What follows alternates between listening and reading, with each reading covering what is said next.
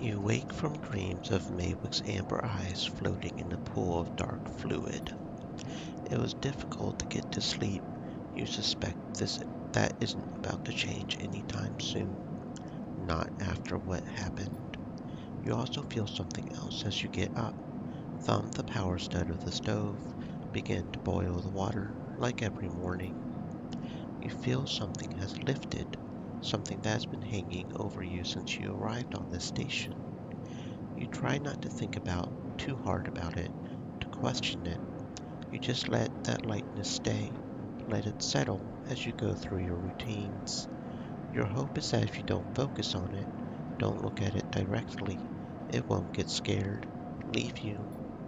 That the lightness will stay for this cycle, then another, because after all that's happened, a little lightness would be nice.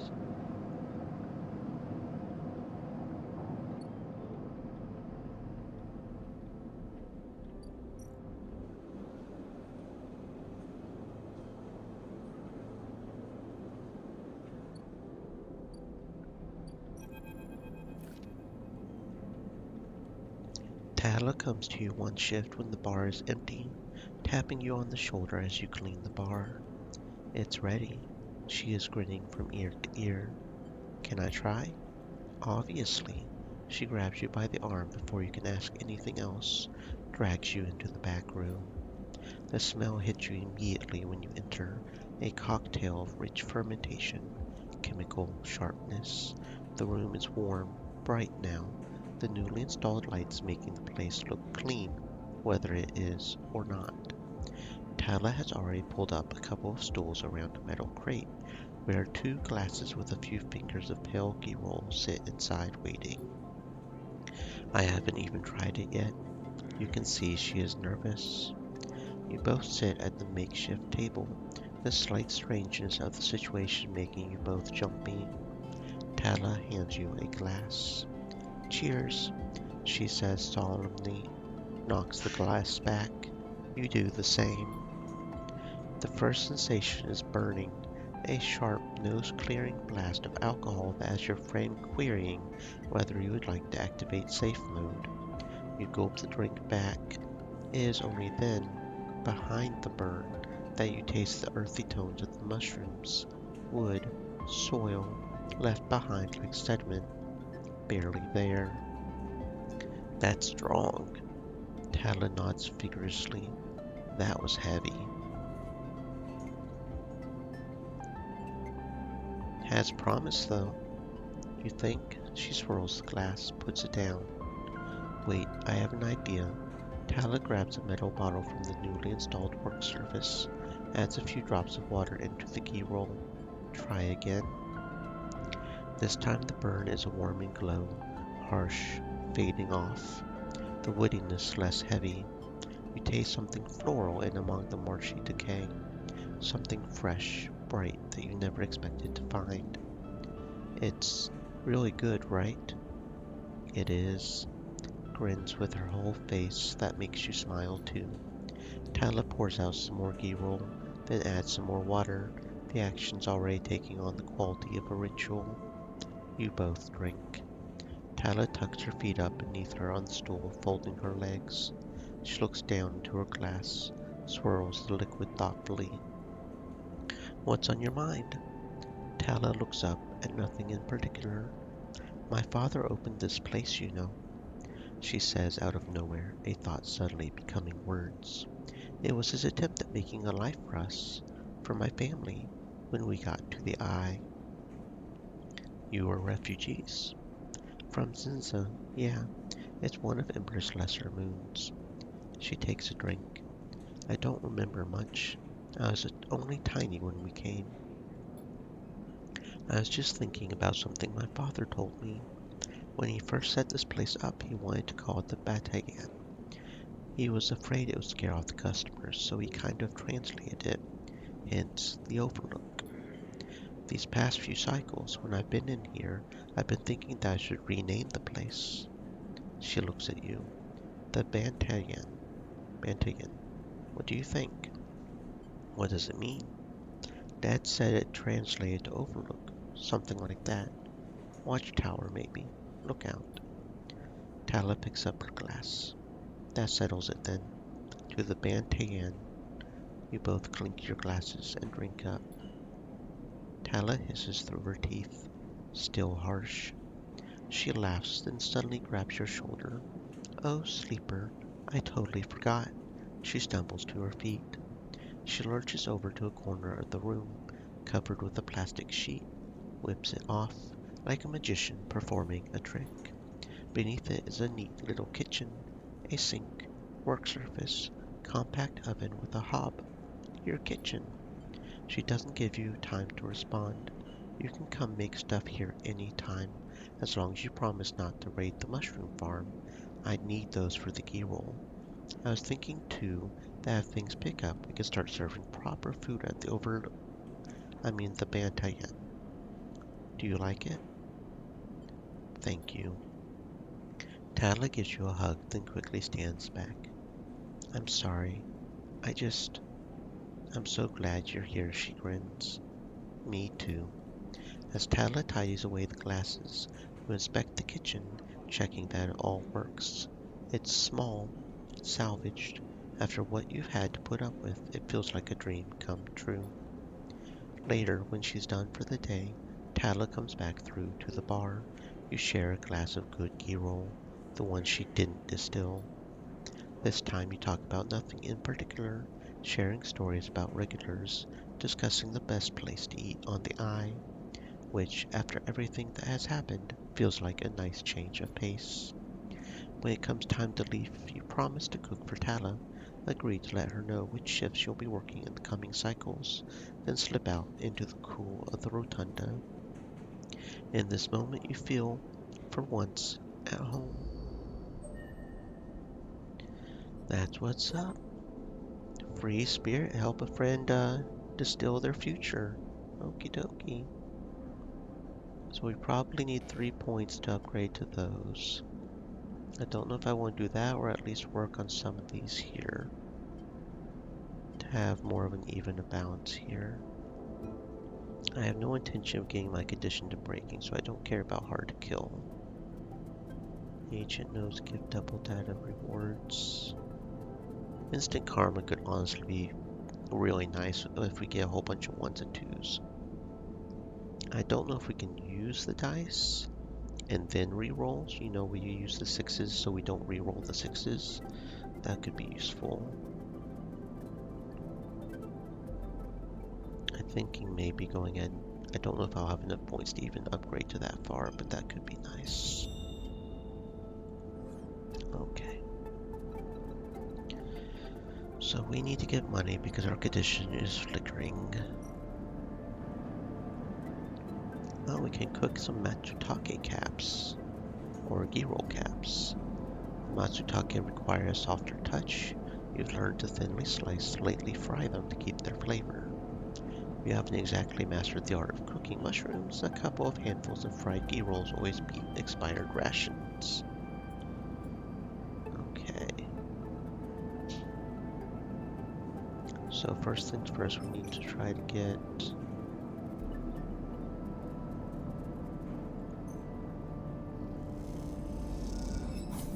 64. I don't know if we'll have enough dice to even get that many. We can hope. Negative outcome. We only get 10 cryo and we lose energy, but we've got a lot of energy, so that should be fine.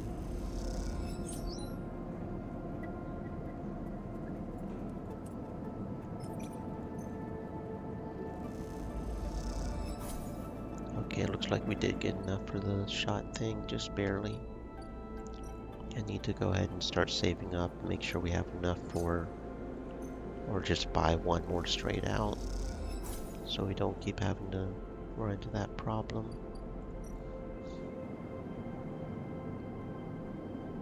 That's not where I meant to go.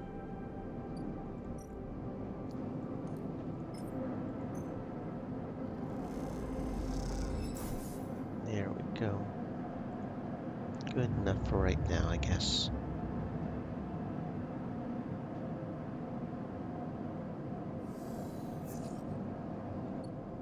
Okay.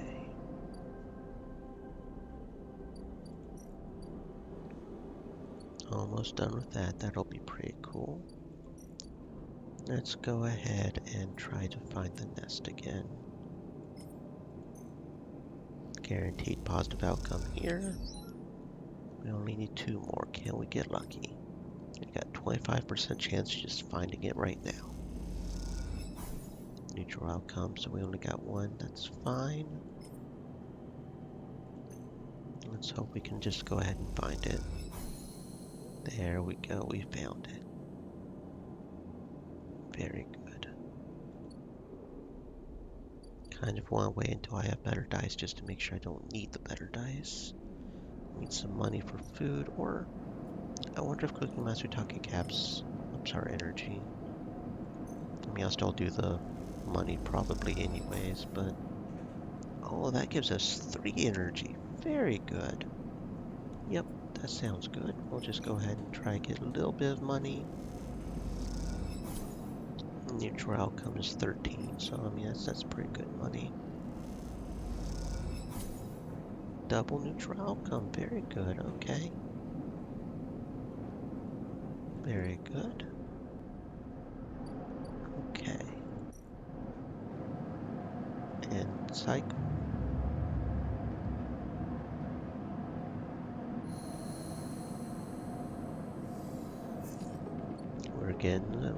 We're steady getting on. Okay.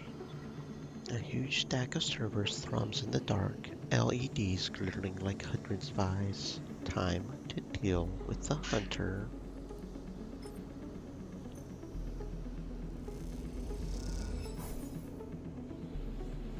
Neutral outcome. Nothing has changed. Has something gone wrong? I don't know. Has something gone wrong? Sleeper, I am here. The voice is soft, gentle, like flowing water, yet you recognize it immediately.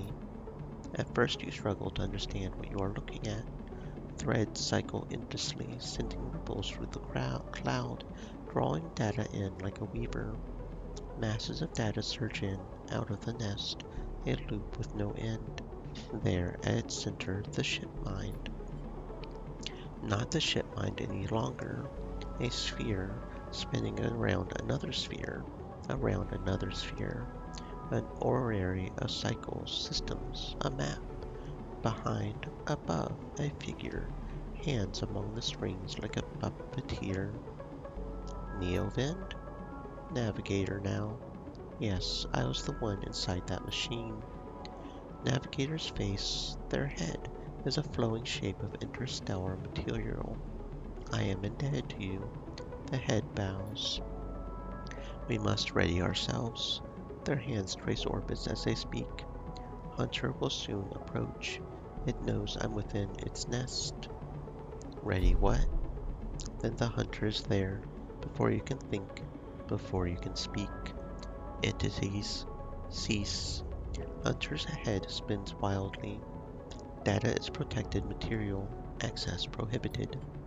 Hunter's threads search for you, Navigator, a storm of fine tentacles searching for gaps, weaknesses, cracks which they can crowd into, tear apart. You focus a blade of light which slices through them, driven forward by your mind. Replacements keep coming, faster than you can react. You look to Navigator in desperation. Navigator is whirling their arms like a centrifuge. A sphere is gathering there, data feeding into them from the nest, sucked together by the force. They position it like a shield between them, the threads. Hunter's threads break its surface, seeking, tasting, their winding forms refracted within. You feel a surge pass through all the threads, not just those in the sphere, those wrapped around you. All 3 of you hang in the black together for a moment, strung together like tangled marionettes. Identifying entity. Identifying entity. Identifying entity. Hunter twitches, their strange head gently rotating like a terrible moon. Hunter protocol identified obsessive tendencies. Modified routines, above baseline reasoning in 3 of 5 segmentations. Recommended invoke killer. The head freezes, rotates in the opposite direction. Invoking killer would eliminate protocol. If protocol eliminated, primary function cannot be performed. Therefore, recommend do not invoke killer. Switch in direction again. Reasoning proves sentience. Sentience beyond legal bounds must be eliminated. Recommend invoke. Navigator pulls you away from Hunter. The threads that grabbed you drifting away like seaweed.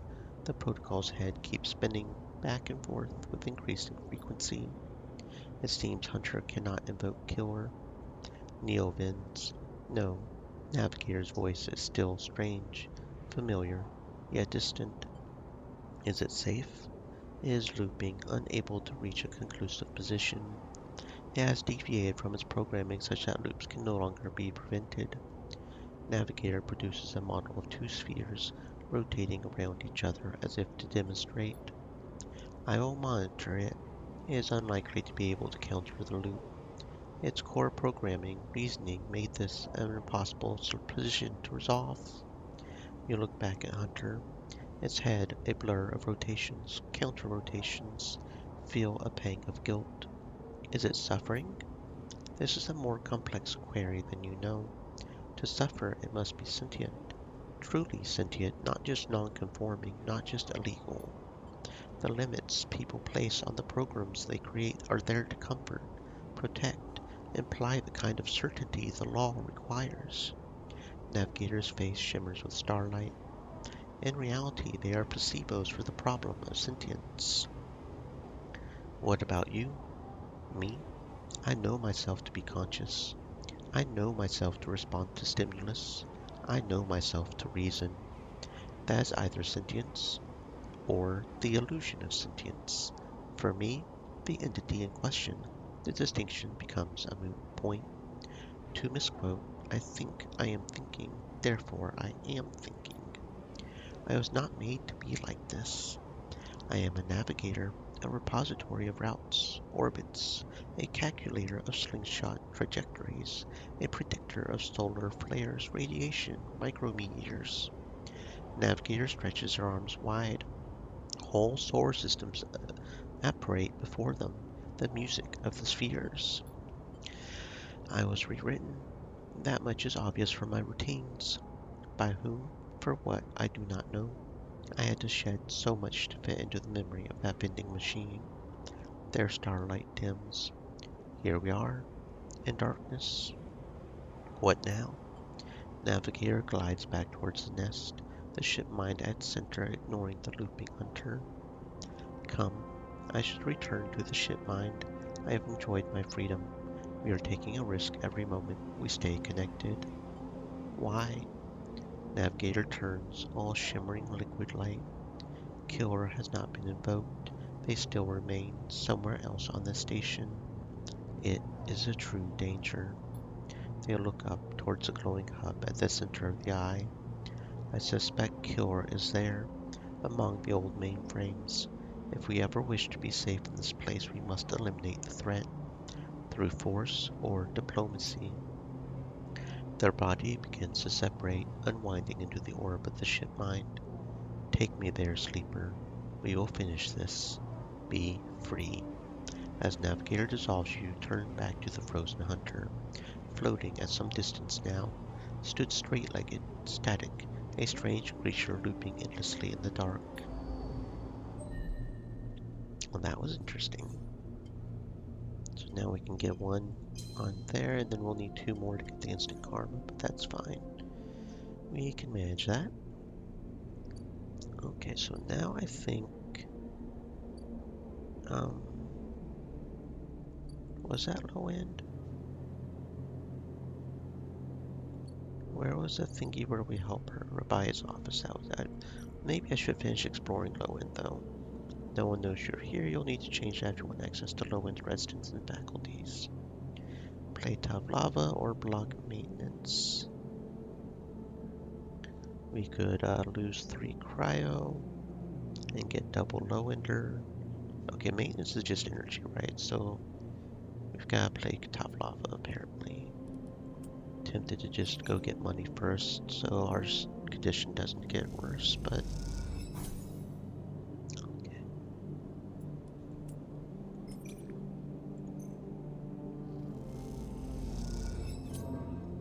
Negative outcome is just losing cryo. That's nice. Positive outcome is double low ender and gain 3 cryo.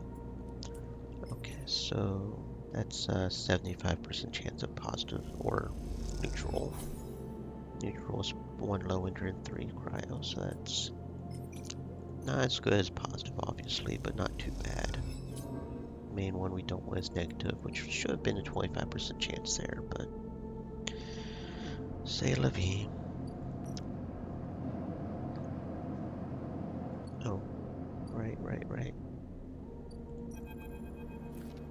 Infus is preparing the Matsutake caps.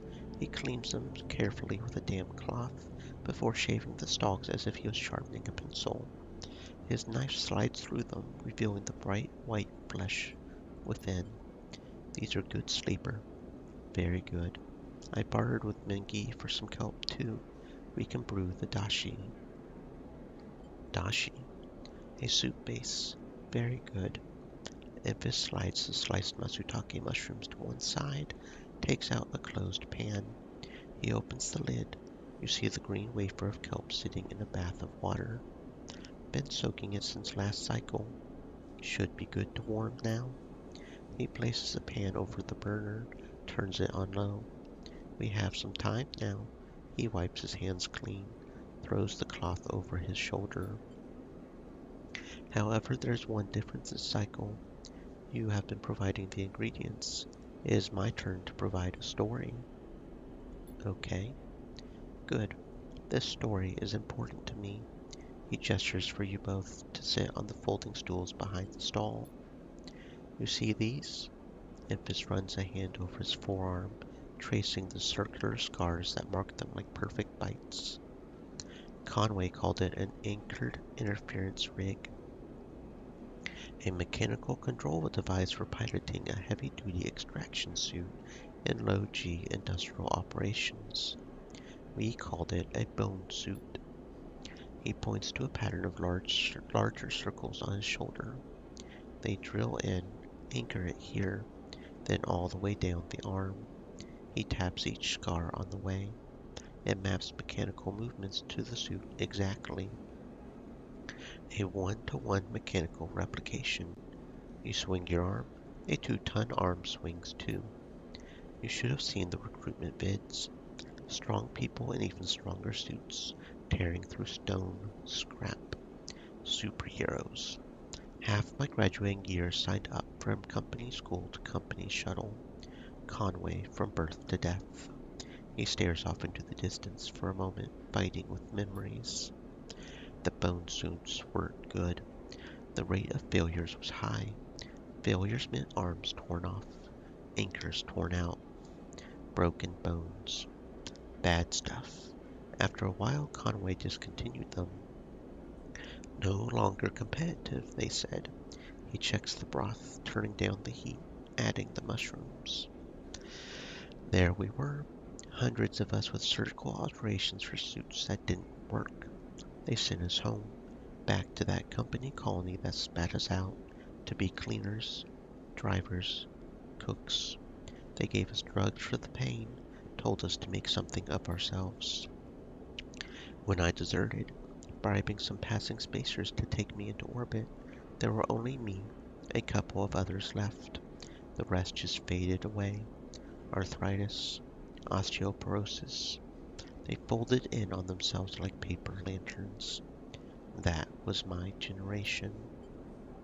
The anchor points still ache, still burn.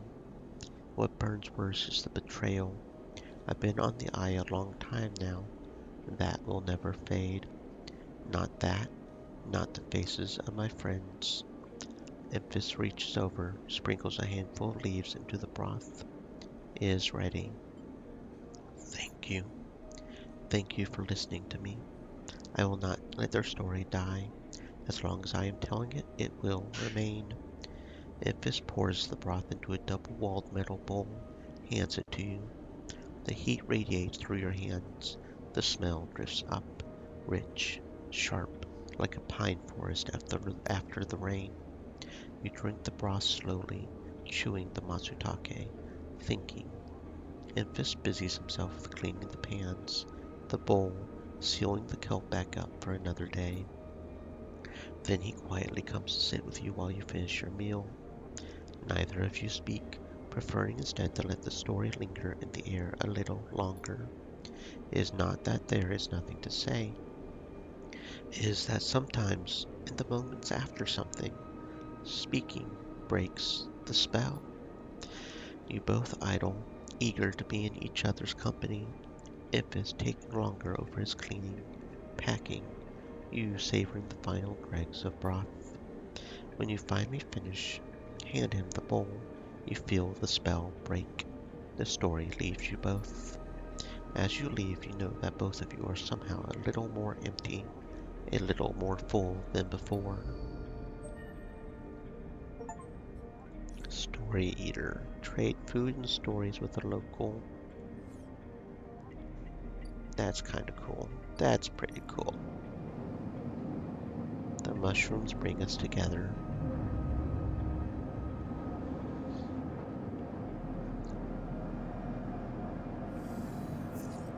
Yeah, I think I'm going to focus on getting 60 money or 80 money, since that's not on. Is it still on discount? Okay, 64 money, just so we can make sure to have that if need be. Go ahead and start here and feed ourselves while we're at it. Get that double energy up and then go to the Bantayan.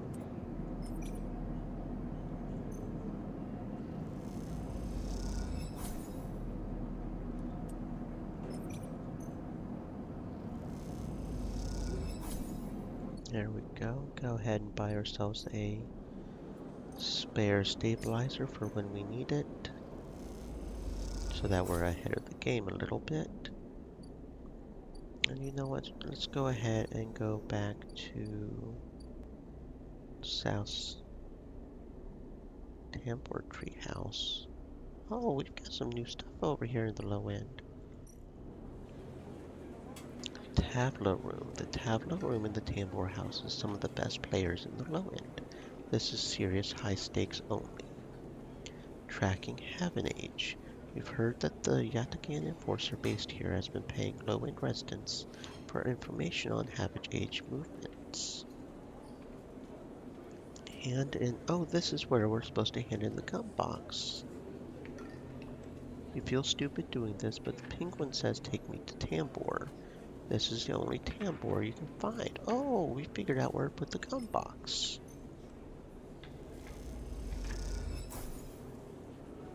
The waitress looks at you with suspicion as you hand over the box.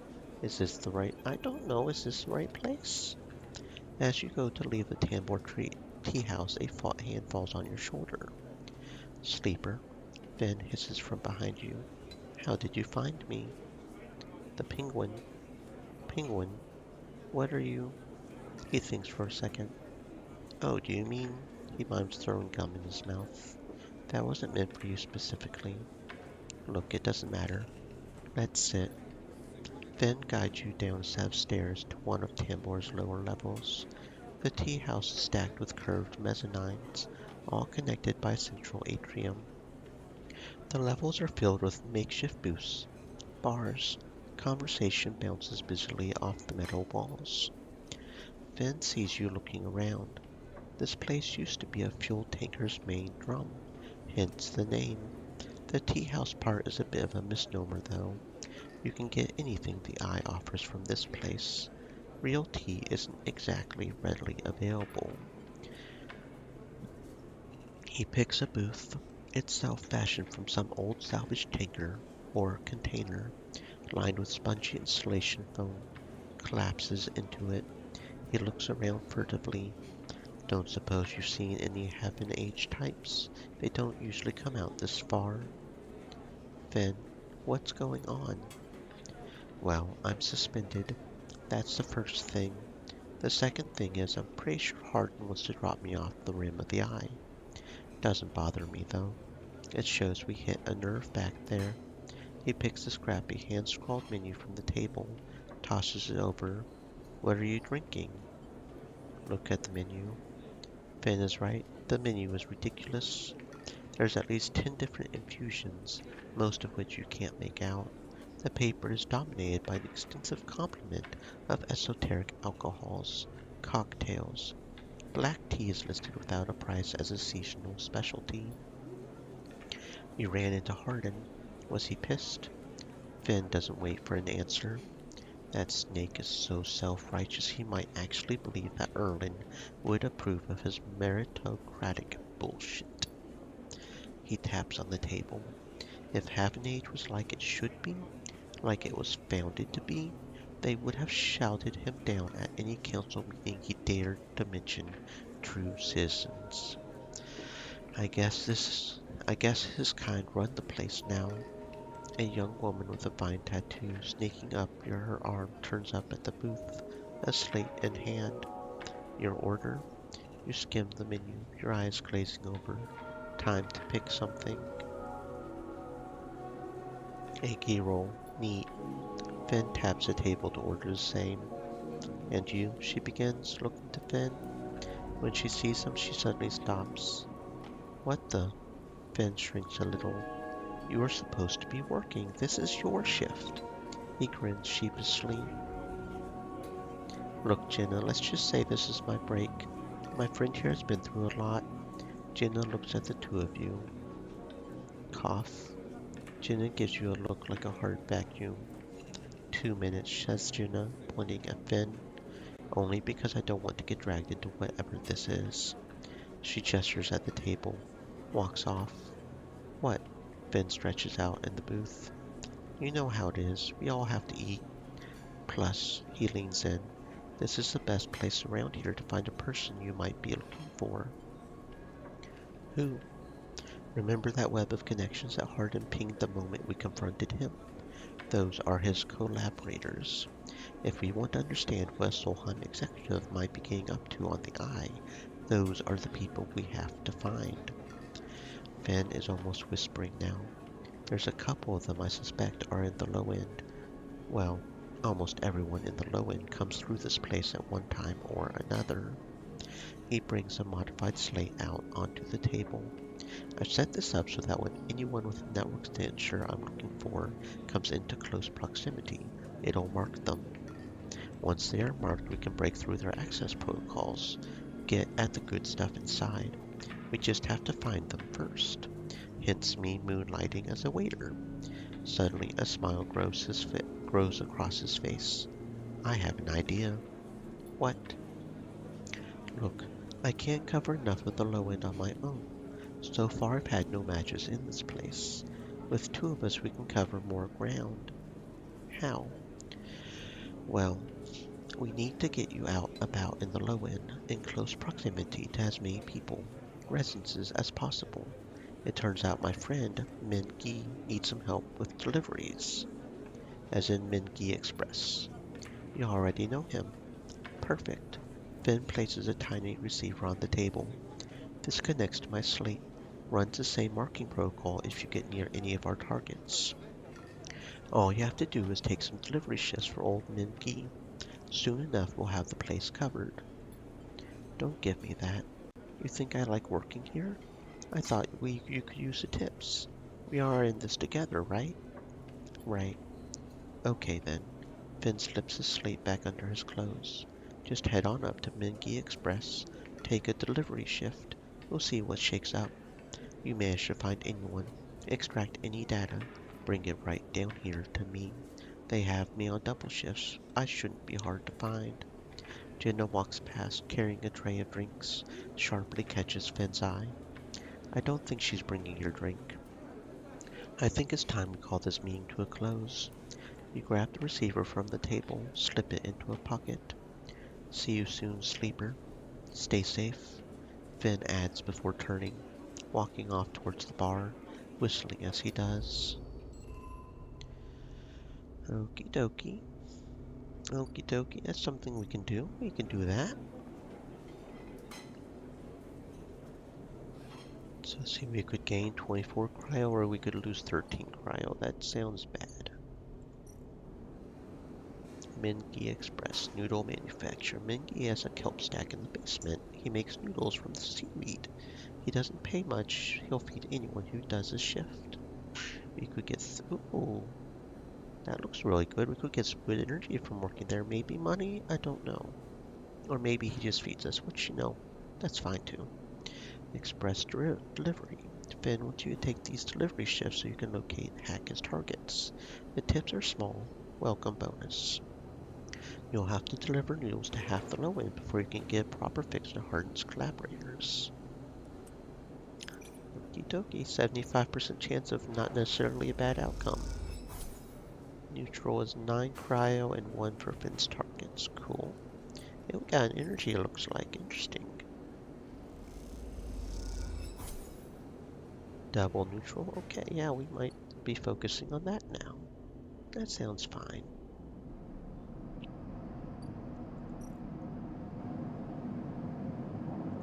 You don't need the stabilizer yet. We're stable, so it's fine. And now we're flickering, so now we kind of need to focus on getting another stabilizer. Luckily, our current quest requires us to get money anyway, so that's fine.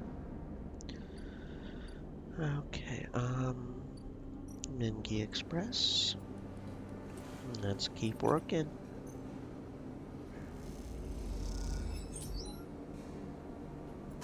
Alright, one more positive outcome should do it. We have 50-50 chance. There we go. Very good. Sleeper. You see Finn coming up the corridor as you step out of Mingi's. The kelp noodle smell is still clinging to your clothes. He comes up fast, stops close, looking around suspiciously. I don't have long. Take these. Finn palms you a couple of those metal thumbnail-sized drives. Ripper worms. My slate has been buzzing like crazy. It seems your delivery shifts have turned up our 2 targets. He squeezes your shoulder. I knew you could do it. Now we nail those snakes.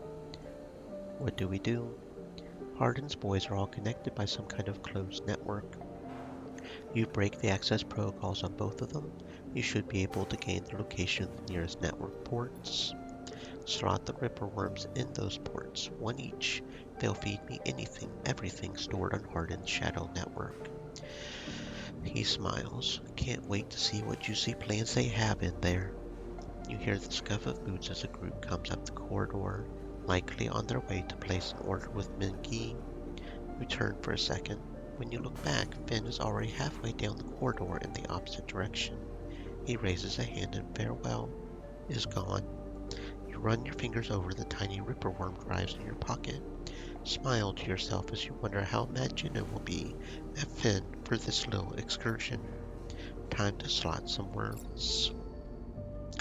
Don't think about the phrasing of that too much, but yes, time to slot some worms.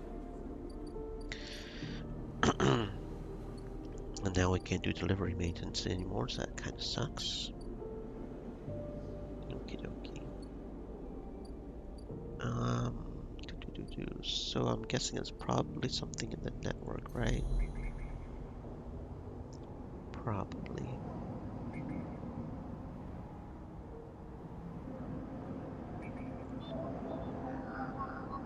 Kind of tempted to try do some of these. That should give me a little bit of money, right? Hardin agent, that's what we need.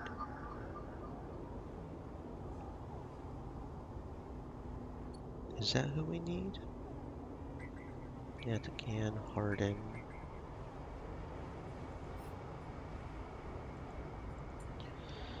Help Finn chase his leads. Hack Hardin's agent. Yeah, Hardin's agents are the ones we need. So we got one here, which needs a 6. And this one needs a 5, so this is not going to be easy. And we don't have the interface to try and change that, so we won't be able to do that this time.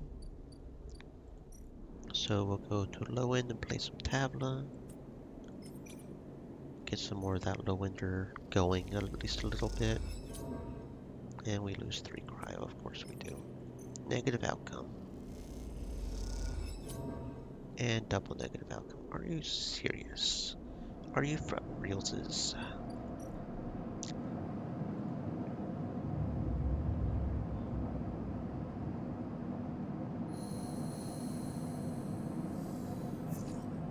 Okie dokie, we didn't get a 5 or a 6, of course we didn't.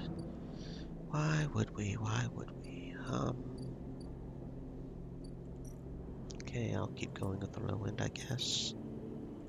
75% chance of not getting a negative outcome should be. I had a 75% chance of not getting a negative outcome. That is some bullshit. There we go. Neutral outcome. That's better, I guess.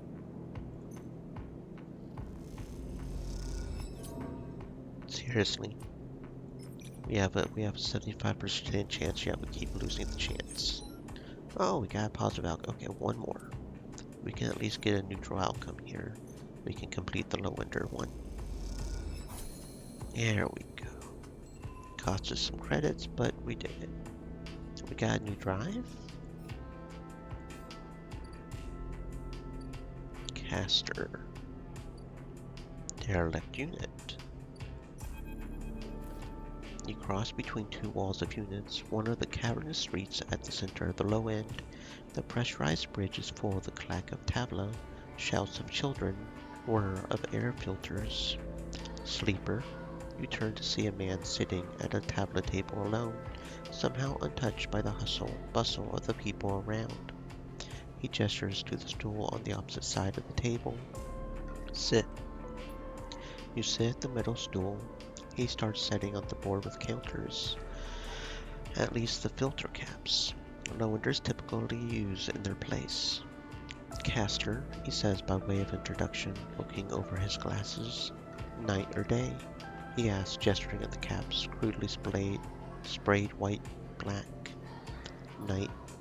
He nods. The black counters are already on your side. Let's begin. You take a plastic die, each pid, worn, roll to determine who starts. Caster rolls a 6, you roll a 4. I lead. He smiles, begins to move his first cap precisely along the board. Play passes back and forth between you, the dice changing hands as the caps spread along the board. As it does, Caster speaks, eyes not leaving the caps. It is unusual to see a sleeper on the eye. That's why I wanted to play you. You take your turn rolling a 5 and a 6. After all, a sleeper's mind must be somehow different to a human one. Being emulated, I mean. As Caster talks, you build up a wall of caps, stacking them safely across the board. Progress is slow. You remain unexposed. I don't mean to offend you.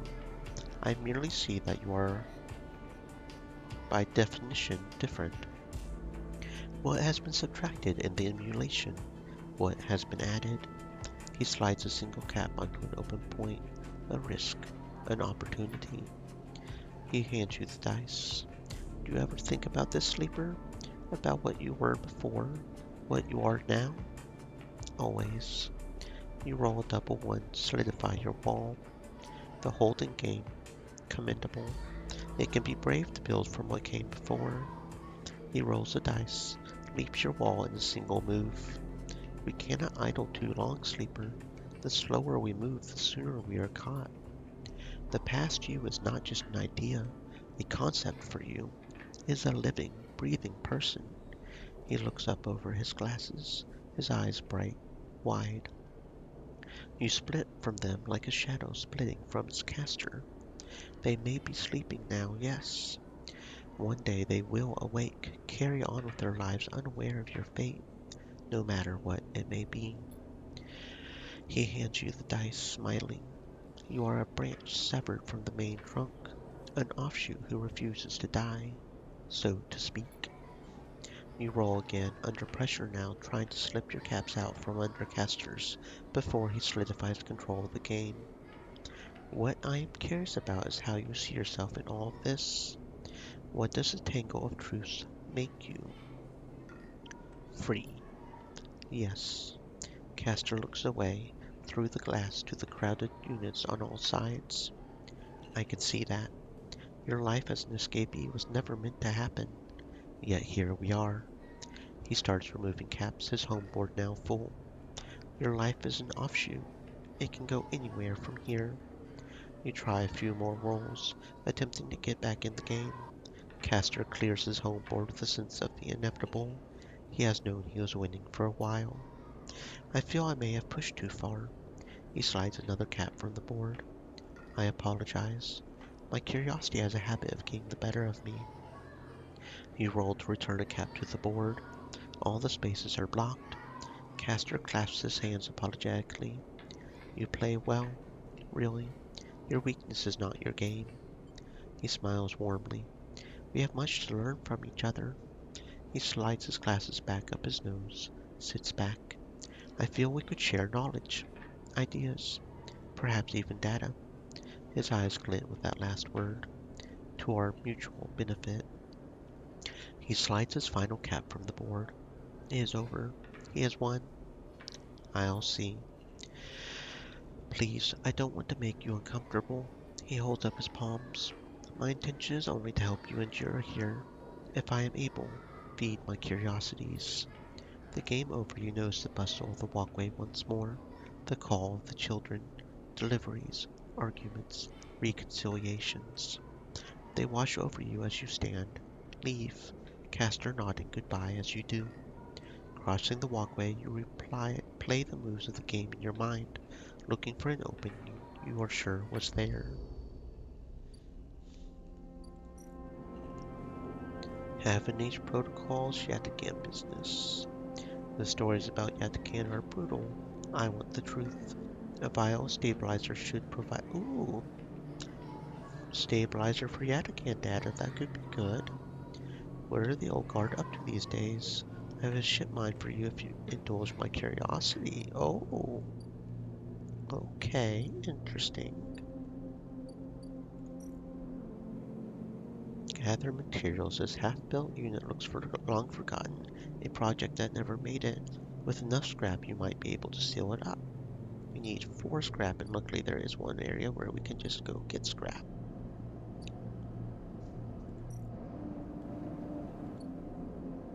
We should focus on getting a bit of money first. Either that or the data, honestly, since apparently now there are 2 ways. Oh, I fucked up. I should have gotten some food. Wasn't paying attention. Now we're starving. Dummy. Emphasis stall. Order some fungus. Wait. Yeah, okay, that thing's not there anymore. Okay. Emphasis stall. Order some fungus. There we go. And we do have a 5, so we can hack one guy.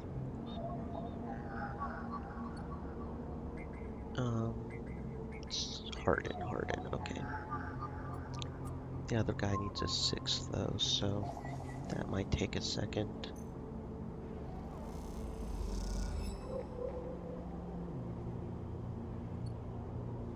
There we go.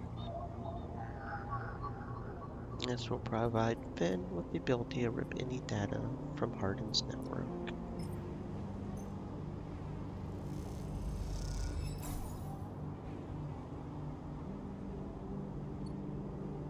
Okay, now we just need a 6 to get to the other one and we'll be good. So for right now, let's focus on getting some money so we can buy another stabilizer to have that on hand.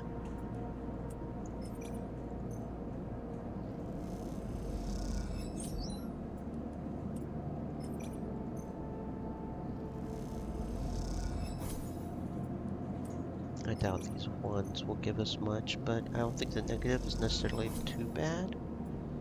I think we do lose energy, but... Okay, there we go. Perk Thrill Seeker. Chance to gain energy after any engage action. Yeah, so that's helps too, of course. So now we can buy another stabilizer. There we go. Have that on hand. One of the things that takes up a lot of time is just making sure we have enough money to buy the stabilizers and stuff. We're stable for now, but that thing just keeps going down and we just keep having to get it. Okay, oh, there's a 6. We got 2. We got some good rolls this time, okay. Hardened agent. Let's get this shit done. Extract data. Harden Agent Port, Ripper Worm, start action. There we go. It's done. As you walk into the tambour, you quickly spot Finn arguing with Jenna. It doesn't look good. Finn seems to be explaining something. Jenna is having none of it. She points to the door, and Finn walks away, catching your eye as he turns. Could have done with you getting here a minute or so ago. He glances back at Jenna. Either way, it looks like I'm fired. Good news is that it doesn't look like I need the job anyway. He takes out his slate, pulsing with pale light. Let's take a look at what you are really here for. The slate is a whirling mess of code streams, coming direct from the Ripper Worms as they dig through the agent's data, spin it into threads for the slate to pick up. Anything good? Finn scrolls the display with a finger.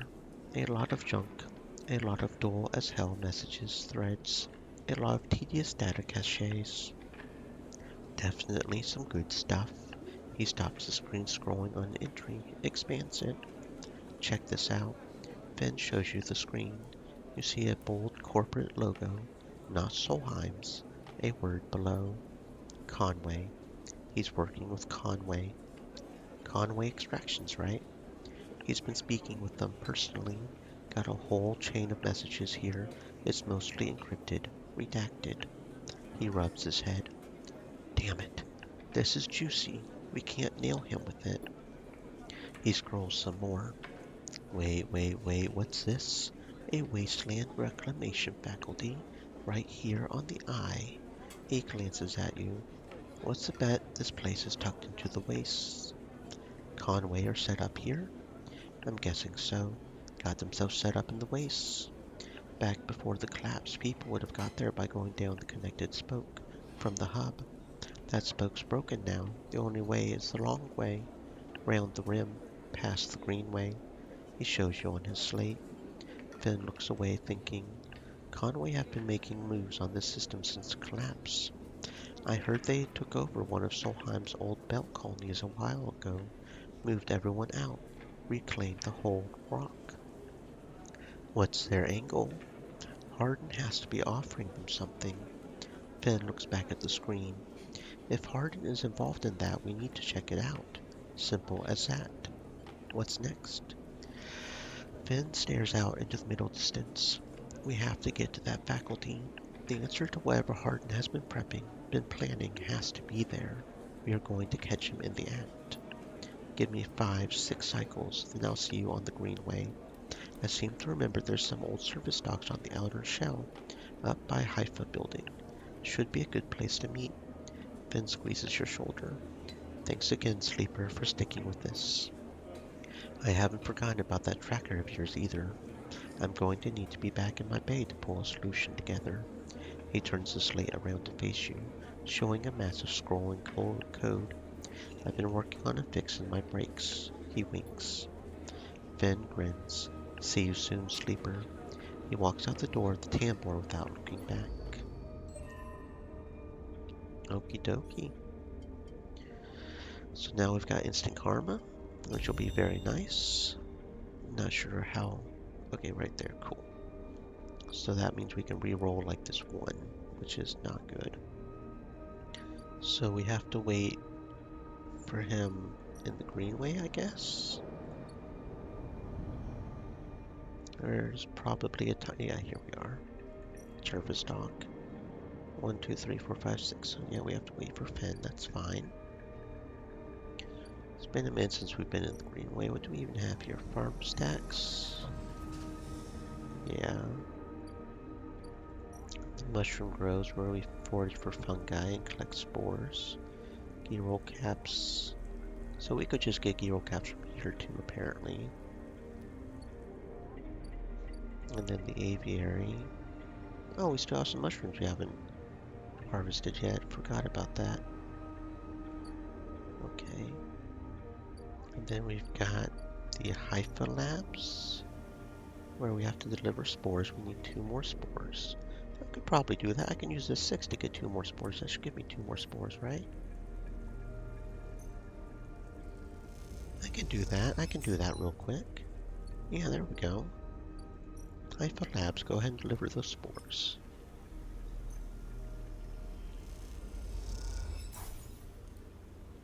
Doink. There we go. Rico is grateful for your contribution. Aww. Sleeper, Rico greets you without so much as looking up from her work. I have some of yours here. Come see. She beckons you over to a heavyweight-looking console wired to a series of specimen jars, some of which contain your spores. What does it say? The spores you have here are a real cocktail, a selection of types from within the groves. I've been able to isolate a few. She tapped one of the specimen jars. Here we have Tricoloma matsutake. Rico breezes through the Latin and Japanese pronunciation as if it was nothing. A species Solheim somewhat modified for use on the station. She brings up a panel on her console showing a chemical composition, all gradiented bars, obtuse acronyms.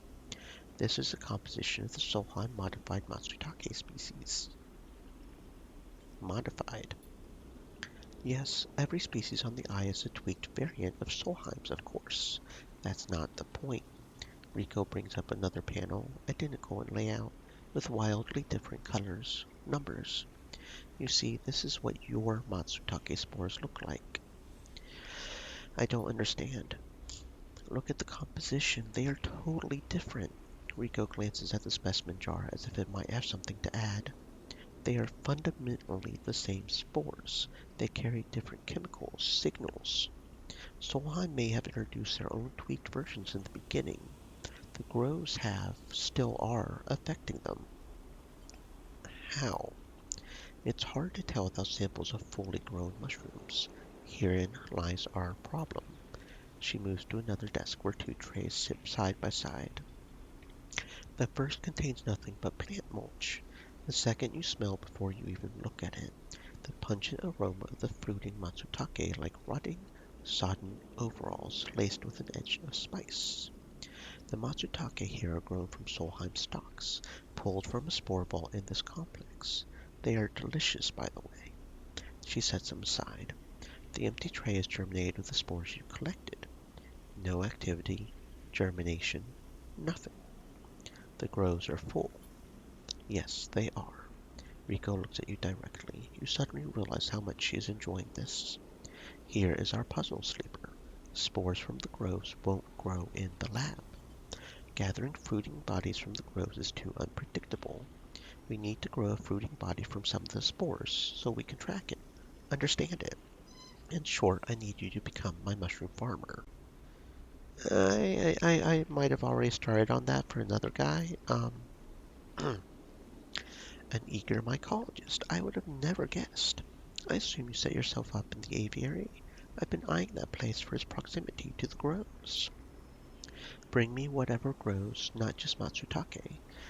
There's more than a couple of variants in there. I'll need plenty of samples. She plucks a matsutake from the tray. These little things are reflections of their conditions, smell, taste, chemistry. It all derives from the conditions of their growth. Enough of these will have a picture of what is happening here, the ways in which this biosphere is modifying itself, being modified, whatever the case may be. Rico pops the matsutake cap into her mouth, taking you by surprise. Don't worry, Sleeper. If this turns out to be a dead end, I'll make sure that not a single mushroom will go to waste. Word. Okay, so we need both Girol and Matsutake samples. Interesting. The pale, delicate Girol mushrooms are more abundant than Matsutake. Rico says they still help the process. The rich and pungent Matsutake caps are Rico's preferred subject of study, something about their environmental sensitivity. So I'm tempted to just fill it up with Matsutake caps, just to fill it up with Matsutake caps, you know? As long as we make sure I have positive outcomes, I think that's what we get. Oh, the heck is this? A club head cap? Strange unidentified club-shaped fruiting bodies.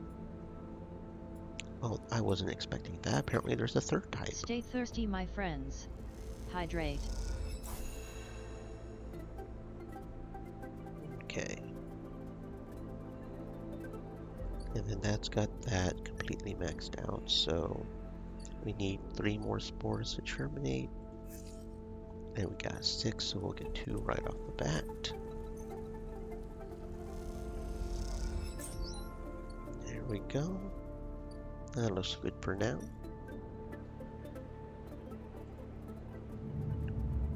Okie dokie, okie dokie. And now we're flickering and starving. Yay.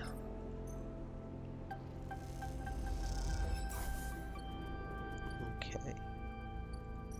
Go ahead and do this. So we have the spores. So it takes time for the mushrooms to grow anyways.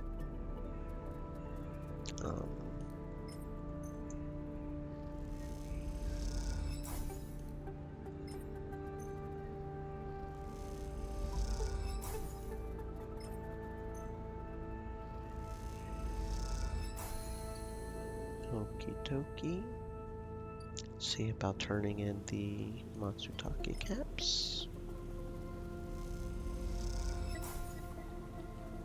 Okay, so the Matsutake take up 3.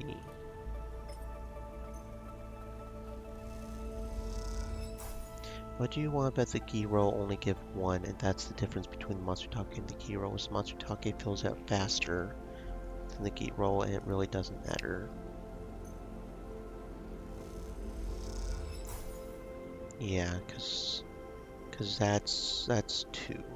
So Matsutake are slightly better. I don't know what to do with these clubhead clubs. I don't know what to do with those. But this next batch of mushrooms should get us pretty good there. So let's go back to the tavern, work some more so we can have the money to buy another stabilizer if need be. Because we always want to have a stabilizer on us. Always, always, always. Batayan. And now that we can have a chance to reroll our ones, that'll make us have money a lot better.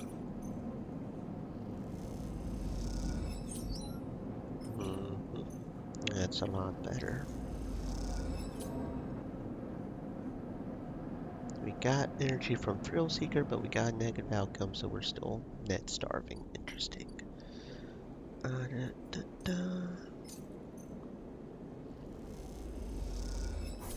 There we go.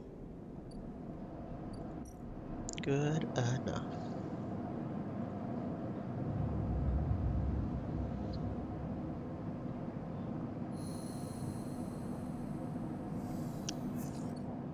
Okie dokie.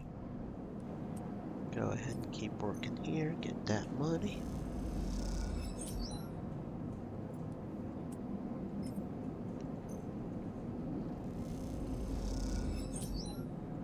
There we go. Buy ourselves another stabilizer.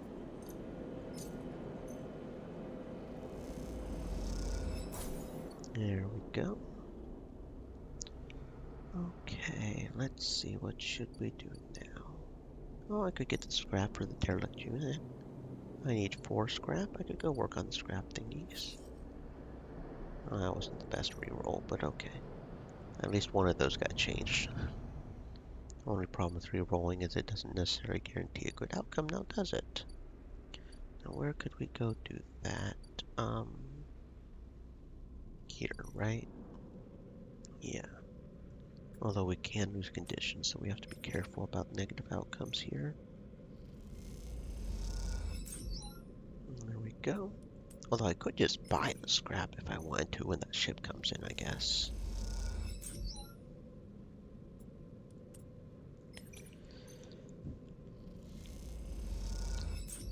There we go. 1 more scrap and we'll have that good. Okie dokie.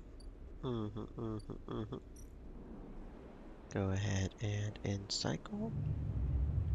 We figured out the game pretty much. We're just, getting the events done. We figured out the base mechanics of the game. And we're starving again.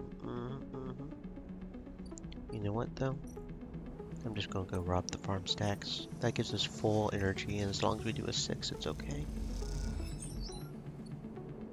And we got Thrill Seeker, which gave us even more energy that we didn't need, but sure. Okay. Gather that scrap. There we go, and now we can go fix that one thingy. Let's go do that just because we can.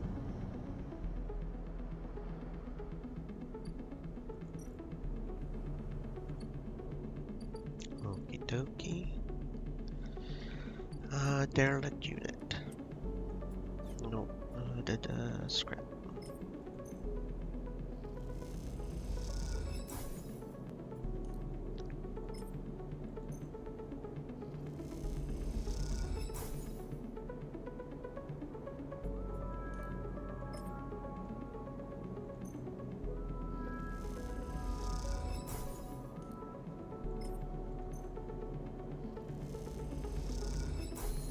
There we go. We fixed it up. With all the materials, the unit now needs sealing section by section to be usable. It's a laborious task. The outcome is worth it. Once this place is sealed, it will be livable, maybe even comfortable. A place to call your own. You could potentially lose energy here, but that's okay. We're making us our home. Positive outcome is just +2. Okay. 2, 3, 3 more positive outcomes would be good. Or neutral outcomes. Oh, we re-rolled, got 1. Okay. Probably negative is just loss of energy and not anything. Okay. But we got there. It's okay.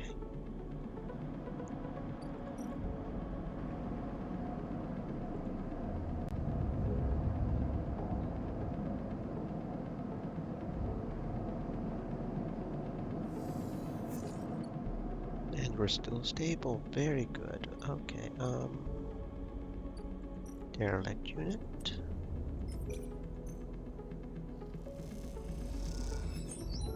There we go. Get 1 more positive outcome and we'll have it. Nope. Okay.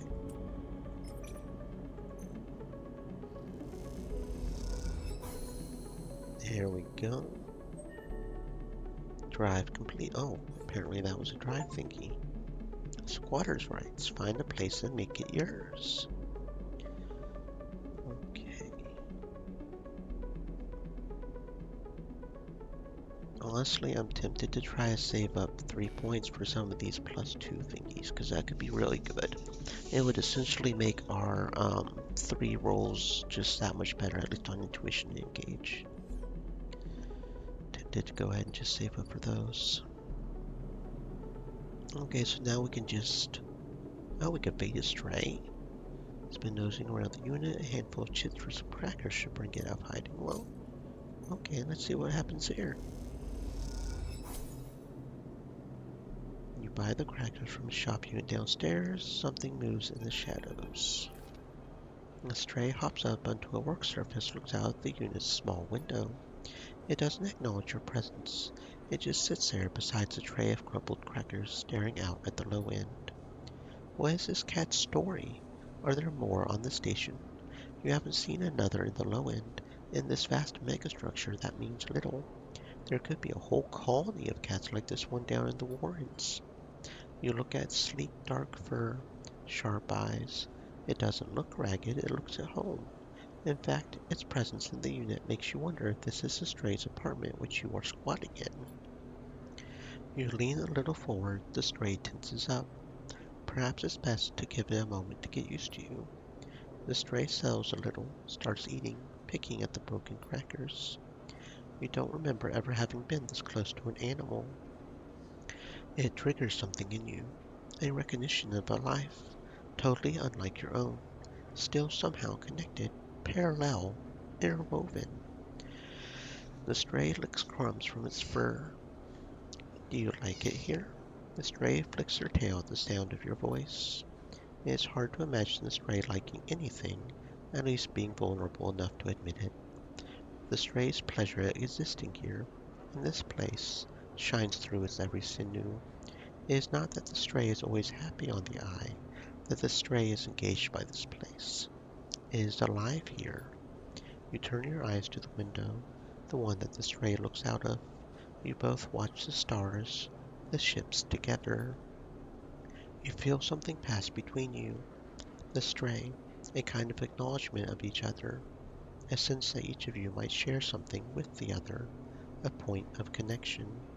All at once the stray yawns wide, hops down from the unit, brushes along your legs. Then it is gone, out through the unit door, back into the corridors of the low end. Dude, do we have a pet? That's what's up.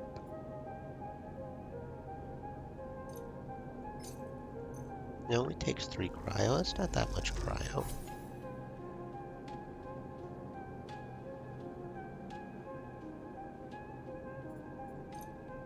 So I can keep beating them? Do I eventually get to pet them? Interesting. Okay, let's see. What do we want to do now?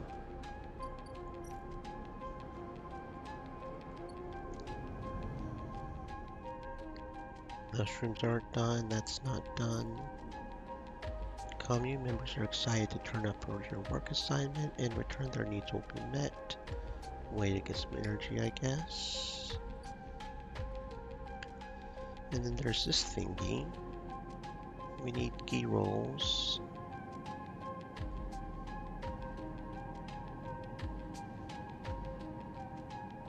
We need key roll caps.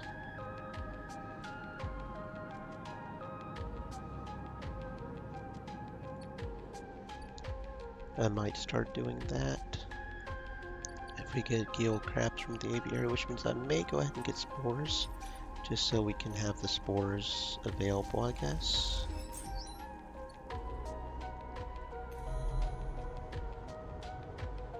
The only hack here is the Greenway, which is probably associated with what's his name. With the hacking thing we're trying to do for him, so that's probably associated with that. It's probably what that is. I'm trying to think what I want to do with this one roll. Maybe I could. Which one was it? He needed Yadigan for. Yeah, Yadigan for the stabilizer. How he gets stabilizer, I don't know. Maybe one of these has a. Maybe I can use ones just for the Yadigan agents. We need 5, so that's, that's a fair bit of Yadigan agent. But I think most of them are ones, so if we absolutely forced to get ones, that could be something to do with the ones just to progress with our least. We don't even have 5 data to trade off to him, though.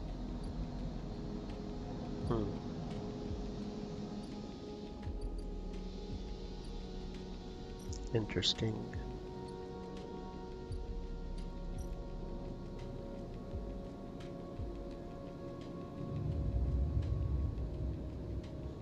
Okie dokie, okie dokie. And we're flickering, okay.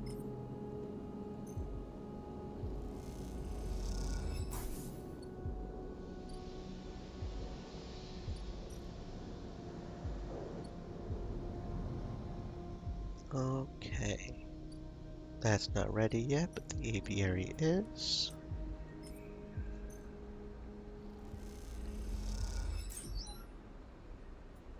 We got another Cuphead cap. Okay, not sure what's up with that. Maybe that's something we'll need for her quest eventually. Maybe.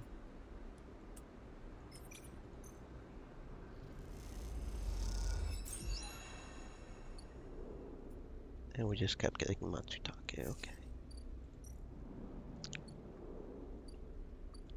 This is supposed to have potential for key roll caps, so I think I'll go ahead and just forge for fungus. Just get the key roll caps. We only got 1, so we still need 1 more for that. Okay. Let's see here. Matsutake. And Matsutake.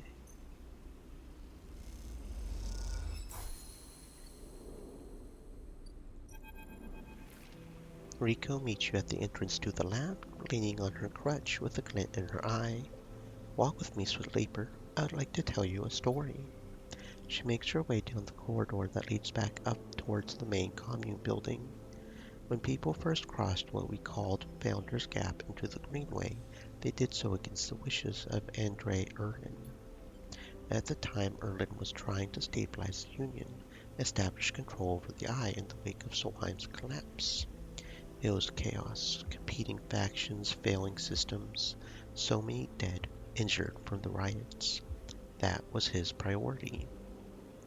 We both crossed through a glass-roofed tunnel, the greenway outside crowded with vines, branches dappling the light. Erlin had written the greenway off, cut off the rest from the station linked to a broken spoke. He claimed it was only a matter of time before everything here would die. He refused to let anyone abandon their duty to the Union. Cross. They were traitors to the cause as good as. Rico continues, making her slow, steady way into the inner gardens of the commune. There weren't many of us. We believed what was here was worth saving. We had to keep our plans secret until we crossed. Some of us left people behind. She pauses to catch her breath, her voice cracking. It is difficult to know if it is from effort or emotion. What we found was a disaster, nothing like what you see here. Half of the greenway was leaking oxygen into space, the plants flash frozen. The other half was a swamp of mulch, as decaying matter clogged every system. We worked hard, we lost good people, we cleaned up, closed up. It was never going to be enough. After many, many cycles, we all knew this place was doomed. We kept on working, talking less, because we couldn't face it. We all developed a death wish. If the Greenway was going to die, so would we. But it didn't die. It did not. We crossed some invisible boundary, tipped some biological scale. The Greenway started to recover. Plants flowered, crops sprouted. For the first time, we reaped the fruits of our labor. We thought it was us, that we managed to do just enough to end the cycle of decay. I thought we had saved the Greenway. Until today. You pass into the grow beds of the commune, rich with the hustle, bustle of Haifa members planting, harvesting. For a while, Rico was quiet. You both simply observed the hypnotic movements of the work crews, the eager chatter washing over you like a wave. Rico smiles to herself. I should have known, of course, that our arrogance was unfounded. We needed to believe back then. We needed a myth to bring more people across the gap. You both move into a smaller corridor, Rico following some direction unknown to you. Rico, what you have shown me is that, back then, the Greenway saved us, not the other way around. Tell me, have you ever consumed one of the Matsutake or Giro caps you have been growing? Yes. I imagined they were delicious, nutritious, almost uniquely so. After all, they were designed for you. Rico has a mischievous look. At first I thought it was the location they were grown in that made the mushrooms from the aviary, from the labs, from the grove different to each other. What I have come to understand is that it is the person growing them. The Matsutake Giro caps you brought me are totally unique, containing compounds never usually found in similar specimens in my possession. Many of these compounds aren't even digestible for humans, for a sleeper like you.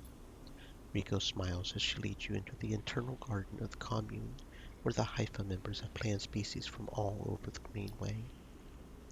Back when the tide turned, when the Greenway started to recover, we all felt something, a response. It was as if this place was not just alive, as a forest is alive, alive in other ways, communicative, responsive. We shrugged it off at the time. Now I understand why. Rico stops, turns to you. This place is responding to us, adapting to us. It is growing fruiting bodies for you, me. It is adapting, changing. It is, in short, displaying all the signs of sentience. How? That is what I wish to know, too. What being is in control here? Riko sits on a bench within the peaceful gardens, gestures for you to join her. When you have been growing the girolles, the matsutakes, and the aviary, those species so familiar to the Greenway, have you discovered any others? Yes. Riko can barely contain her excitement.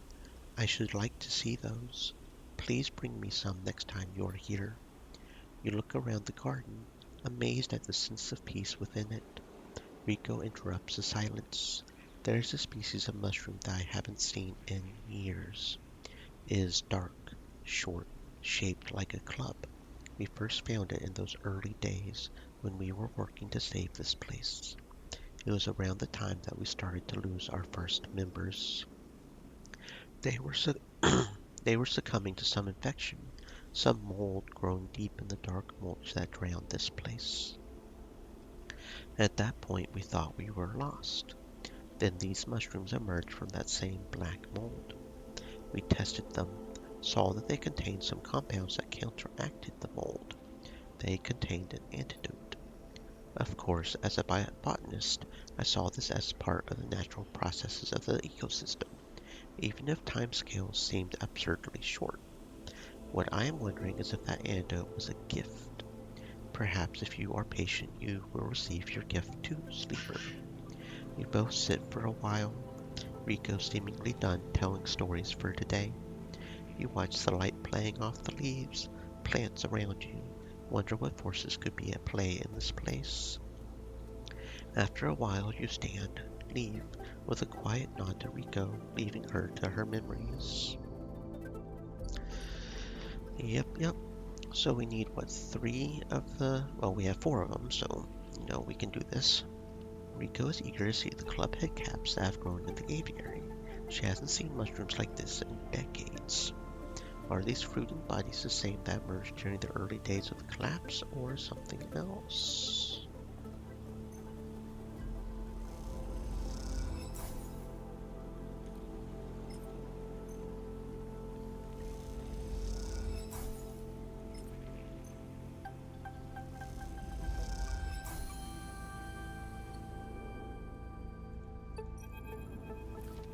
Rico is at her bench running small vials of some liquid through an old chemical analysis machine. The whirring of the spinning drum fills the lab with white noise. You aren't sure if she notices you approach. Sleeper, it's good to see you. She looks up smiling. This little project of ours has been keeping me awake the past few cycles. Right now, well, I think I have something. The drum finishes spinning. Rico lifts the vial from it, holding it up to the light. This is something I extracted from those club heads you've been bringing me. According to my analysis, it is a substance totally unique on the Greenway.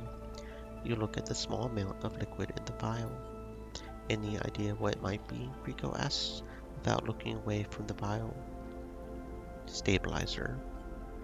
You aren't the first sleeper to come through here. Perhaps I should have mentioned that earlier.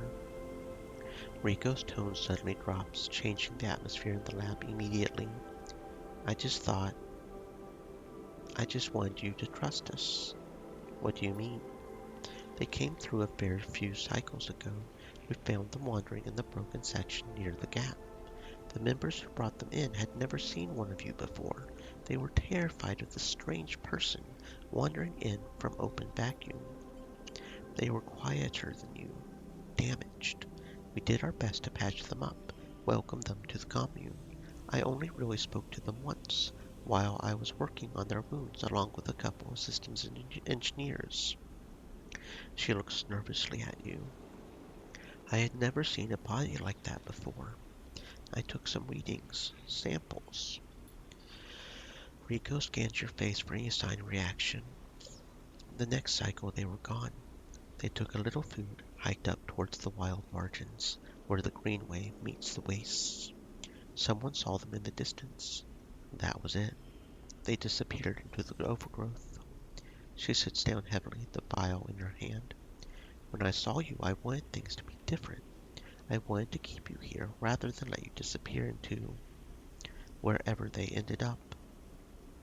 Yes, I also wanted to understand this place better. I also wanted to help you. It seems that somehow both my wishes have come true at once. She holds out a hand with a vial. This is for you. You take the stabilizer, the glass cold, smooth in your palm. Thank you. Don't thank me, she gazes out at the greenway through the glass. Those club head caps made it for you. At least who or whatever made those club heads. She starts to clear her bench. It was right there, contained in their tissue. I only had to extract it. I imagine you understand how incredible that is. I learned enough from that sleeper to know that your body, your frame is it, runs on some exotic technology. Exotic technology that has a time limit built in. Somehow the Greenway knows that too. It understands your physiology much better than I ever could. It knows how to treat you. Just like the miraculous antidote that sprung from the mold, so too has this sprung from your presence here. The Greenway is speaking to you, welcoming you. I know it sounds crazy. I know it to be true. Here's the evidence. What I also know is it is no longer speaking to me. Even after decades here, I have never seen this kind of response. Not since the antidote so many cycles ago. I'm going to make you a deal. You bring me as many club heads as you like. I'll extract the stabilizer, give it to you freely. You have to tell me what the Greenway says. You have to speak with it, dig into it, find what being is at the center of it. I've traveled as far as I can. I need you to do the rest. Can you do that? Rico sighs with relief, deflates into her chair. Thank you. I'm sorry for the other sleeper, truly I am. I'm sorry I couldn't have done more. I'm so glad I met you. You are welcome here, any time. Rico falls silent. She looks smaller now, more fragile. You realize how old she must be to have seen the collapse firsthand. You idle a little in the lab, in case she asks for anything else. She remains silent, so you drift back into the tunnel, thoughts of that other sleeper, where they ended up weighing on your mind. Hell yeah, that's what's up. Grow your own. Become self-sufficient through botany. Hell yes. Hells yes. So we need two club head caps to make a stabilizer. That is fucking awesome that we don't have to use money. That could be really good. Did we? No, we haven't. Don't have enough spores. So that's a little sucky, but that is really awesome that we can start growing it just like that. We've got one stabilizer already because of that, so we're doing good there. And I ended up myself starving again because I do that. Let's go ahead and get some more spores. Go ahead and get started on growing mushrooms because that apparently is a good way to get stabilizer.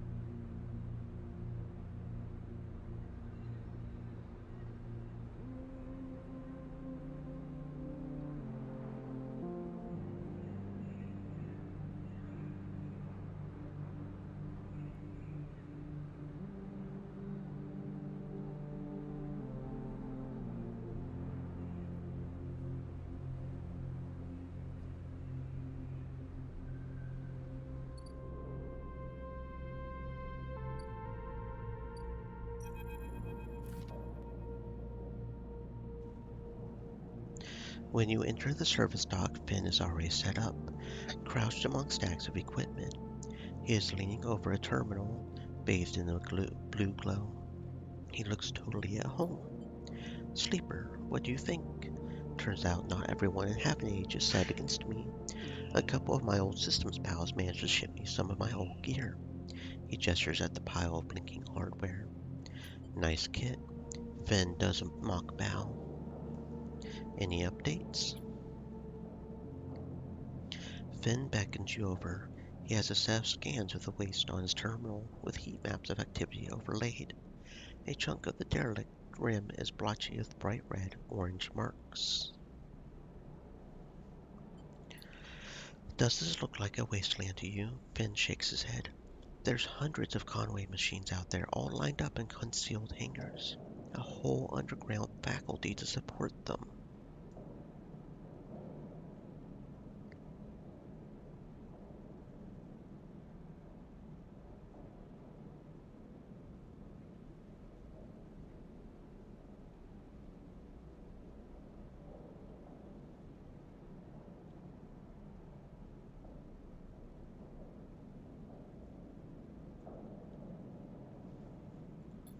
Hardin has got a crew out there putting them together.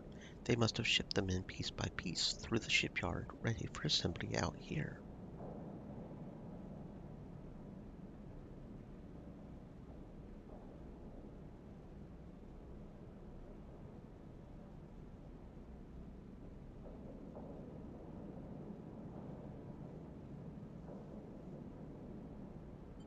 Machines. That's Conway's whole thing. Remote operated vehicles. Drones, cutters, salvage haulers, the full set. Maybe Hardin masked this whole thing as an effort to clean up the waste. There's no way this is about pulling scrap off the eye.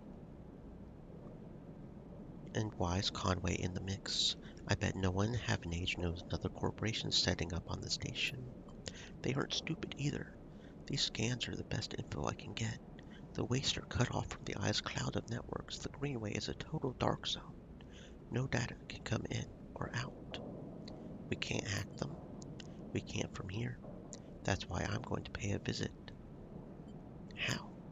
You forget. Half an Age come in out of their all cycle. I should be able to get in, as long as no one I know sees me. I need you on the outside. Help disable security systems. Cut me a pathway through. There's no cloud access. If I can get inside, I can open up nodes in their network. We can work in tandem. It's a massive faculty buried deep down there. Miles of corridor ventways wrapped around cargo bays hangars. It'll take more than a few cycles to work through it. As long as you can keep them off my back, I know I can rip what we need out of there. He pulls a handful of ripper worms from his pocket, hands them to you. These are the last of my little helpers. I managed to salvage, so make them count. I modified them slightly. This time they'll feed their data threads back into the system that they are tunneling into, creating a nasty little feedback loop. We run it just like we did with the agents. Hack the nodes I pinged to locate the ports for the security system. Slot the worms in those systems, let them go to town. He points to a fuzzy silhouette of the buried faculty on the terminal. Here's the entryway. This is where you can get access. Slot the first worm. That'll fry their perimeter systems. Get me past the first cordon. What I need from you is to keep your eyes on the faculty after you kick things off. You see me pop up a security system, server bank. You need to break in, slot a ripper to disable it as soon as you can. If I don't, you miss a system and you wait too long, they are going to find me. Simple as that. I need you focused on this one. I'm going to let you fire the starting gun. I won't go until you slot that first worm. I'll leave a tracker running on the terminal here. Come back here if you want to see my progress. He affectionately pats the top of the screen. Got it. Don't worry. You can run things around their protocols. I've seen it. It's all in place. You just need to make your own preparations. Then slot that worm. Just don't wait too long. I'm getting bored of all this sneaking around. Once I'm inside, I'll get the proof we need to end this whole thing, no matter what. We can't take longer than 6 cycles on this thing. Remember that. He stands up. One last thing. If I get caught, you can't reach me. We run out of time. There's one thing I need you to do. You take whatever I have managed to pull at that point, all that data, you slot that stuff straight into the relay I've set up here. He points to a pile of servers, terminals, hooked into the dock with cables as thick as your arm. I repurpose the dock's SOS broadcast system to beam out whatever you put in it. Anyone with a terminal, slate, server on the eye will see it. That means Haven Age, Yatagan, Hub, everyone. No matter what, Hardin isn't snaking away this time. I've got a bit more to do here. The moment you slot that first worm, I'll make my move. He gives you a parting smile, turns back to the terminal. The nerves hit as you make your way out of the surface dock. Time to prepare yourself. Shites. That's what's up.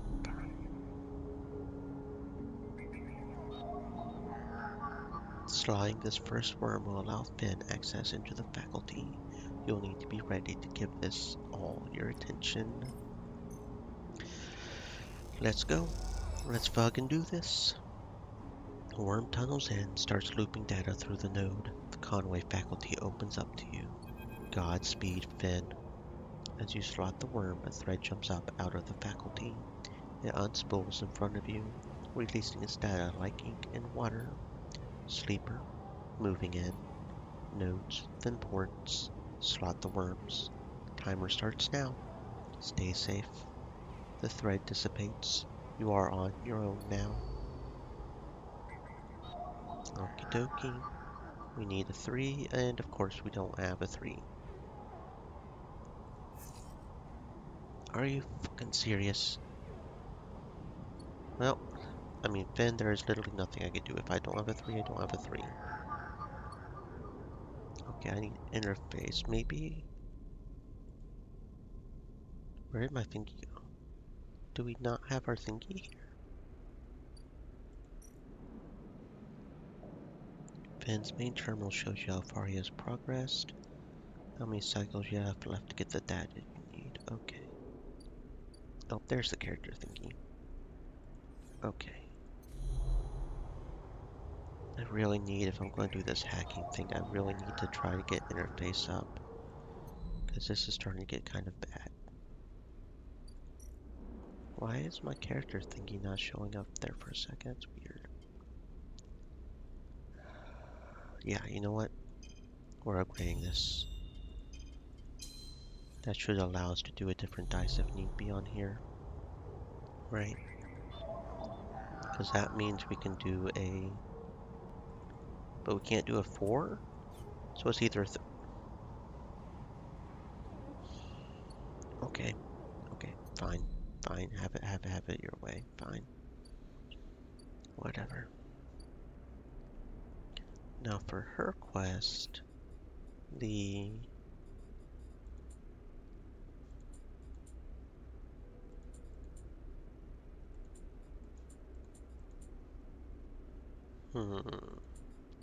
Not sure. How many... We have one key roll. Let's go ahead and get another key roll.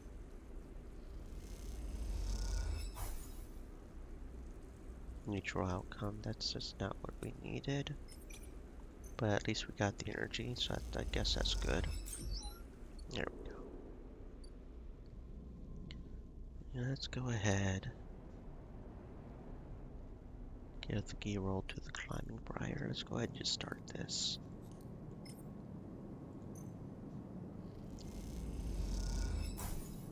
There we go. You came. Peak smiles as you walk into the climbing briar's cargo hold behind a gloomy Esh. They brought mushrooms. Esh tosses the mushroom caps onto a crate, raising her eyebrows at Peak. Peak gives her a look. Thank you, Sleeper. They pick one up, sniff at it. Are these edible?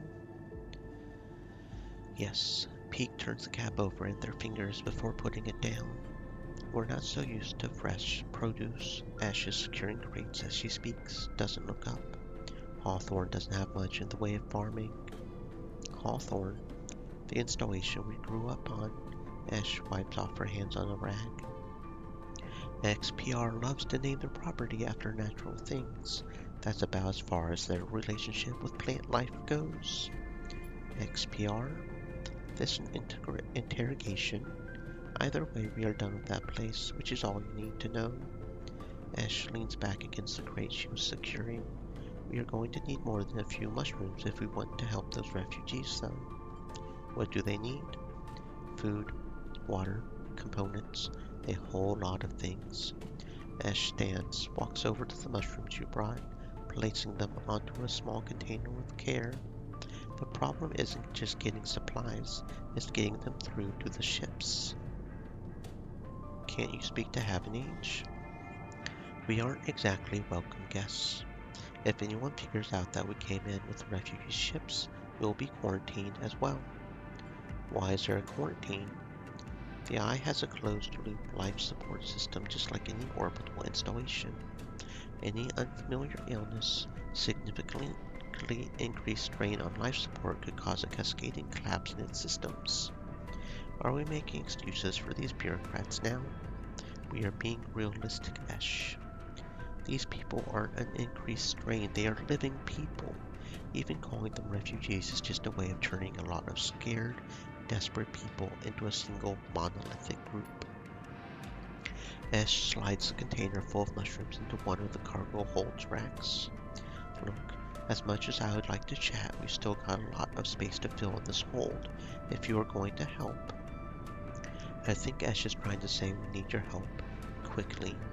The refugees behind the cordon, they won't be able to hold out indefinitely. We need to get supplies to them in the next 12 cycles, or Havenage will have to bear the responsibility for whatever happens next. What can I do? There's 3 things we still need to secure. Water, food, scrap components for ship repairs. Water we can find a way to source. My preference, just siphon off from the underground reservoirs in the Greenway. Ash. For food, things could be tricky. Those mushrooms are delicious, I'm sure. No way can we get enough volume to feed a flotilla. However, I saw an algae stack on the way over. If we can get access. Not more stealing, Ash. I didn't say steal. If we can get access, we can work the stack, harvest some algae for the flotilla. Those stacks turn out vast quantities in short timescales. The repair components. Just look around you, Peak. This whole place is made of scrap. I'm sure the Sleeper has their sources. They can bring them right here. We get everything before time runs out. Perfect. We get most of it. Also good. Either way, 12 cycles, I'm going to take what we have and go. How will you get through? I thought I would leave that up to you, Peak. Are you serious? Ash, I know we said we would help the flotilla at what point. Take this seriously, Ash. I don't know the first thing about breaching a quarantine cordon. Maybe not. They might. They slipped out from S&R faculty, didn't they? Plus, they've been here longer than us. You're always trying to get me to find help. Here it is. I swear I need to think this one through. Meet me at my cordon in a couple of cycles, Sleeper. Maybe we can figure something out. Meanwhile, you can help me acquire the supplies. Discreetly. We have to keep this quiet. Keep Havenage out of the loop. Once they get suspicious, this is over for all of us. This all suddenly seems a little too real. Dangerous. You've only just found your feet on the Eye. This is not a time for causing trouble. Come find us. We'll be out there trying to pull this all together. Peak, come help me. Sleeper, look. We didn't choose this either. Help us finish this. We've set up a base camp on the Broken Spoke. You are welcome to rest there in any of the cots while we work on this. We are in this together. Peak. They walk back into the hold to help with the container. As you leave the climbing briar, you look out at the broken edge of the Eye's ring, where Havenage's cordon blinks with tiny red lights. What are you getting yourself into? That is a good question. What did we get ourselves into? Get another place we can rest with nothing special. 1 of 3 things for the flotilla. We need 8 scrap components. All the supplies in the world are nothing without a plan. Briar's Hold needs food, water, components. You might not be able to get all of them, but Ash will take what you can get. I don't see a thing for inputting there, so I don't know what's up with that. Scrap should be fairly easy, I guess. Oh, cordon. Peek asked you to meet them at the cordon. You hope they have a plan to cross because this place seems imposing. Because we can just get a bunch of scrap here, or we can even buy it now that we can just synthesize our own thingamabob. The algae stack is controlled by a small collective of farmers. If you want to use it, you'll need to persuade them. Much to Etch's frustration, you'll have to pay or talk your way into using the algae stack to farm food for the refugees.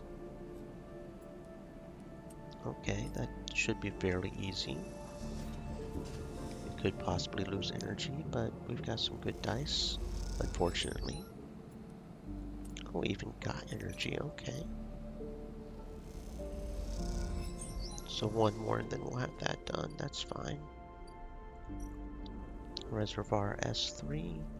Hack sensors. The reservoir is monitored by a web of sensors. Hacking them will reduce the alert level of the system, keep you from getting locked out. Siphon water. The only way for Ash to get enough water together is to siphon it directly from the station's reservoirs. Avenage will not be pleased. Okay. So that's a way to potentially lower Avenage alert if we need to, but it could also backfire. I see, okay. Okay. I see. I see. I understand. Okay, go ahead and rest since we don't have any more dice. We do have an extra stabilizer. Oh, I meant to do that one thing. Well, I don't have enough money anyways, so I don't think they're there anyways. It's fine. Double check over here. That one ship where we can just buy the scrap from. Probably the better option, honestly.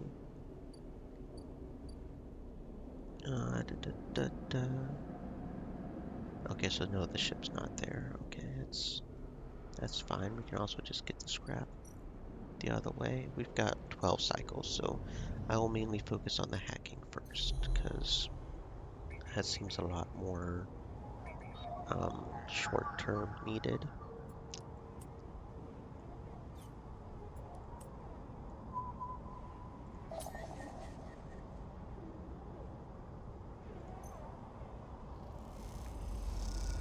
There we go, F1 port located. First layer security. Time to open them up.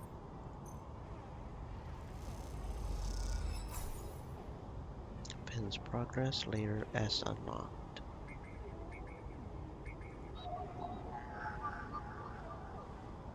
The inner S layer is more complex. One access point won't be enough, I see. So we need either a 5 or a 3. We have neither. But we also need here, well, we've got a 4, so we can do that.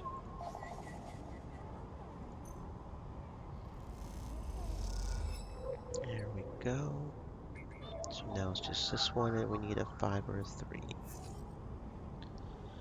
And we don't get either, of course. Hopefully we'll get the dice we need before this happens. Because that's just RNG. There is literally nothing we could do about that. That's just random right there.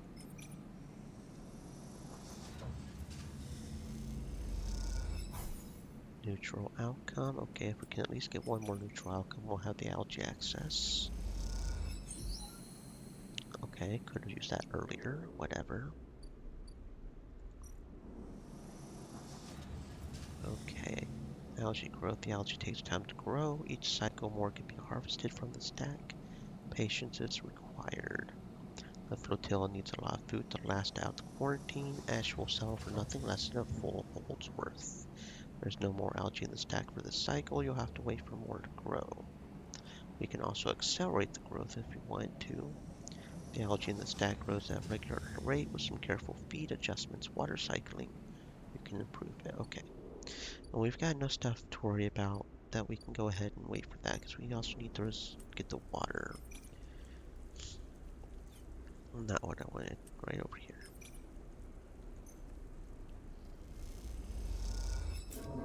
Negative outcome. Negative condition. Have an age alert. Did we just get random scrap from that? Oh, okay. Sure. Okay, so a negative outcome is 2. So if we get another negative outcome, that could be really, really bad. I could alert them to that, which would be bad. Okay. Okay. Food, water components. It needs 3, so I don't know how that works. Well, we're doing fine now, so we'll just. Yeah, it's just a matter of RNG getting the dice we need and all that. And now we're flickering and starving. Yay.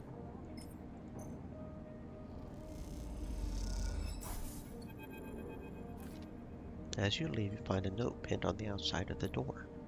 Sleeper, there's something you need to see. Meet me at the cordon as soon as you can. Just keep heading around the ring until you hit the flotilla. I'll be waiting. Peek. You pocket the note, glance around the corridor. Looks like you're doing this. Time to make a plan. Okie dokie.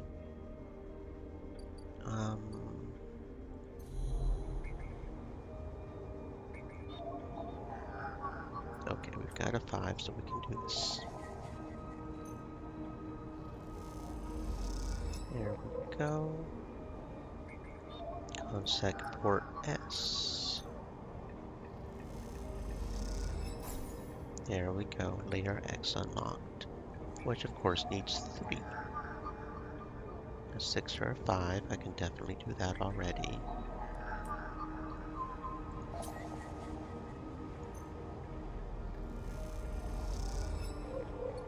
There we go. A 6 or a... Wow.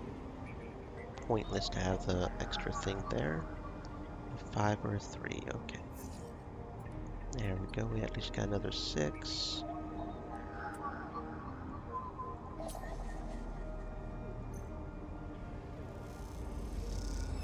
There we go. One more port, which needs a 5 or a 3, and we'll be good. One more port. Okay. The aviary is not finished growing yet. 2 more cycles. Algae stack.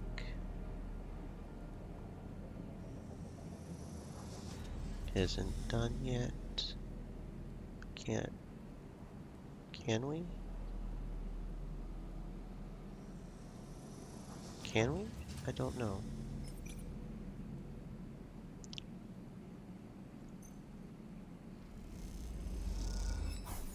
Neutral outcome, food for the flotilla. Okay, so each one probably lowers the growth. Okay, I got you. Okay, I understand.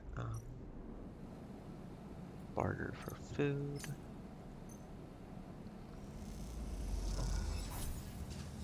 There we go.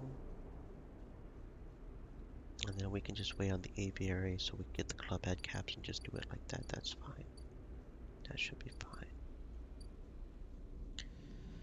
Okay, I'm not completely sure what that one is, how we do that one, but okay. No, hold up. Peek. Sleeper, any trouble getting here? None. Good to hear. Come, take a look at this. They beckon you over to a nearby window, which looks across the ruined ring to the blinking red lights of the Haven Age cordon. The cordon's temporary structures, a net of metal struts meant to detect dissuade any ships from entering, leaving the flotilla jut out into the black. All around the tugs flit, securing them in place, tending to the red blinking drones that demark the quarantine. It's an impressive, worrying sight. What do you think? Peak interrupts your thoughts. How would you get through it? Create a distraction? It's not a bad idea. What kind of distraction is big enough to get everyone to look away from a ship as big as the Briar? Surely they would seize the ship. Peak turns away from the window, rubs her forehead. Ash has really wrapped us up in something here, hasn't she? The question is spoken under their breath. They don't seem to expect an answer. Maybe we try all three. I like it. At least we should prepare as many ways as we can. The way I see it, there are three parts to make it through that cordon. They gesture out the window at the strange structure. Deception, distraction, speed. We'll need all of them for a clean passage through. Deception means tricking the cordon security into thinking that we are meant to be there. Maybe a tug escort would work. Anything that makes the Briar look official. Distraction, meanwhile, will be all about diverting attention so that no one looks too hard at what the Briar is doing. If we can create a gap in the cordon's scanning deterrent systems, that should keep them busy. Finally, speed will mean making sure the Briar is ready to roll. Perhaps we can do a little work on the ship to get her ready. Ash surely wouldn't mind. How does that sound? Good to hear. Peak looks down at their slate. 10 cycles left. They glance out the window at the cordon nervously. 10 cycles to gather the supplies to prep this plan. It's very tight. If this goes wrong, just get out, okay? They squeeze your shoulder. I'll follow Ash anywhere. You don't need to get dragged down with us. It won't come to that. Of course. Just keep it in mind. Let's get to it. I'll tell Ash about the improvements to the Briar. The rest, let's explore the cordon as best we can. Look for openings. I have no idea what guardian angel sent you to us, Sleeper. I'm very glad they did. Okay, well, we'll see what we can do, I guess. Blend in with the crew. One thing about being sleepers, people will always assume you're working. Blending in with the tug crew shouldn't be too tough. Intercept comms. The cordon buzzes with radio transmissions data packets. Intercepting them will help give you a sense of how things run here. So if we did that, we would need three good runs on that. Okay, I see. Okay, okie dokie. So we really can't do much more because we're like, yeah, don't have enough dice. We did get one scrap for that one thing, so that's pretty good. How much longer until this thing gets here? Because we can buy 3 scrap from that, that'll help quite a lot.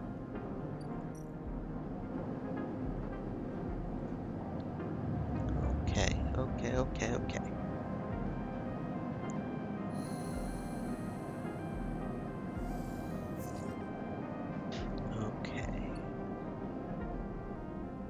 One more cycle and then this guy will be here and we could just buy some scrap and not waste dice on it. Of course we would have to waste dice on the money if we did, but Okay. Hacking first and foremost, Consec X2. And we do have a 3.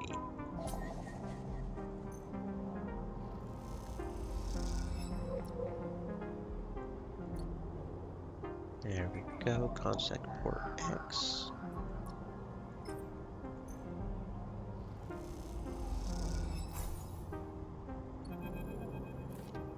A thread from the faculty cuts through the cloud like a hairline crack of light. That's it. The final layer of security broken.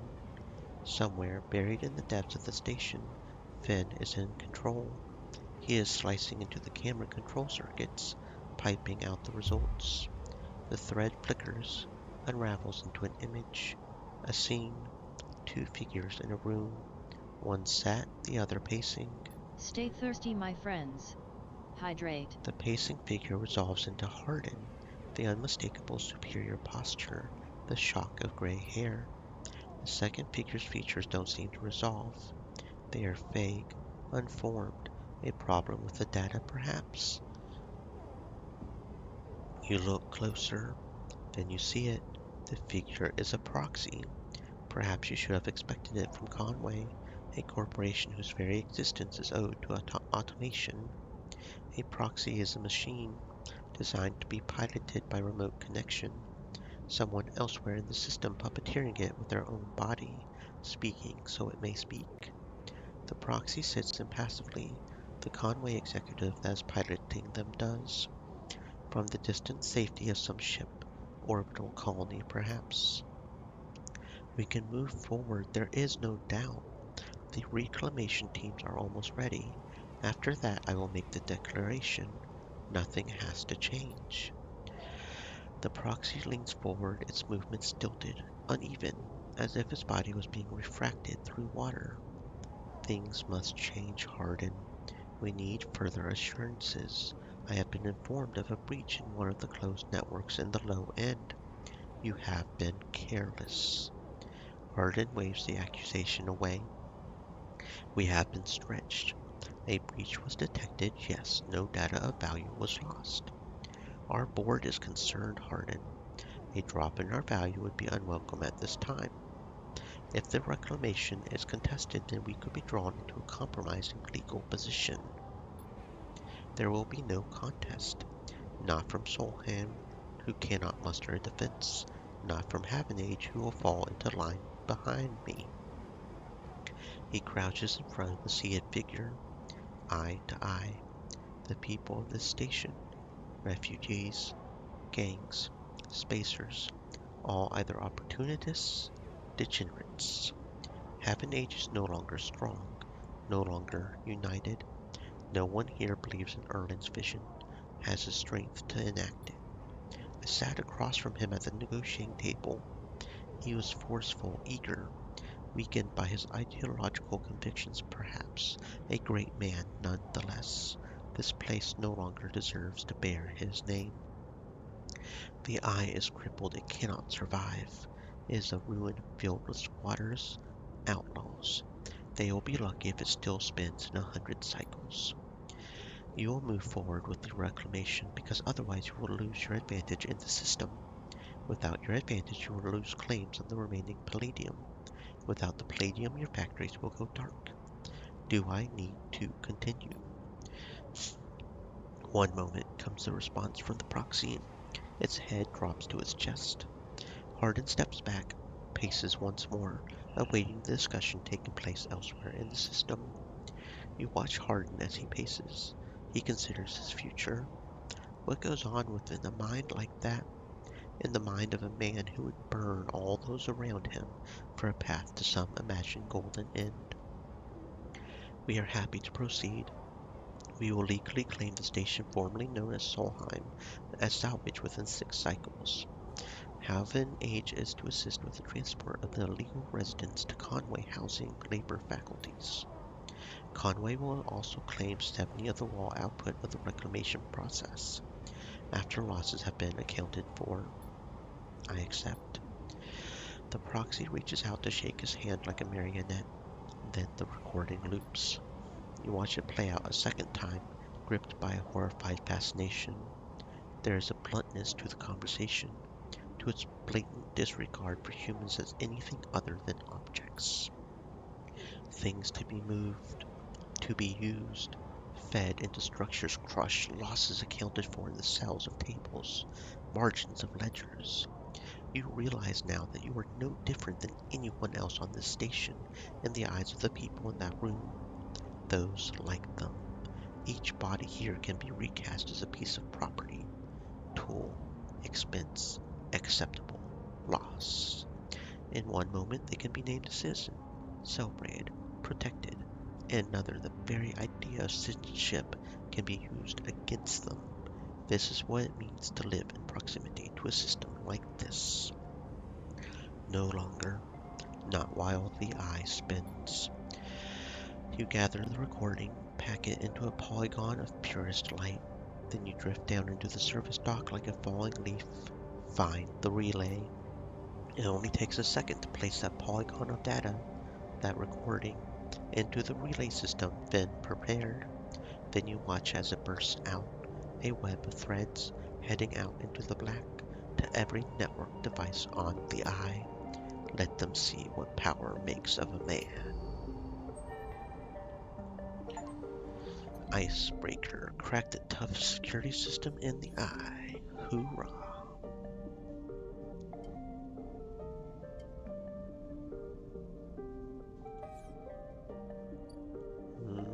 We did it. That's what's up.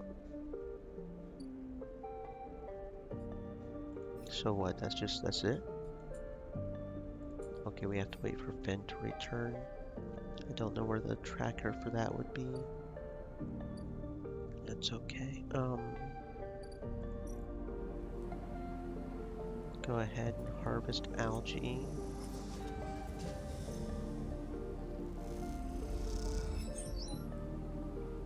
There we go. A couple more of those and that'll be good. Go ahead and go to the farm stacks. I'll go ahead and rob them, get my energy maxed out. Very quick, easy way to just max that out. Reservoir. Really worried about this right here because if we have a negative, then that's just done. So I don't know if I want to do a 1 or a 3 on that. That seems like a potential really bad. So we'll just do this. Gather up scrap, I guess. And we lose condition. Of course we do. Okay, I forgot that loses condition. Yeah, no. The fuck do I do? Okay, you know what? Let's try to get a little bit of money from here. At worst, we get 6 cryo, right? Instead of 16. Neutral outcome 11, okay. Okay. So it's going to be a bit difficult to get everything needed for that refugee ship. That looks like a very difficult thing to do. And now we're flickering, so we need some. Okay. But the mushrooms should be done. Growing? Yes. Okay. So if we can get positive outcome, get our club head caps. How many do we need for 2? Okay, I don't have any really great numbers there, but I don't want to get rid of the 3s because the 3s can be good. Action complete. There we go. Okay, so go ahead and do this. There we go. Almost got the food for the flotilla done. So then let's go back up here. No. We'll go over here. And we'll work at the tavern and then buy the scrap. That seems easier to me.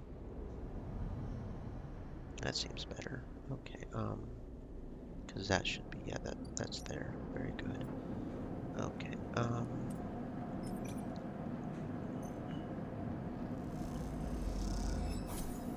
13 cryo.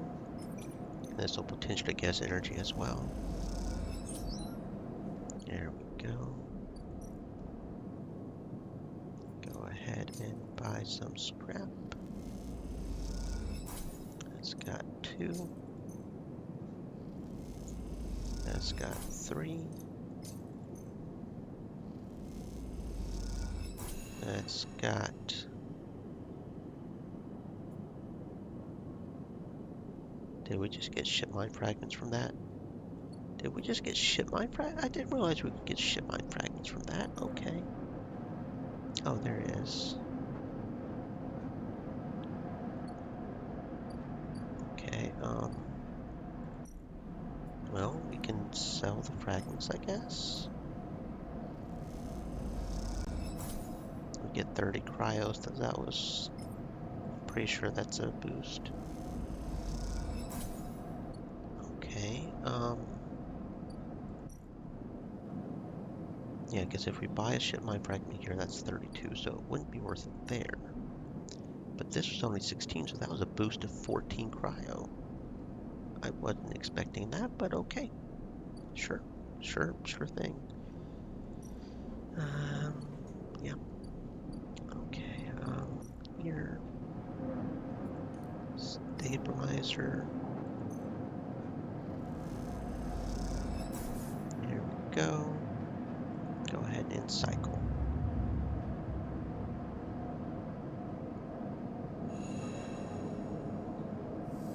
Okie dokie. Oh, we got a couple sixes. Very good. Okay.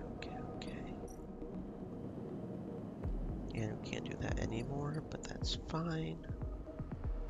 Um,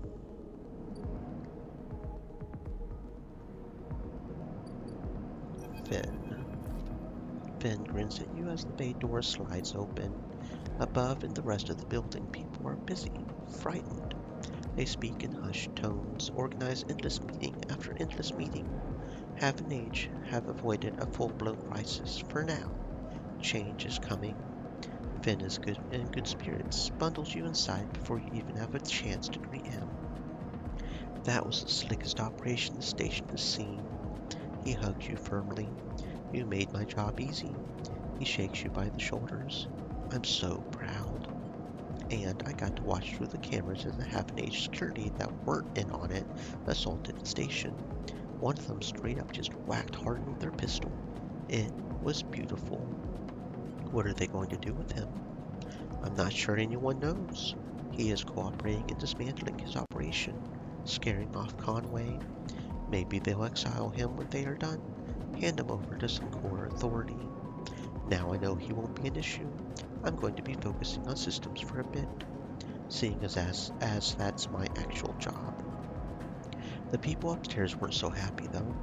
They've been fielding questions about the state of the eye right and left since the recording got out. People are scared. Is it true? Not if we don't want it to be. The eye is old. It was never meant to run like this. The master control points at Erlin have an age installed. They keep it spinning from the rim. This isn't ideal. If you are asking me if the eye will stop spinning next cycle, no.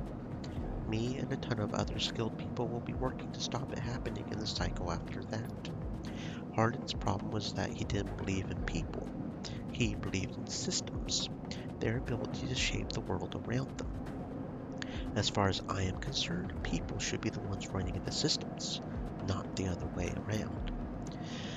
Anyway, I know you didn't come down here for a lecture. I haven't forgotten. I managed to finish that code solution I showed you. It's a modified Ripper worm, one made to deactivate that tracker of yours. In the time since I got back, I added something extra. The tracker of yours doesn't just show SNR where you are. It transmits data about the state of your body, your current condition. My worm won't just deactivate it. It'll edit that data to tell SNR your body is irreparably damaged. DNR, do not retrieve. Pretty smart, right? Thank you. Just slide it already. You take the drive and hold it in your hand. Then close your eyes, open up your access ports, take down your defenses. The worm immediately enters your closed network, whips through it, taking things with it as it goes. The moment they are gone, you forget they were ever there. They just blink out of existence. A second later, it is done. How do you feel? Free. Well, you are free, sleeper. Finn lets the word free hang in the air a little before he continues. Seems like it might be finally time for a celebration. Finn wraps his arm around you. Jenna still owes us those drinks. He laughs. You join him. Later, when you leave, you feel deeply thankful for having such a friend. You walk away from the building, you look up at the wide curve of the eye, up at the hub and the other rim beyond it. The whole thing twinkles with lights, and it seems impossible to see it as anything other than breathtakingly beautiful. It feels, in that moment, like something eternal. That doesn't mean it can, or even should, last forever, or that will never change, fade, or decay. It simply means that in this moment, this place has a future, and is one that you know deeply and truly is worth protecting. Hoorah. That's what's up. And that's what's up. Okay. Founder's Fray. Cross the gateway. Let's see what we can do about this here reservoir.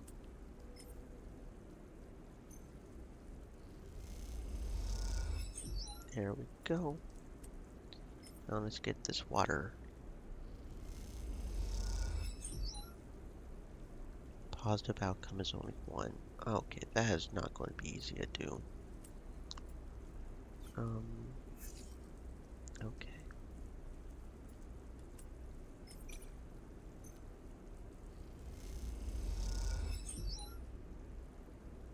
Yeah, it's going to take a lot to get that done. Maybe we'll get lucky here. Or not, or not. Okay.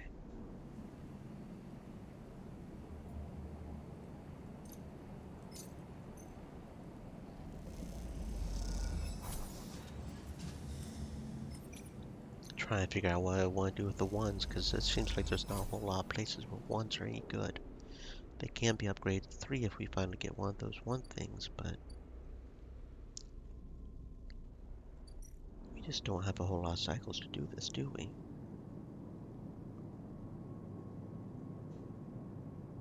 Yeah, this is going to be rough.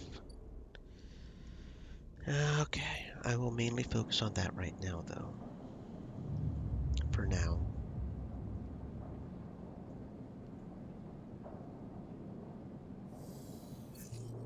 Okay, we got some good numbers here. We got some good numbers. Okay. Let's keep trying to work the reservoir, although that is going to take a good minute just by itself.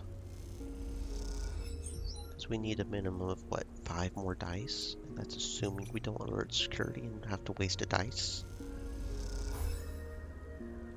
And neutral is 1 alert, so...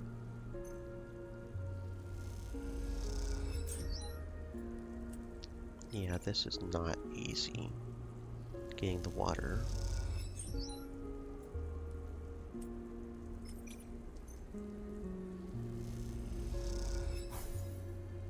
Yeah, okay. If we can get a 6 or something there, that would be fine. And we could manage that. I also should try to focus on some 6s here to try to get at least 2 more so we can have that. But we're also pretty good on money, so that could help there. Yeah.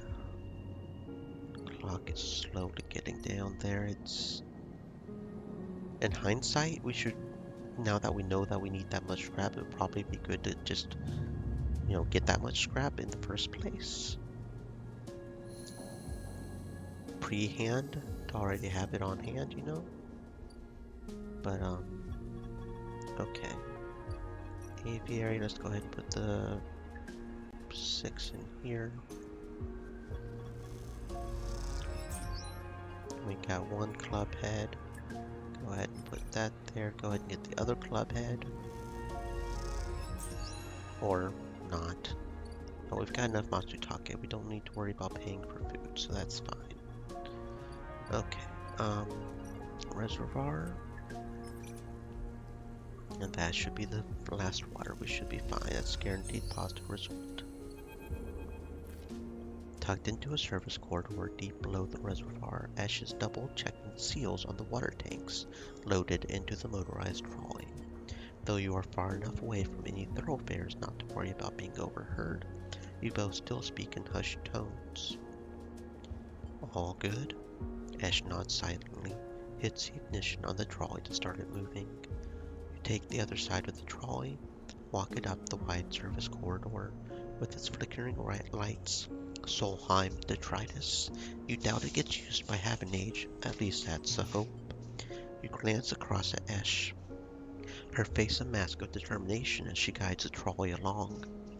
Maybe some conversation will make this journey go a little easier. How did you meet Peak? Esh pauses, a little surprised by your question. She glances back down the tunnel. In this deserted passage, she can hardly keep up the pretense of silence. We grew up together, she answers quickly, turns back to the trolley. She can tell you're expecting her to add more. She seems to gather herself for an answer, not wanting to ignore you, trying instead to get her answer straight in her head. Our outpost, Hawthorne, is not an easy place to grow up. The administrators keep a tight hold of everything. She rolls her eyes, even though they are trapped in the same decaying installation as everyone else. Peak. Peak found it harder than most. She pauses again, judging her words. I stepped in to help them out. Silence descends again. You can feel the wheels turning in Esh's mind as the creaking wheels of the trolley take you along the corridor. Peak isn't the most practical of people. They used to be. Well, they needed someone to teach them to look after themselves, stand up for themselves. That was me. She smiles. After that, I couldn't get rid of them. Esh stops talking. You can see her eyes have lit up. You imagine she is recalling some moment or other from her and Peak's past. You both reach a wide bulkhead doorway, have to stop to shimmy the trolley over the edge. When you are done, Esh turns to you. I'm good from here. Head back. With that, she is gone, moving off into the dark tunnel ahead. You watch her go, turn around, walk the distance back to the staircase you entered from, the tunnel humming around you as you do. As you walk, you try and piece together Esh's past. All you have are glimpses of a person she once was. She seems to prefer it that way. Okay, and we roll 1 to get a 1. That's nice. Go ahead and harvest some algae. There we go. The only potential negative outcome of this is just algae loss growth, right? So we could still maybe... There we go. You're leaning against the metal crates you just loaded up with algae, packed, dried into bright green pucks. Esh hops onto one beside you, flexing her aching back. Is this enough? Esh squints at you, as if you just interrupted her train of thought. It's a look you have become familiar with. It doesn't matter either way. This is what we've got. She sighs, rubbing the back of her neck. In these past cycles, working the algae stack with Esh, you've had little insight into her mind. She rarely seems happy to start a conversation, is always eager to end one. Despite this, you feel like something has grown between you, something like silent trust, the kind that tends to seed itself in the fertile soil of hard, necessary work. Concerned? You could say that. She turns to face you. I think I would be stupid not to be concerned about all this. She's right, of course, though it's hard to focus your concerns on one thing in particular. Can the refugees survive on the flotilla? What are Haven Age doing to help them? If the quarantine is lifted, is the Eye really in danger? Each worry is far too large to even begin to process, to judge. They mesh with each other, more personal worries until you feel the anxiety growing in your chest. You look at Esh, are suddenly eager to speak, talk about something, anything, rather than just sitting, feeling this growing weight. Why escape XPR? Esh pauses, her protective instinct fighting with the trust you've built. You can see her begin to shrug the question off. Then she stops, rethinks, sighs. What you need to understand, Sleeper, is that Erlen's Eye wasn't the only place where the Solheim collapse happened. Sure, Hawthorne, where we grew up, was an XPR installation. That didn't screen it from Solheim going under.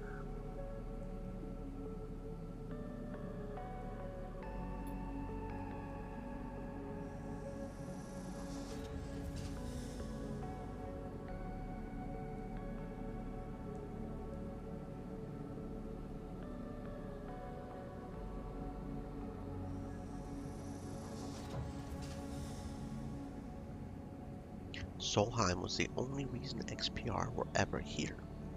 She pauses, hesitant to get into the whole story, wanting to offer something. We, She flinches, correcting herself. They are a service corps, you understand.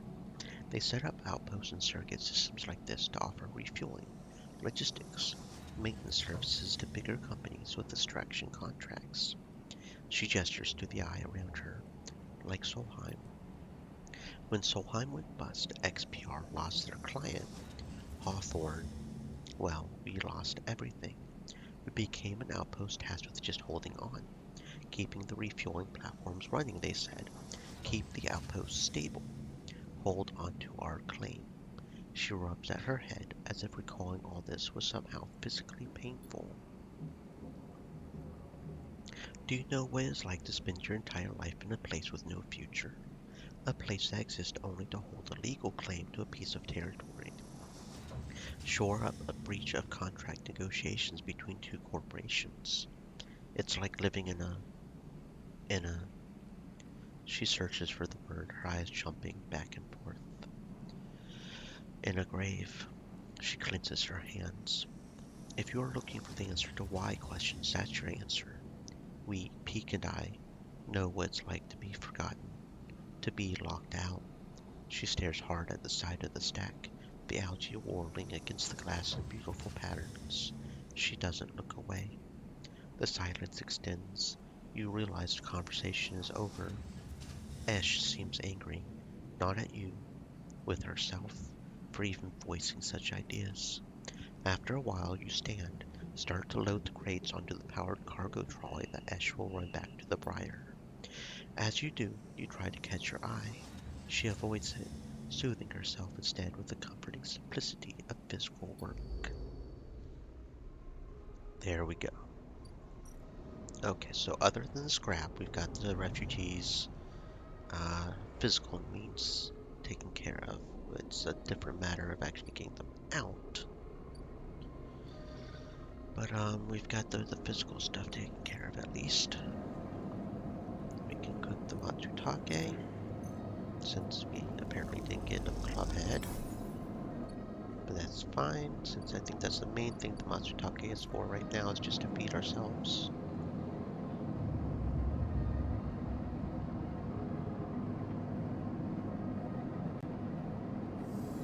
And now we're flickering, so we're going to need to get a little bit of money so we can... Oh, what the hell are those rolls? Come on now. Maybe with any luck we'll get energy here. No? No? Okay. Yeah, the can dispensary. Go ahead and do that. Get that stabilizer. It'll be better if, I think, the problem with that is, yeah, you'd need pretty much a guaranteed roll in the mushroom groves to start the aviary. Don't know if I want to put 2 dice here if we don't get a positive out roll. The problem is, if I don't, then we essentially end up having to do even more for the money, which is a problem in of itself. We've got 4 cycles left, so it's not good. We still need 8 scrap, which I think at max is another 5 dice in and of itself. Because at most we only get 1 scrap here, so that's at least 5 dice in and of itself, which is just not good. I have no idea what's going to happen if we don't have the cordon ready. Which could be just a whole other problem by itself. And this could take away our energy, which is also... Oh, no, it's not a problem. We've got plenty of matsutake caps. We should be fine for that, actually. Okay, so this could take another 2 dice. Neutral outcome, okay.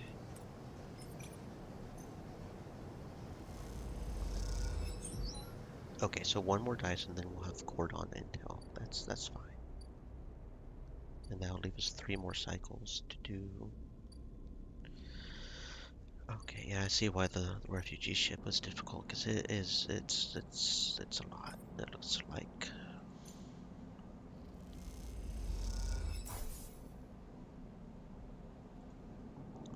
And I should have cooked the matsutake, damn it. We're gonna be starving. Dumbass. A rapid burst of movement catches your attention. A drone, its fins adjusting as it hovers in place, floats in the corridor. Hello? The drone shifts a little, does not respond. The drone buzzes closer. A voice gurgles out of its speaker, distorted, strange. Speaker, come to Cordon. We need to talk. The drone clicks, whirs. The recording starts playing again. Inspect the drone. You move closer. The drone bobs away to a safe distance. As it does, you see the of HA of having agent placed on its side. Could this be Finn's drone? Satisfied it has delivered its message, the drone rotates, accelerates away as rapidly as it arrived. You stare at it as it disappears from sight, hoping for some insight that escapes you. To the Cordon, then. Okay. As you enter the passage that leads through the cordon, a flash of movement catches your eye. The drone. It stops to make sure you've seen it, then flits into a side passage, leading to a set of narrow stairs. You climb up through a dark shaft, the drone stopping at each landing to check you are following. Despite its lack of expression, there's something overbearing about the way the drone waits, impatiently realigning its fins in sequence. After a long climb, you come out onto an observation platform. The cordon and the vast ramshackle refugee ships beyond fill your vision. The scale seems impossible, and immediately you feel small and naive for even thinking you could affect the situation. Something shifts nearby. The drone again. A woman is standing at the window, at the edge of your vision. You aren't surprised you didn't notice her. She seems too impossibly small in the shadow of the flotilla. The drone buzzes by her shoulder, and she turns. Sleeper, sorry for all of the cloak and dagger nonsense. She nods at the drone. I have never regretted being cautious. She smiles a tight smile, holds out a hand. I'm Helen. The tight smile holds. The drone keeps its single eye fixed on you. The effect is a little unnerving. Look.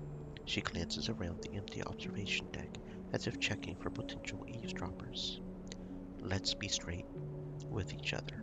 I know about your plans. She cuts in before you can respond. I understand your motives.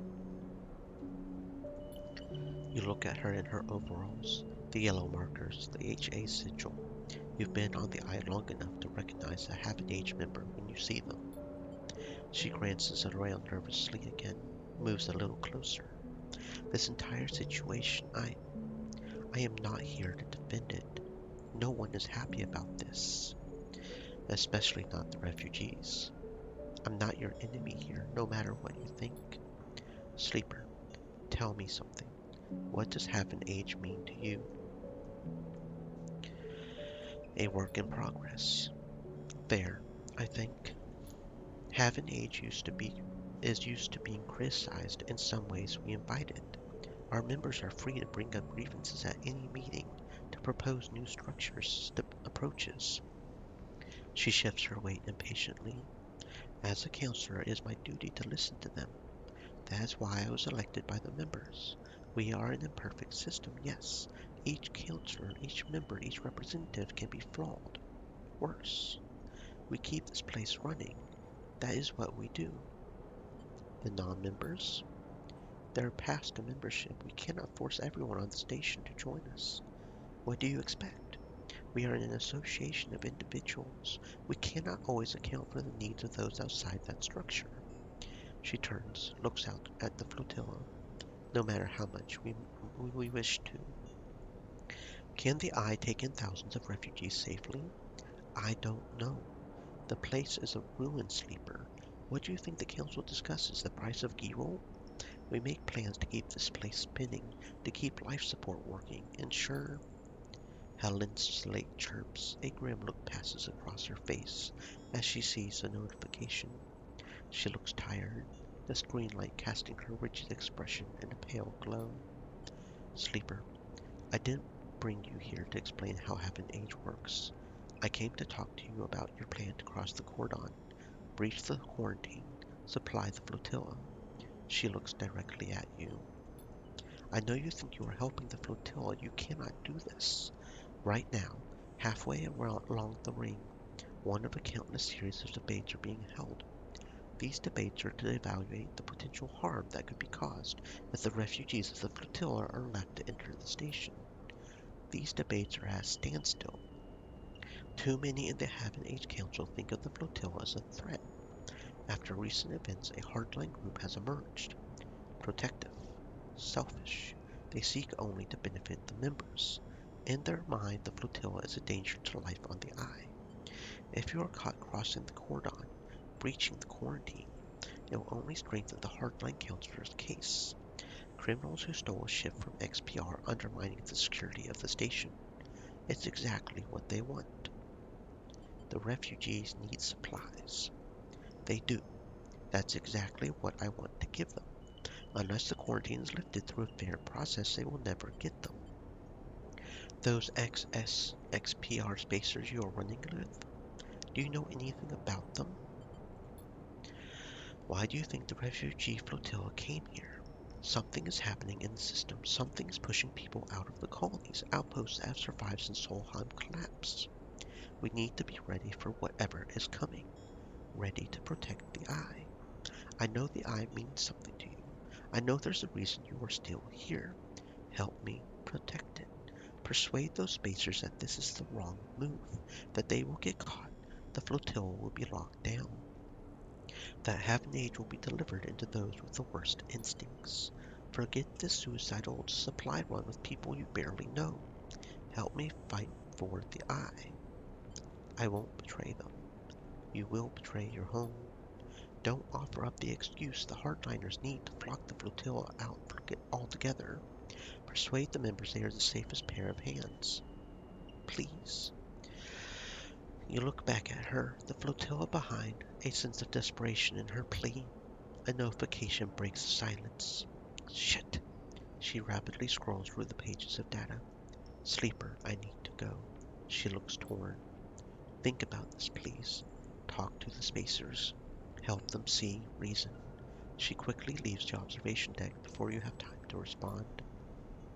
You stay still for a moment, watching the lights of the tugs, the flotilla, wonder what it feels like to be on one of those ships, so close to your destination, so far from it. Then you think of the Haven Age Council member across the Eye, where the right of these people to find safety is being debated. You shiver. Then you too are gone, back into the stairwell, the cold dark below.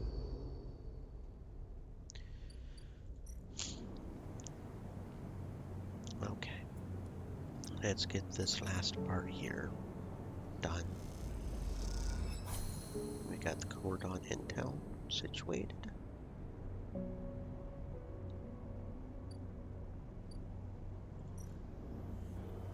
Sabotage sensors. Some careful sabotage of the cordon systems would create a sensor gap that will allow the Briar to bypass the automatic quarantine systems.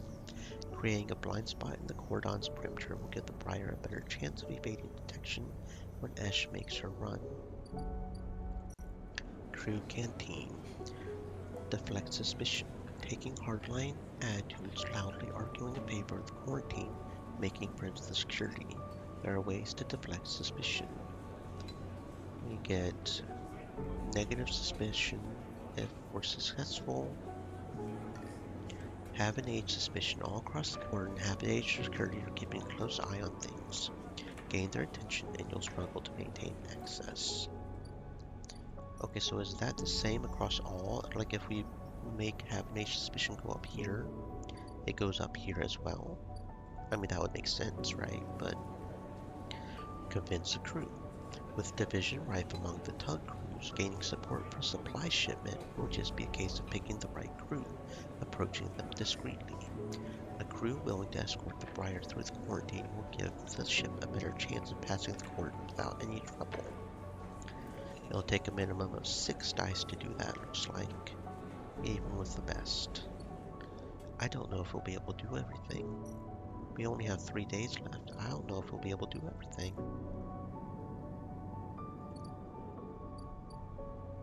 I don't know. Have an age.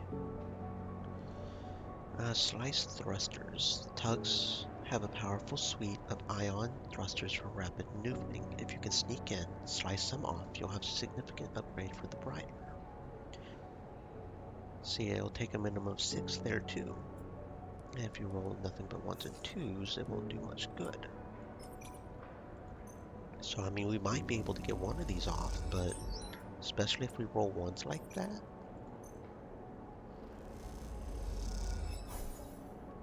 I mean, and then there'll be the suspicion,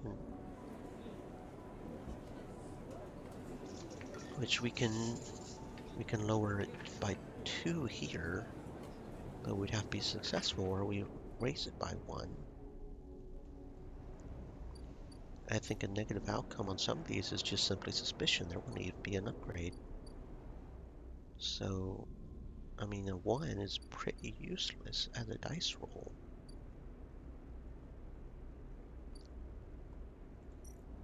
The best we can do is maybe get 6 cryo over here. Or 11, you know, if we get lucky.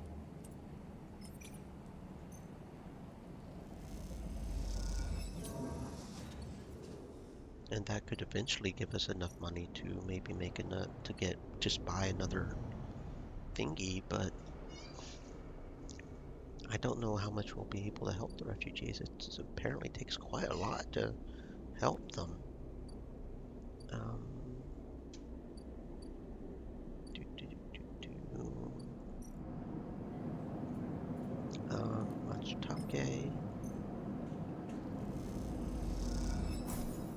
I mean, I can keep trying and maybe get at least one of these. Maybe I should focus on just shoring up the ship. Maybe that'll be fine. I don't know.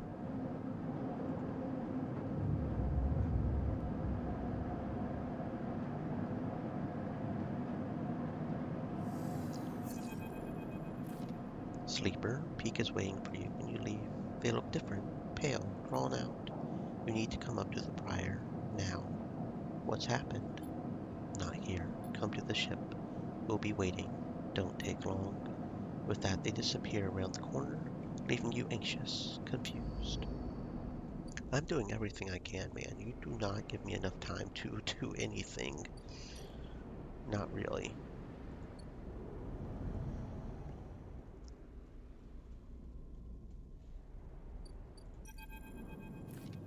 As you walk into the climbing Briar's cavernous bay, now filled with crates, containers, Ash is waiting for you. In front of her, sliced open, with its insides scattered across the top of a heavy-duty crate, is an object you recognize. Helen's drone. You freeze. Come in, quick. Peak nudges you into the bay, looking behind you before sealing the entryway. We have to start being careful. You move closer to the container, your eyes on the drone splayed out in pieces, some parts of it hooked up to a slate that Peak picks up, begins tapping away at. Ash looks up from the dissection. We caught it buzzing around nearby, heading for the ship. She leans over, taps the HA sigil on one of the removed pieces of plating. It's a Haven Age spy. We think we got it before it sent data back. We can't be sure. Peak looks at you nervously. Ash cuts in. Have you noticed anyone watching you? Any drones like this?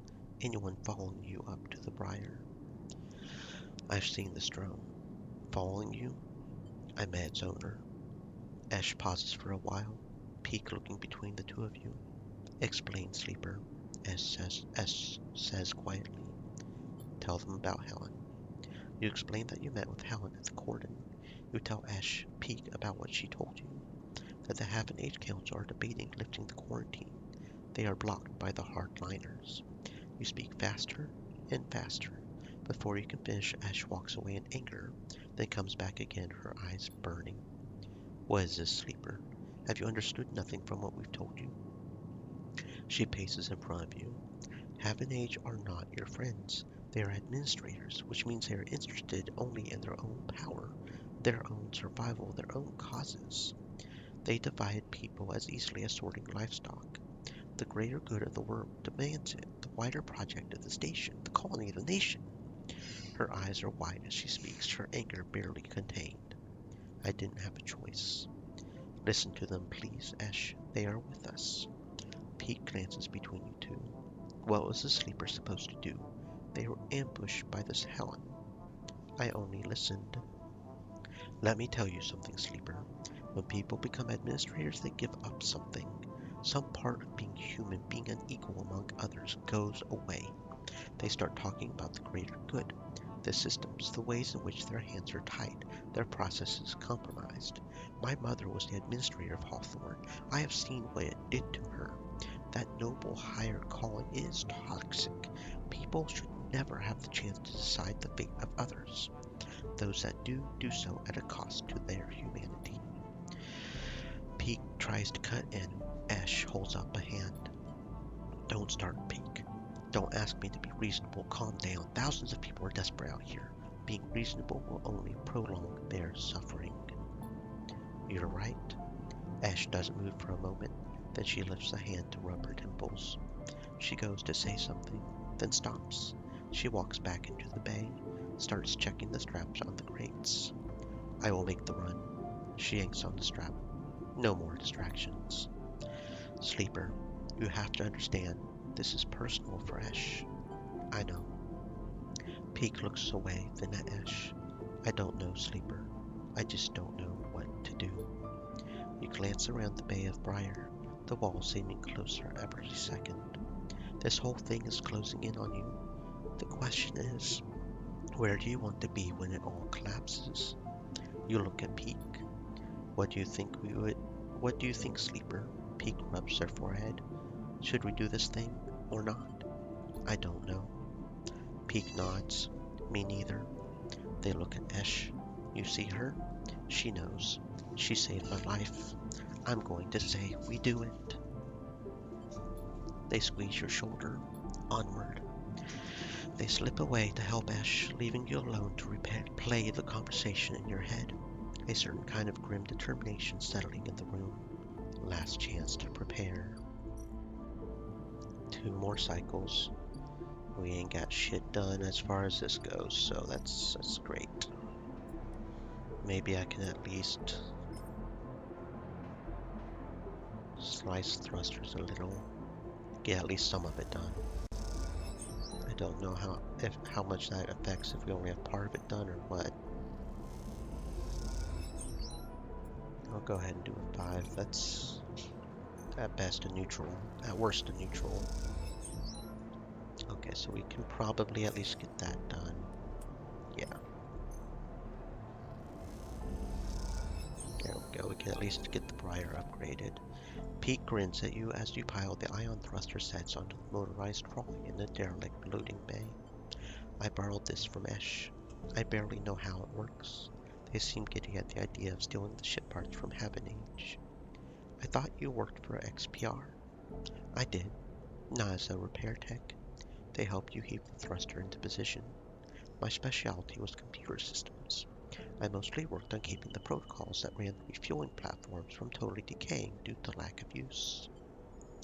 There's a load of platforms in orbit of the moon Hawthorne is on, Cinder itself. Esh and I ended up having to head out to them regularly to work on them. Sounds like hard work.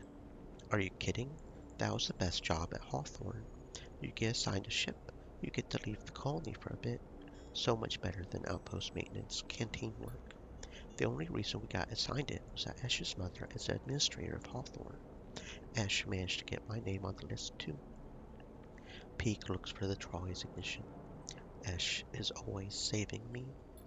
They find the switch and hit it. The trolley starts whining. Peak looks at the thrusters. Esh will install these. The Briar is her baby, really. Peak looks toward the bay exit. Truth be told, I was surprised she could bring herself to take it from her mother. Losing a ship, that has to have hurt the colony. What is her mother like? Tough. You would have to be to keep control of a services outpost with no services to provide. It's a tough place overall, Hawthorne. Esh's mom. She likes it that way. Peak shuffles the trolley out of the bay into the corridor. They'll manage without the Briar. No choice. I have to admit, I would love to have seen her face when she saw we had gone.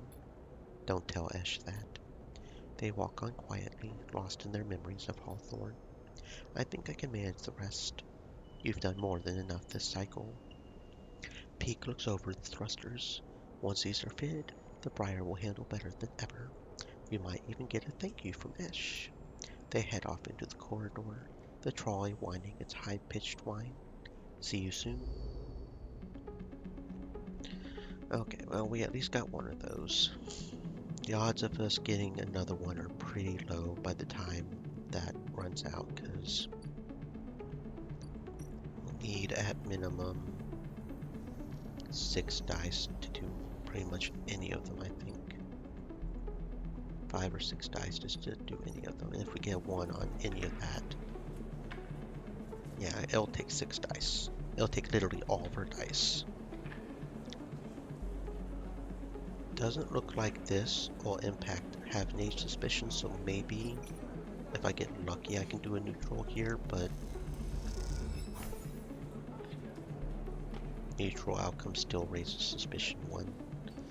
That might make it easier. We might be able to at least get 2 and 2 on that, but that's probably the best we're going to get. I need to make sure to go cook some of these matsutake actually first.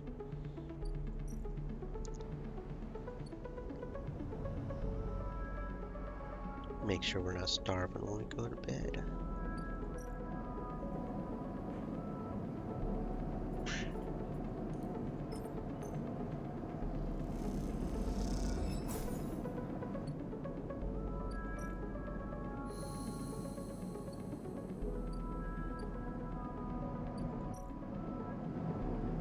Okay, maybe we can at least get 2 of each of them done, which isn't a perfect 3, but if we had known that beforehand, we would have had the scrap already done. I mean, I didn't realize it would take that much scrap, so that kind of is bad, but maybe if we at least get 2 of each, 66% of it done, that'll be good, maybe. Because we're about out of time.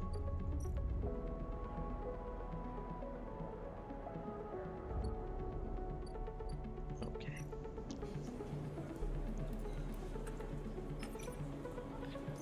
Guaranteed positive action here. Tug escort +1.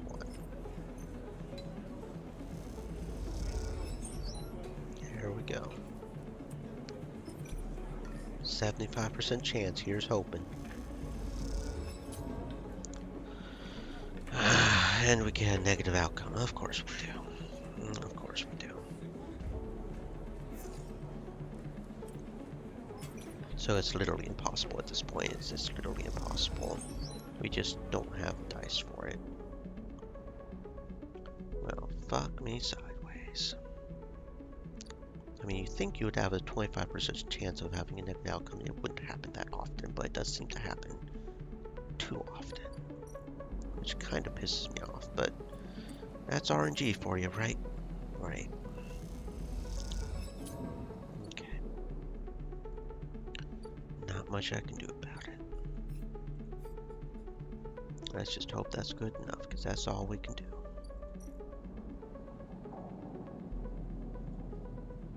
That's all we can do.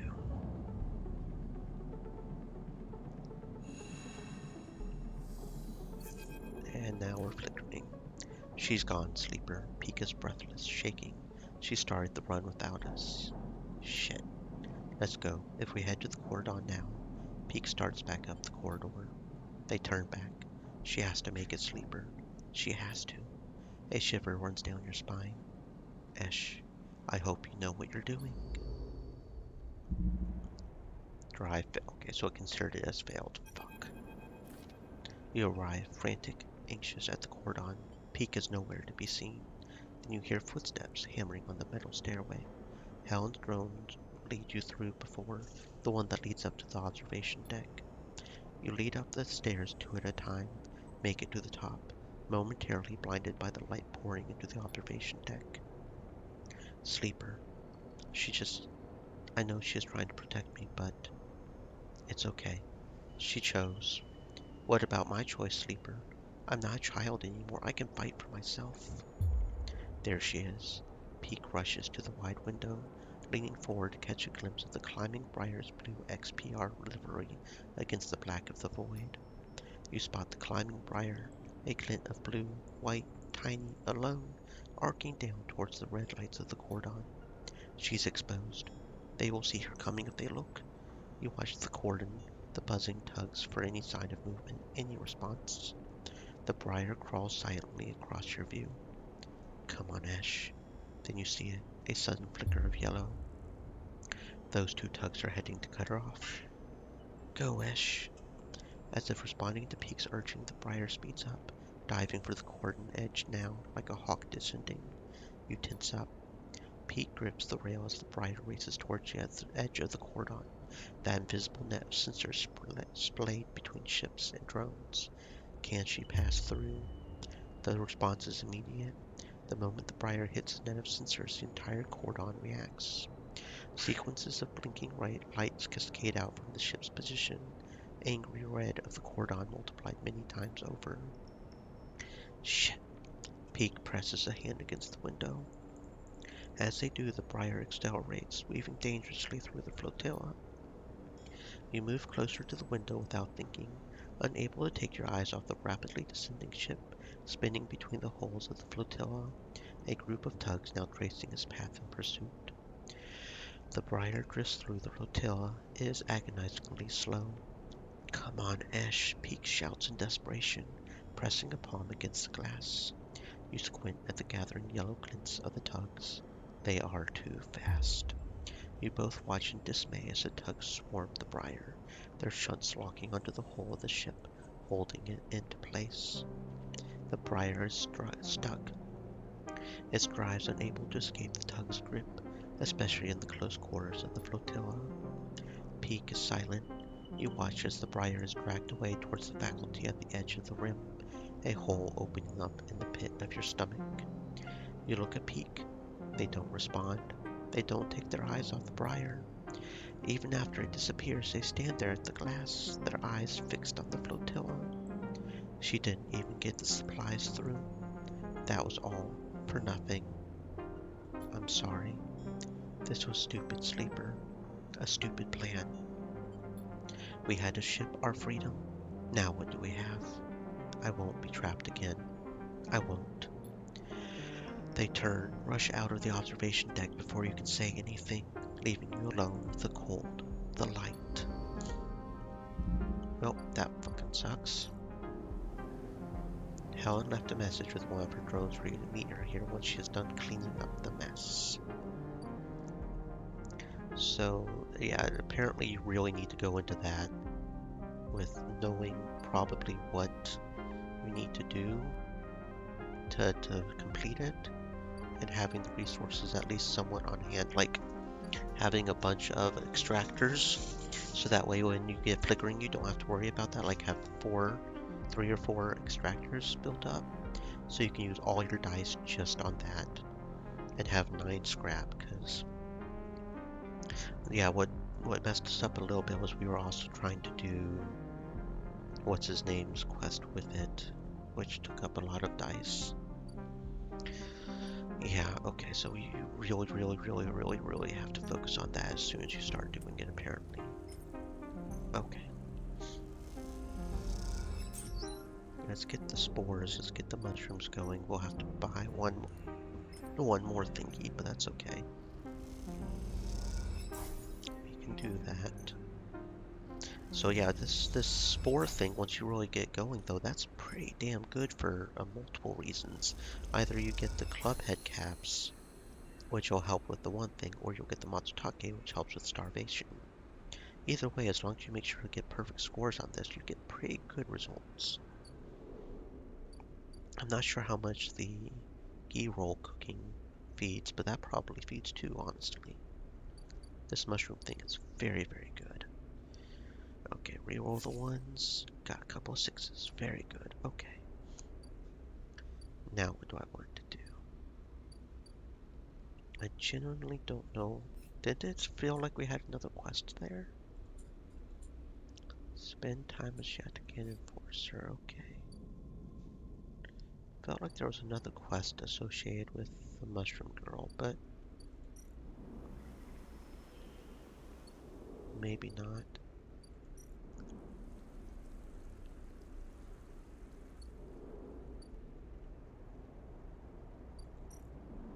Because she asked us to, like, explore or something, right? But I'm not seeing anywhere that we can explore, Stay so... thirsty, my friends. Hydrate. Okay, what do we want to do now? I think pretty much the only thing we've got left is Rabia's office, maybe? That seems about the only other thing left. How much do they pay for this anyways? 10 cryo, I might as well get that. That'll help with that. Since I probably don't have enough for that. Yeah, that's fine. That's 20 cryo. That's 46. Doing good there. Battanian. Matsutake. There we go. Don't need much more until we have that. 56. Okay, one more. Or no, I could have sold the scrap, couldn't I? Now that I don't need it for them.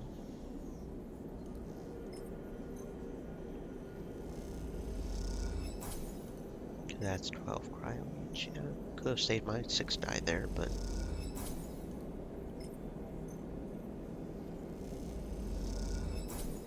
there we go. Okay. Yatakan dispensary. There we go. And then we'll use this 6 die to, I guess, start helping out Rabia. That sounds like a plan.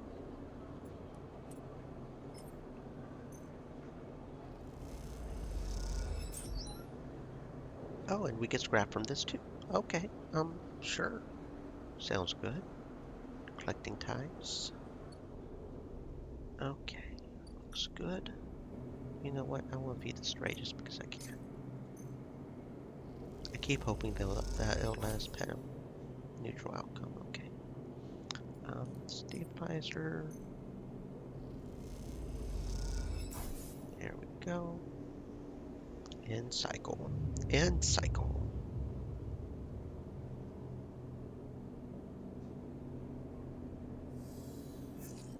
Okie dokie. How many cycles until the cleanup mess is done? Up over here. Okay. 3 more cycles. 4 ones and a 2. 4 ones and a 2. Okay. Okay.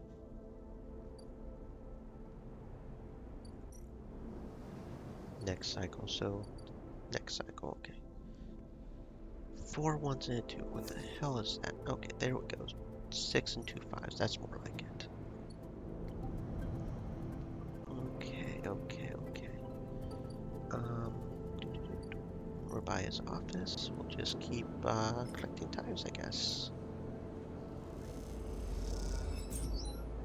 The best we get is 1, so we'll need what? Another 2, 4, 6, 8, 9 dice. This one kind of requires a lot, doesn't it? Although we're getting scrap out of it, so that's that's good. Scrap components. Yatakan insider. Energy. Oh. We found a chef. Okay. Sure. Wasn't expecting that outcome.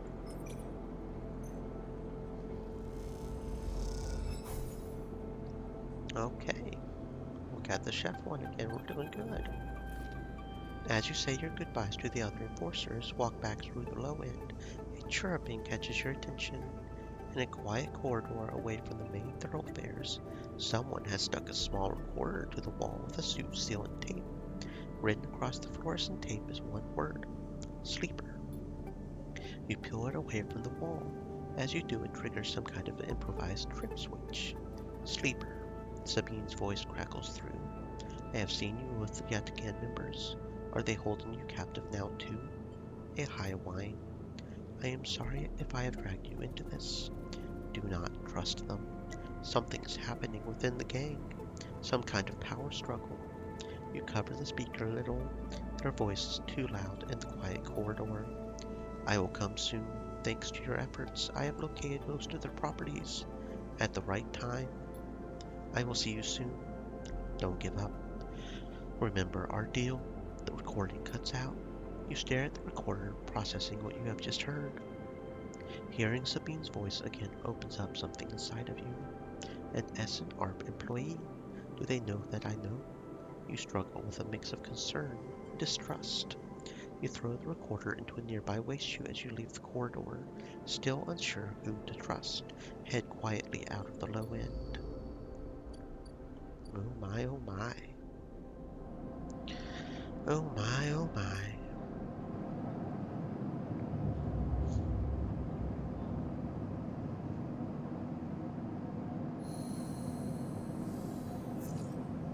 Oh, got some good stuff there, okay.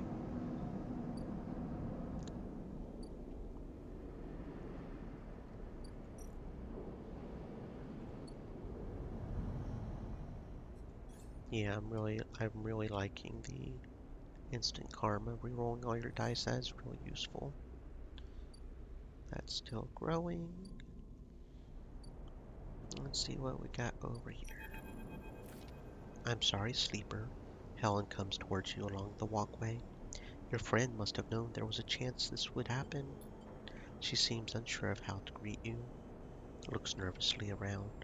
She is being held along with her ship. What now? I don't know, sleeper, I don't know. Helen pinches the bridge of her nose.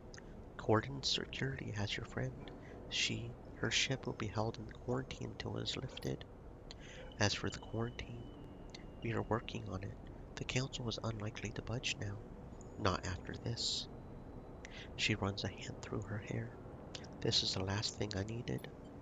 Helen meets your eye. She was carrying weapons. Do you know that? She stares at you. We found a crate of firearms on her ship. She was carrying weapons. So staying silent isn't really an option. The refugees? Nothing good. As you know, Cordon Security intercepted your friend before she could get supplies through. Since then, the refugees have cut off all communication. I'm worried, sleeper. What is happening in there? After recent events, Cordon Security are keeping the place locked down tighter than ever. No one can get in. Meanwhile, the hardline counselors are preaching in the chamber as we speak. It's a deadlock. I don't know when it will loosen its grip. I wish I had better news, sleeper. We knew this was coming. And the refugees suffer. Enough, sleeper. My hands are tied. We still don't know why the flotilla came here, why they abandoned settlements, outposts throughout the system to flee to this ruined station. What little we heard from them concerned computer, life support systems collapsing in waves, machinery in flux. This isn't over. You think of the people of the flotilla. Helen is right. People don't abandon their homes for nothing. What wave is rushing through the system? When will it reach the eye? Helen interrupts your thoughts. I have to go. The debates will restart soon. I should be there. She waits for a moment. It is unclear if she is trying to think of something to say, or just waiting for you to speak. The silence keeps you both quiet. She walks off down the corridor, a nod the only farewell she offers. You hope that speaking to her might ease the knot of worry in your chest.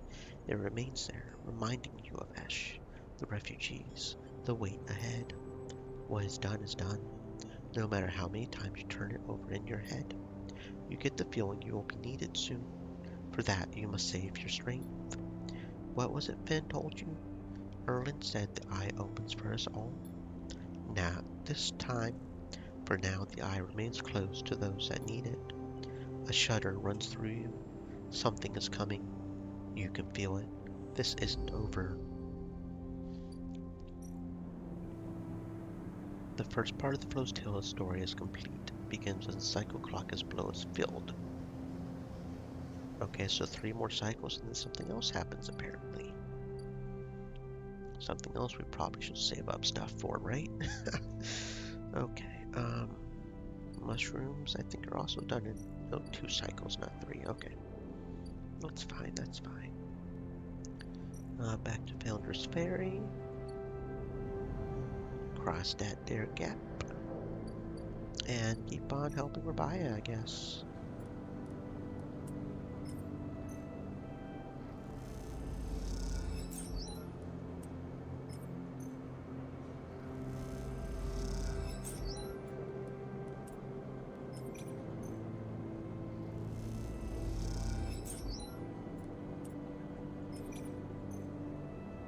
Two more.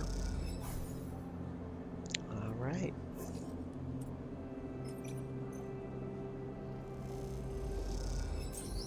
There we go. This time you meet inside Rabia's office, although now that you've seen it, office seems like the wrong term. You find her stood in an almost bare, shadowy unit, midway through a sequence of stretches. There are two low stools, a terminal in the corner. It seems that most of the space is taken up by a heavy punching bag, rubber matting, a stack of weights. When Rabia turns to greet you, you realize she is missing an arm. The prosthetic she usually wears is set in a cradle near the terminal, a web of colored wires running to it. Update, she says, noticing you looking where her artificial arm usually is. Nothing to worry yourself with. Of course. Sit, says Rabia, gesturing to the two diminutive stools. You both settle on the stools, Rabia crossing her legs on top, sitting straight backed. Jaya told me you have been doing the rounds, collecting ties, patrolling the ward. Some of the enforcers are impressed. I hear you handled a few difficult custom circumstances. Nicely done. I wanted to see for myself. See what for yourself? If I can trust you. I see.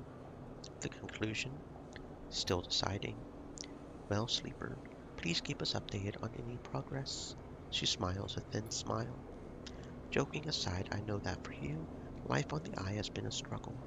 I hope we can do something about that from here on. Though some of our members may not see it this way, I know you too are a refugee. That is why you have come to us. Enough, Rabia. Sabine's voice cuts through the conversation. I am tired of listening to your affected nobility. They cross the room, Rabia's baton in their hand, the end lit with sparkling electricity. Rabia looks between the two of you. I suppose this ambush was another cooperation between you two. She looks strangely unfazed. Sabine pauses, thrown off by your silence. Rabia takes this opportunity to act. She leaps from the stool, fainting past Sabine, grabs the baton, twists it inwards. She is by far the stronger. She pushes Sabine to their knees, plunging the crackling end of the baton towards their chest. They freeze there, Sabine struggling to keep the crackling baton from their skin. Stop! Then you support them, Rabia asks you, her eyes not leaving Sabine. Your loyalties are so easily swayed. I thought you were more than Yannick's attack dog, Rabia. Are you not able to think for yourself? Rabia holds the baton strong. For a moment you think she is about to hammer it down into Sabine's chest. After a painful wait, she throws Sabine down instead, then spins the baton in her hand, thumbing a switch, shutting it off in a single move. Now what? They both look at you, each still catching their breath, as if they had forgotten about your presence. Rabia cracks her neck. You are lucky I didn't kill you. I would have had every right, she shouts, the anger a release of tension more than a threat. Sabine lifts himself a little, bruised from the fall. They roll onto their side and cough. Rabia gives him some space, sitting back on the stool. Sabine props himself up on their elbows, fixes Rabia with a hard stare. You have something to say? Say it. This is your final opportunity, because after this, no coming back. What's the point? She refuses to listen to criticism of the Great Yatagan Project. Rabia collects herself. Speak. She folds her arms, waits to be convinced. Sabine takes a breath, organizing their thoughts. They go to start, pause, then decide on another approach. Eventually, they say it. Yannick is a traitor. Rabia immediately flinches, her eyes going to her prosthetic arm, her muscles clenching. She rides it out, more eager to prove Sabine wrong than she is to hurt them. At least for now. When I came here from Essen Arp, they glanced at you, gauging your reaction. It was Yannick who was one of the first to support me. Look after me. I should have known then. I was naive, afraid. Sabine turns to you. Sleeper. They take a breath. I know that I should have told you I worked for SNARP long ago. I thought you would abandon me. You are my final friend. What you should know is that I left SNR because I was running for my life. I leaked documents on the sleeper program, on the illegal, immoral practices it relied on, to the press. SNR wanted me dead. I fled as far as I could to this refuge at the end of the Surrogate systems. Sabine stops to collect themselves. What does this have to do with Yannick? The sleeper knows you are SNR. I told them. While you hide beneath the cover of being a whistleblower, you and I both know you worked on the sleeper program. Yannick told me as much. Sabine's face falls. It is true. They glance at you, then away, ashamed. They lift their head. It is Yannick, not me, who is in the pocket of SNARP. Rabaya flinches again. I can prove it. He made some kind of deal to keep me here, tie me up in debt, lock me away. In exchange. Just tell us for God's sake. In exchange for those. Sabine finishes, nodding towards Rabaya's prosthetic arm in its cradle. He has been using Yatkan enforcers using you as test subjects for SNARP technology. I have the data to prove it. He has been bringing them in under the guise of stolen shipments, having me fit them, knowing each one is capturing data, sending it back to its makers. Rabaya's fixed expression has started to fade. Sabine produces a slate. It's all here. Thousands of hours of usage data, failure rates, error dumps. These are untested implants, Rabaya. They could short out, fail, cause cascading failures across a person's body.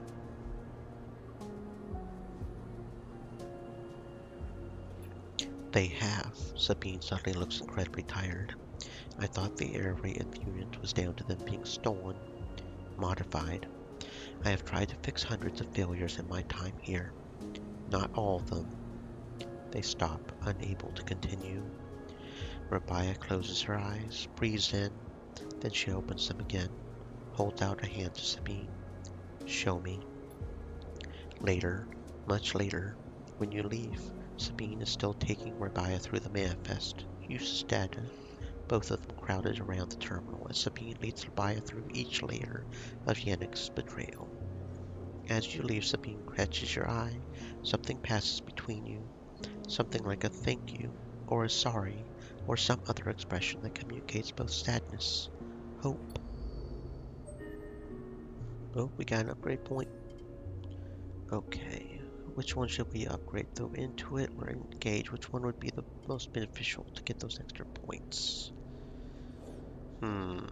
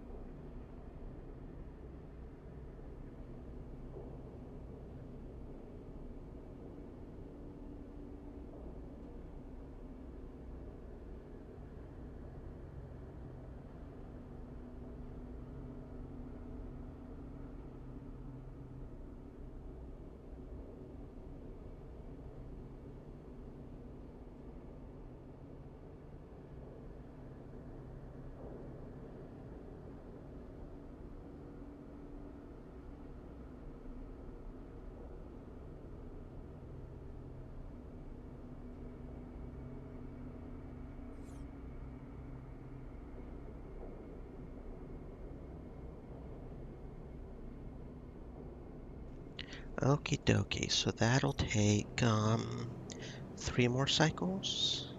What are they planning? Who knows?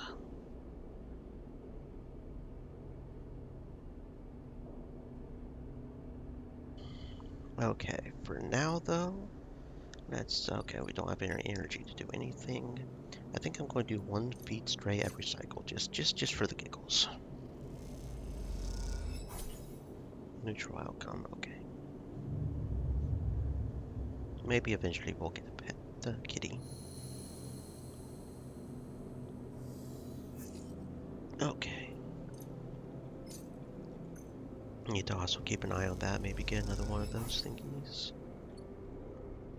Okay, let's see.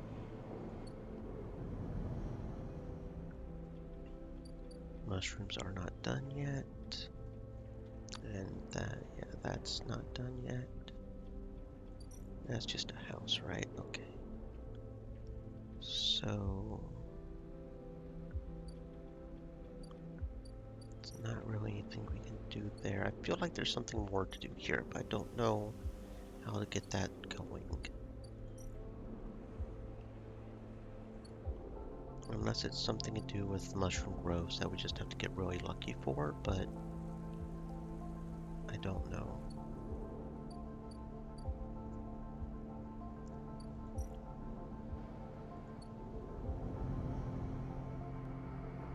Okay, we haven't even explored the spire either. That's another thing we haven't done. The spoke. I think that's the only other area we haven't explored though. Spoke climber and minus energy or minus condition. Entering or scaling the spoke. Well, it'd be better to lose energy because we've got the Matsutake capsule. We've got plenty of ways to do that, but we only need 3 positives, so it's not like it'll be that dangerous to or hard to do the spokey climbing thing. Okay. Neutral is probably only 1. And we lost energy. Okay. Really? Okay. There we go. Paz Import Export. Midline Freight Hub. Sell ship mine. Paz says she has a contractor who will take ship mines. She reminds you any ship mine from the eye fetches a lower price. Okay, that's definitely worth quite a pretty penny there. Probably should have been selling her the ship mines. Export Matsutake. Spacer will take Matsutake. 80 for 3. Okay, okay. Paz claims the ship mine was salvaged from Solheim Executive Yacht, which is why it cost so much. We can only do that one. Kind of curious that that's like some sort of super ship mine we can give to the one person. That's interesting. Freight operator. Midline runs automated freight down from the free spoke. They need skilled operators. You don't have to lift a single crate. Okay, so looks like it's the same thing as operating the farmyard thingies. At best we get 16, at worst we get 6. With so many shipments, what's one diverted package? You would have no idea what you're stealing, but that's part of the fun, right? Random items or negative condition. Interesting. Kinda wonder what the random items are. Ascent car. Oh, there's a whole other area up here? Well, how? Oh, that's slightly disorienting. Okay. Instead of going up and down, it just rotates. That is slightly disorienting. Is there any interesting security here? The cloud. Its glint like a light traveling along the edge of a wave fills your eyes. Then the blade follows, a long head with 2 dead sockets, slipping towards you in silence. You freeze, hoping it will pass you by, hoping that it will not simply slice through you like air. The blade head nears, slides past you, almost, and nicks you, grazes you. You are desperate to cry out, call out. You hold your silence, simply watch the blind eyes of the killer glide past, empty of all thought. Then the blade winks into the dark, You are alone again. Now you cry out. Owie, don't hurt me, Daddy. Okay, so we got keynotes of some sort here, I guess. This note is barely visible, just an access key left on some long-forgotten desk in the Steel Solheim office. Interesting. Fix ambergris is the only active one. How do we do the thingy, though?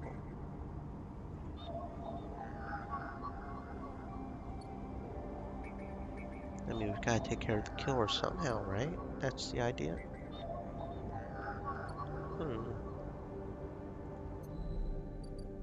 AE1 mainframe is now mostly disused, Havenage having set up their own master controllers. Navigator thinks killer is hiding here. Okay, so we have to put the improved printed shipmind gear, okay. So it's this thingy. You slot navigator and the clamps lock. The shipmind is stuck. How are you going to get them out of this thing? You slip into the cloud as easy as blinking. Navigator is beside you, their sphere casting light into the strange darkness here. This is not how a mainframe should look. A center, a point of connection. The object in front of you is severed, cut off, a rootless, branchless tree. Only the trunk remains. It's dead. Quiet navigator hisses. Then you see it like a blade in the dark, an edge slicing through the void. It glides along at a distance, being sound. Then it appears again, elsewhere, gliding once more, searching.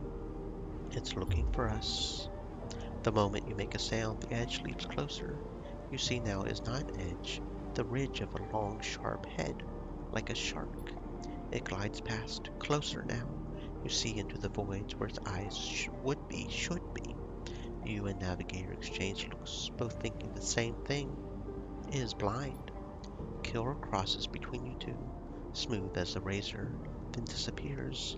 It flickers back in, further away now. You move close to Navigator to talk. You saw it too then. Killer has been blinded.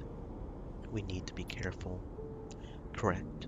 The protocol is clearly operating outside established limits. It may be unpredictable. You flinch as the silent killer appears closer, guides past you. Its empty sockets open wide. You turn to Navigator, notice something strange. Their orrery of spheres is collapsing. The orbits, usually round, even, are decaying. The spheres are following spiral paths, condensing on a central point. Navigator is noticing it too. They go to shift their position, better direct the spheres. They cannot. Whatever is drawing the orrery together is holding them in place. They look at you, suddenly desperate, frantic. It's a trap. You go to speak, but Killer appears between the two of you, gliding through the gap. Navigator freezes. You see them framed in the empty socket. You realize now, if Navigator cannot move, then it's only a matter of time before one of Killer's sweeps brings him directly through Navigator. Time is not a problem for a protocol that has been running for decades. You look desperately around for a solution, for a way to extract Navigator from the mainframe. Then you see it. 3 branches, the last 3, thin, spindly, feeding the mainframe a thin diet of power, data. Break these, the mainframe collapses once and for all, severing the connection, shattering the hardware. Whatever it takes, they must be broken. They are encased in something, a glassy layer of protection. You'll need to unlock access before snapping them from the mainframe for good. You look at Navigator, trying to reassure them without speaking. Then you blink back to reality, their expression of fear and afterimage that slowly fades. You must act quickly. Okay, so that's probably what those thingies are for. This controller protects the last spindly branches feeding into the mainframe. Unlock access and you might be able to break them. We need an encrypted key. We need a whole bunch of encrypted keys, but there's only 3 encrypted keys unless each one gives multiple. The hub, spacer socializing. The hub is thronging with spacers from access across the circuit systems. They can be a prickly bunch, but they know the place well. Access manifests. The stacked bays house a flow of incoming, outgoing ships. The digital manifest will help you get your head around this place. We can lose cryo or we can lose energy. Weightless wanderer. Up here there's no gravity, so even just moving around takes a while to get used to, let alone navigating the bays.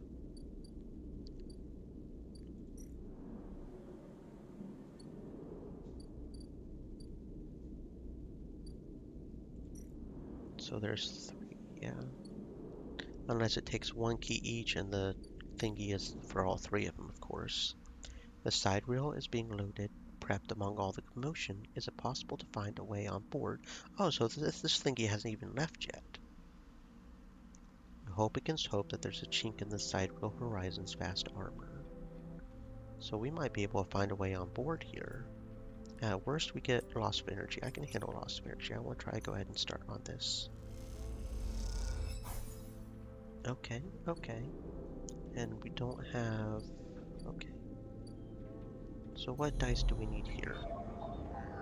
We need a 4 or a 3, although I could just go ahead and upgrade the interface. That could just be the one we upgrade. Seems like we use interface a lot. But either way, we can't do anything else. We managed to get ourselves a lot of scrap. Okay, but we can't even do that. We don't even have... I could do that and then hope for another 2 points, but I don't know. Okay,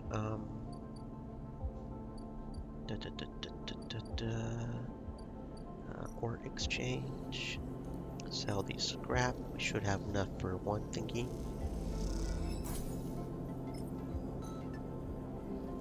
Got quite a few scrap. Too bad we didn't have that earlier. Not that apparently won't matter, because I don't think it matters how much we get that done if we don't do the other. Because that's just to load up when she gets there. Of course, that being said, if we do focus on the other and she actually gets there, but she doesn't have anything in her thing, it doesn't matter either. Catch 22 there, I guess.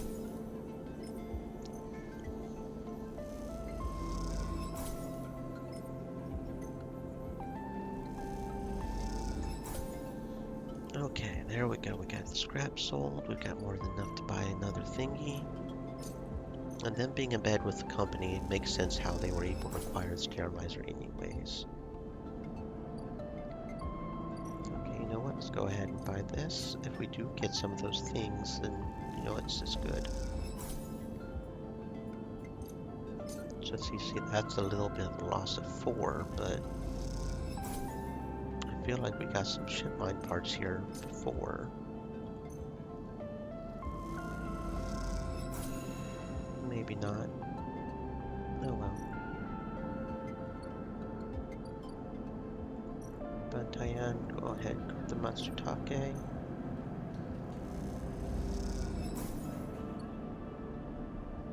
Okay.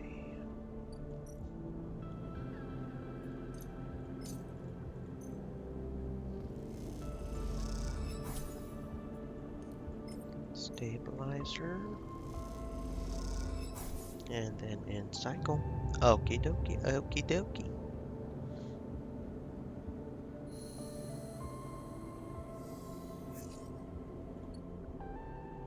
Okie dokie, okie dokie, okie dokie.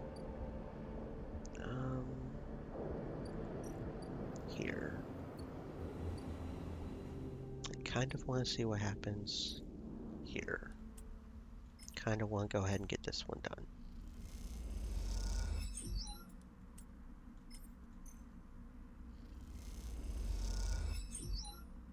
One more, even if it's a neutral outcome, we're good.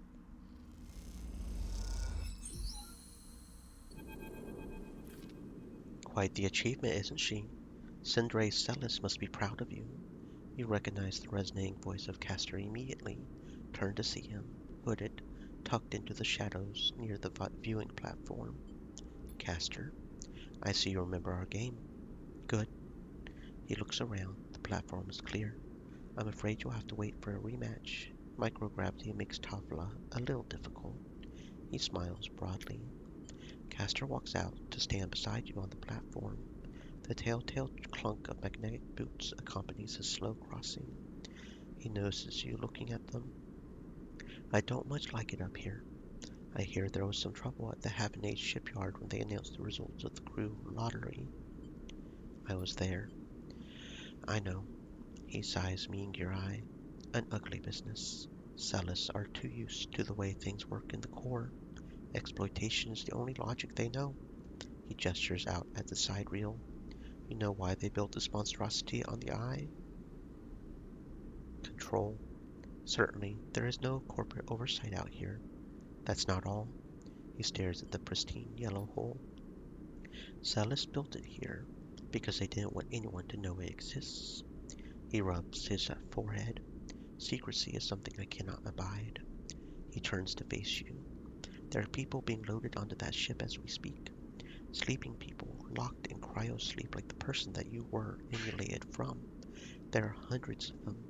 Celis wants to send them out to a planet at the edge of the settled systems without anyone knowing where it is. You, Sleeper, can do something about that. You are like me. You deal with data. You can read it right out of the air. With someone like you on that ship, secrecy isn't a problem. You can ping back whatever I need wherever I need it, as long as you are on board. With you on the side reel, with some minor modifications, you can be my eyes and ears. I will keep track of Celis's grand project through you. In short, I can get you aboard, Sleeper. I am going to need you to help me. Who are you? I am a concerned party. Someone who likes to know what is happening when it is happening, not after. Castor clunks closer to the side window, watching the tugs wheeling around the side reel.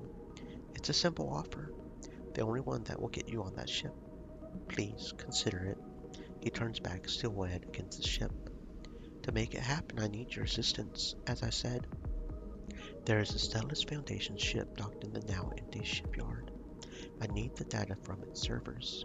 This will allow me to produce the IDs necessary for your transit. Castor looks over his glasses at you. Celis aren't stupid enough, though. The ship is totally isolated from the station. You'll need to get on board if you want access to their air-walled servers. Once you have the data, meet me at the low end. If you don't extract the data before the sidereal horizon leaves the hub, then I will get the message. We have other options. You are certainly my preferred one. Be sure when you act, Sleeper. Once you take the data from Celis, you'll set off a series of events that will likely be hard for you to untangle yourself from. Either way, I recommend you stop asking around up here. You are bringing a lot of attention to yourself. There are only a handful of cycles until departure, Sleeper. Make your decision. With that, Castor marches back off the platform, the sound of his mag boots fading away, leaving you to contemplate the sidereal horizon, the part it may play in your future. Okay, so now we've got a thingy that says how long it'll take. So 8. We have to get the data, I guess. Okay, what did we need here? We need 4 and 3, 5 and 3, 6 and 3. 3 is a pretty good number, apparently. Now 6 and 3, 5 and 3. Okay, so we can get one of the keynotes done. One of the keynotes. Okay, AI branch, data, cryptic key. There we go, the branch has been unlocked. So that's one branch. I don't see a timer on here, which is interesting. I would have thought with the way they phrased it that you could potentially fail that, but okay, so where's the caster data here that we need? I guess these Yagagan guys just sort of, the Yagagan Havanage just sort of keep popping up.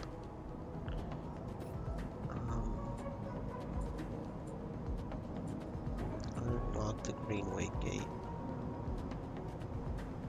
Networks and systems of the Greenway have been cut off since the collapse would begin. How do I unlock the Greenway gate, though? Steal Celes data. How do I steal Celes data? I don't see any Celes people here. Are they somewhere else, or does it respawn after I go back up there? It's just not here because we're doing the other thing? Hmm.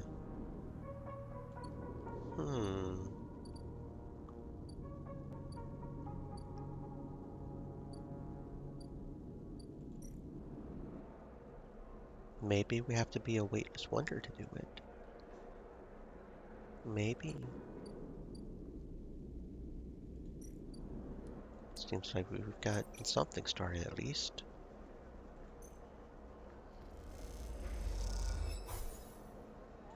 Okay, that's literally all we can do right now though, because we are out of dice. Not sure where to get the Celes data, but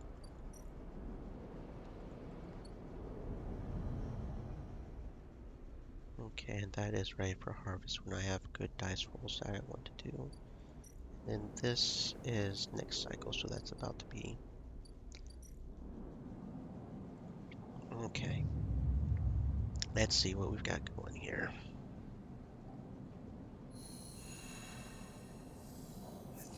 Okay. It hits you like a wave, a white edge breaker roaring inland with the force of the entire ocean.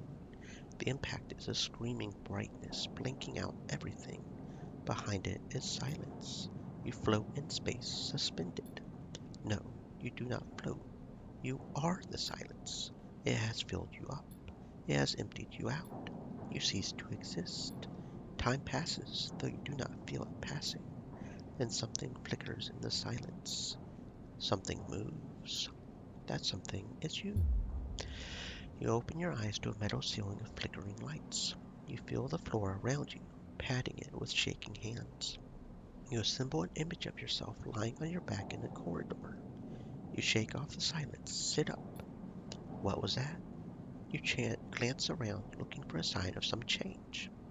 Damage on the walls, shouts in the distance, fear, fire. Nothing has changed. The silence sits around you like fog.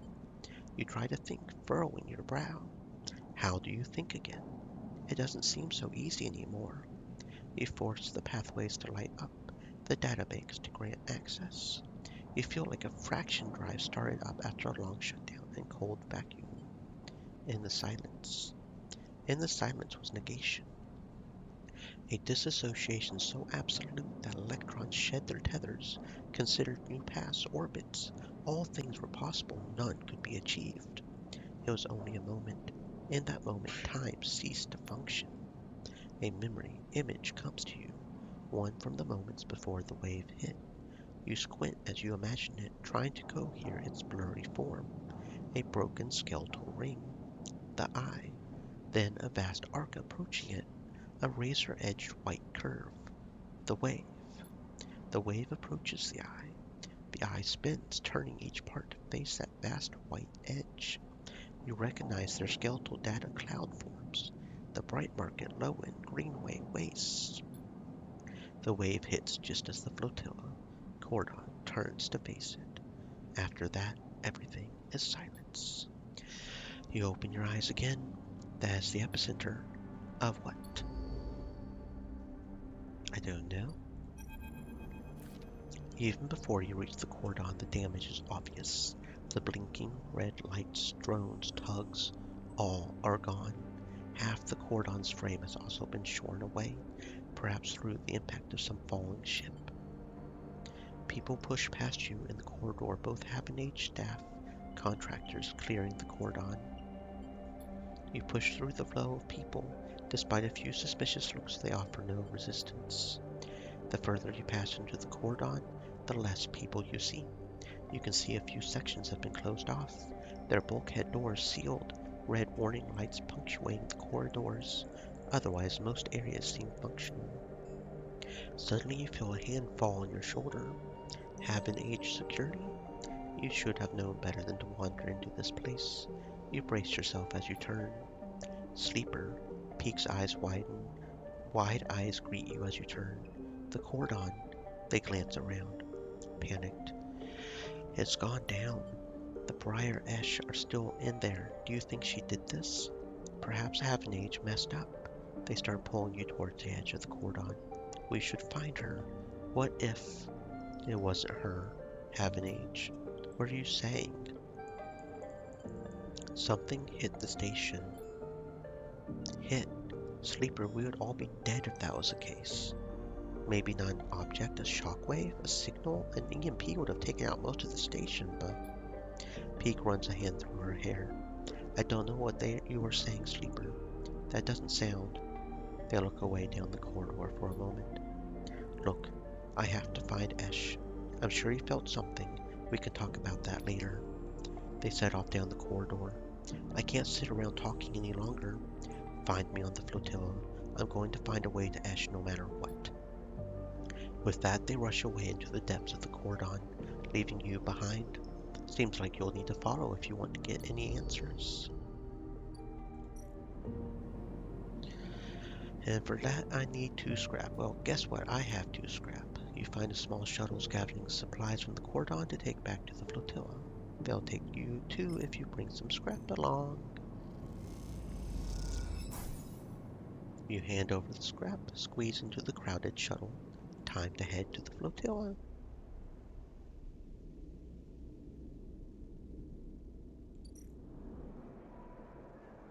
Haul supplies. Getting the necessary supplies to each ship to meet their needs is a huge task. Joining the hauling teams is the simplest thing you can do to help. We get 2 flotillas friend at best. We lose condition at worst. Damage control. The wave hits systems more than anything, especially those on the ships. There's 1,000 tiny repair jobs to be done. At best, we get 2 flotilla friend. At worst, we lose energy. Flotilla's friend, shifting ships, systems, social structures. The only way to navigate the flotilla is by rolling up your sleeves and helping out. But it doesn't look like there's a time frame on that, so since there is not a time frame on that, I'm going to pause on that until I get the things that do have a time frame done. I have no idea how to get to the Greenway Gate. We need the Greenway Cipher. I have no idea how to get a Greenway Cipher. No idea. And I don't know about the other thing either. Okay, for right now, let's focus on using our super high dice for the fungal yield. Get the Matsutake and the club head caps. I only want to do 5s or 6s on that because I really want to get the positive outcomes. Highfield Labs, club head caps, get another stabilizer. There we go. Okay.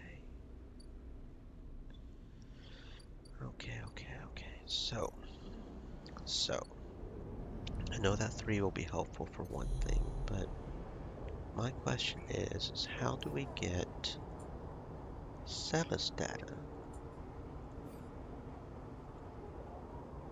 Because I'm not seeing any Celises here at all. I only see Havenage. Havenage, yeah, I only see Havenage. Oh, we have to actually get on the ship. Bluff past security. The fastest way to get to know the ship is by pretending to work there. A plan so bold it might even work. At best, we get triple infiltration. At worst, we get triple lockdown, which is an instant lockdown. Observe and explore. Careful observation and an instinct for security procedures will help you understand how to sneak on board. Double Celis infiltration, or 1 for so potential for him even more, but instant lockdown, or and that's how we get the data probably. Okay, I am tracking. So I'm thinking maybe we put the triple on engage. That's one we can do, right? Yeah, fuck it. We're upping engage. Because that will mean that a 3 is essentially a 5, which is guaranteed. 1 is still a 3, which is not good, and we do need... Well, no, that's not timed, is it? As far as we could tell, that's not timed. So you know what? We'll go ahead and do this. It's unlikely we'll get the lockdown because that's you know, it's literally impossible. There we go. So we just need one more of those. Oh, we can only do that once. We can only gamble that one. Oh, okay, that's fair. That's fair. That's fair. Okay. So we really need to save one more dice for here. That's a really good dice, is what we need to do. Well, you know what? Let's gamble. It's okay. It's okay. It's okay. Hey, we did it. Okay, so we just need a fairly good thing there, and then we'll have that. Anything else that we need to do? I don't think so. Rabia. As you enter Rabia's office, you hear voices. Is that Sabine? You push open the door. Sleeper, what good timing, Rabia calls out as you enter. I wanted to introduce you to someone. The man is standing at the center of the room, speaking quietly with Rabia. He turns as you come in. Meet Yannick. Sleeper, he nods. Been hearing good things from Raby. He smiles an easy smile. Rabia effortlessly fills the silence. The sleeper has been running patrols in the ward. They know how we run things. Yannick raises an eyebrow, his eyes concealed behind tinted glasses. You feel his stare even if you cannot see it. Actually, the sleeper was what I wanted to talk to you about. She doesn't spare you a look. What is going on? Okay then, go on. I would like to recommend them to your ward. They have shown themselves to be a capable ally here on the Spoke side. We have more than enough to run our territories. I hear the main block is proving more difficult. Yannick leans forward slowly. It's a mess, Raby. He waits, his tinted glasses shimmering despite the lack of light in the unit. I can use them, he suddenly decides. Rabia smiles.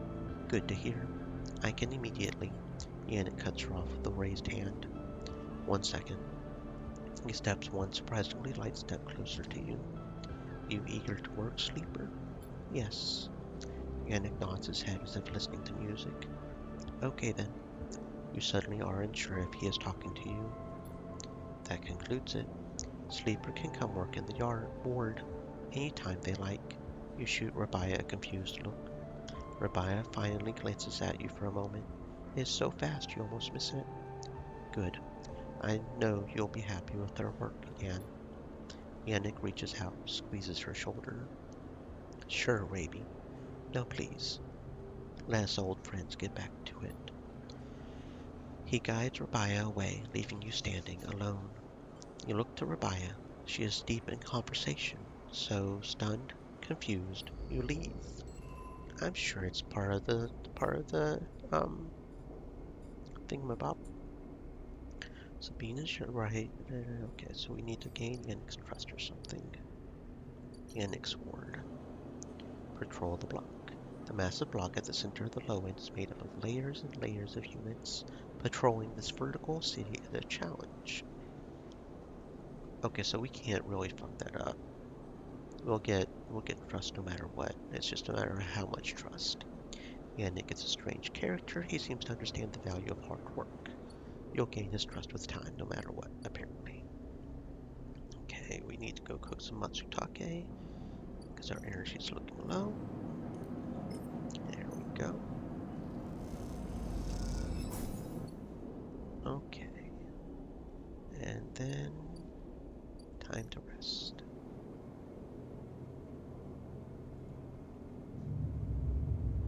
Hopefully we can infiltrate and do this pretty quickly. Don't know what the Sidereal Horizon timeline is quite yet, but we'll get there. We're still stable, very good. But we have a 6, so yeah, we should be. Well, do I want to waste a 6 on this though? Because we only need 1. We don't. We at best need a neutral outcome, so hopefully a 3 will work. Well, okay, whatever. Extract Celestada. Perk Predictive Reasoning. 53 Cryo Celestada. You're in. Maybe if you do this right, you might be able to pull something more than just IDs. I'm going to put my 6 in there just to make sure we're good. Okay. You find the data. Sitting right beside is a cache of cryo. You take both. Too easy. Okay, so we've got the Celis data. That's it. You just Caster. Casters mean places in an atrium high in the low end, above which you can see the hub, the wheeling stars beyond. Forgive me, sleeper, for choosing an unusual place. Celis is already buzzing with news of the breach. I wish to be discreet. Will this work?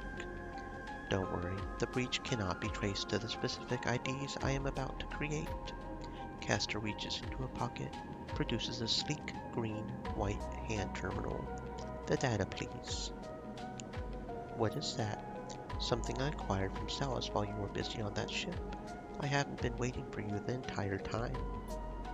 You hand over a drive with the data. Caster fishes around for a converter cable to hook it up. He slots it into the terminal. After some worrying, a transparent film marked with numeric sequences is produced. One ticket to an uncertain future.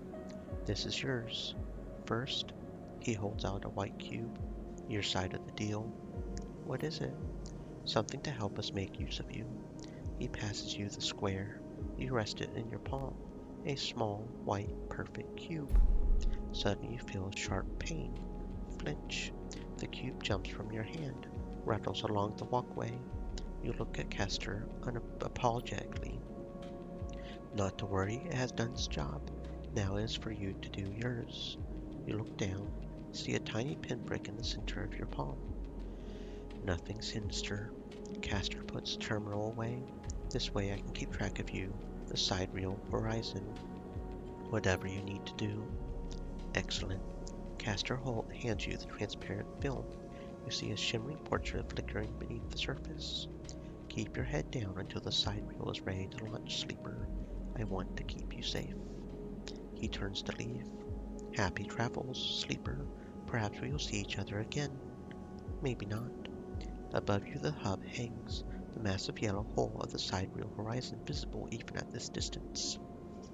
You look uneasily up at it, excited, terrified all at once. Okay. Okay, I'm going to look at the achievements real quick. As I understand it, there are multiple endings, and we can somewhat get multiple endings in one run. So, from what I understand, even if we do an ending, we can come back and reload the game right before we chose that ending, which is how we get multiple endings on one run. So I think that's what I might do is I might go ahead and go on the sidereal.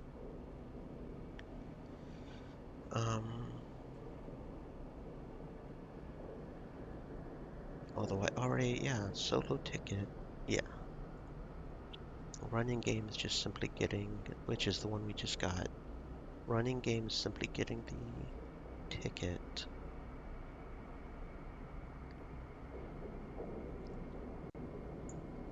Yeah, there it is. Steal the Celis data for Caster and get a ticket. And there's like 5 or 6 different things compared to the sidereal, which is we're getting the solo ticket. We haven't helped Lemon Mina. I didn't honestly realize Lemon Mina was timed, but yeah, we accidentally got the solo ticket, but that's fine. Yeah. And then there's one where we have to have helped Lemon Mina. We either get on board or we do not. And then we can also help in Lemon Mina, but do not go through getting with a pass, which would require us to do all the objectives, watch over Mina and Lim, steal the data, but then destroy the ID cards instead of giving them. Apparently that's something we can do. Okay. Yeah, okay. I Stay think that's what thirsty, we'll my do. friends. We will Hydrate. board the sidereal horizon and hope that what I was reading was correct. I try not to spoil myself too much, but it's good to know a general idea where we are going for achievements.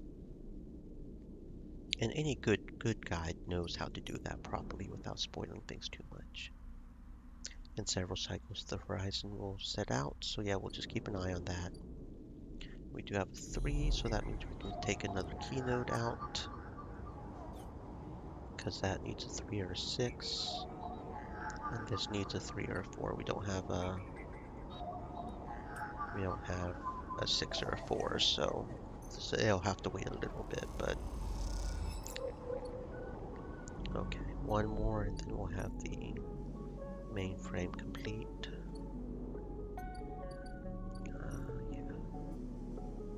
And that doesn't have a timer on it, so I'm not too worried about that. Okay.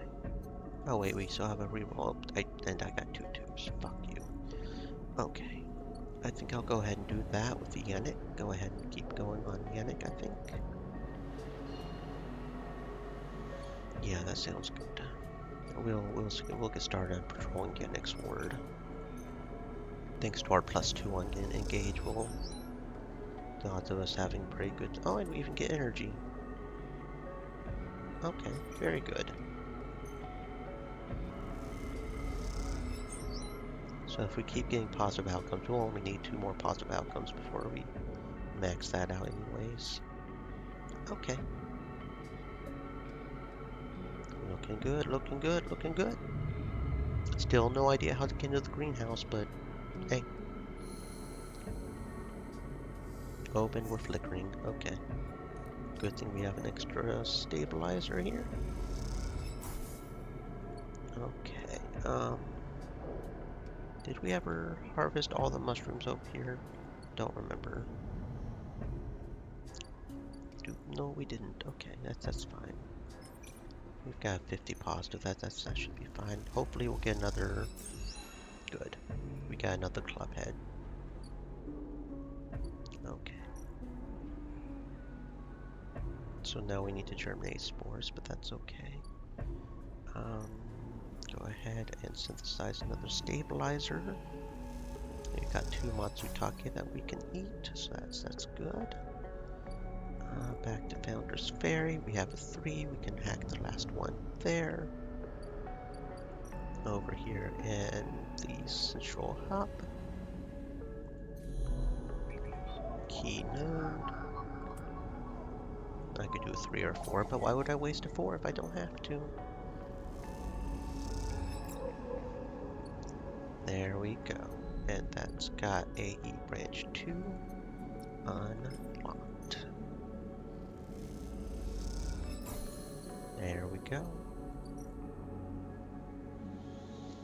Okay, and apparently we have even more to do here. Slice hardware, forget hacking the system, killer has to die.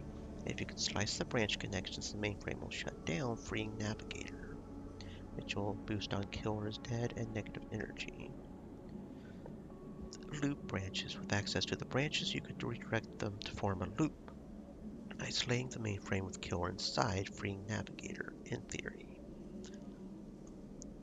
I don't remember if there's an achievement for a specific one here. Double checking. We've got communist spore catcher squatters' rights. We didn't do that because we didn't do that. Okay. Yeah, Bayview.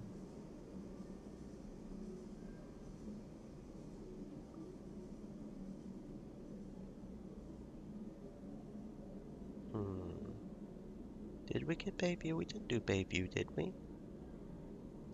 I don't think we've done Bayview. We should have? I'm not sure.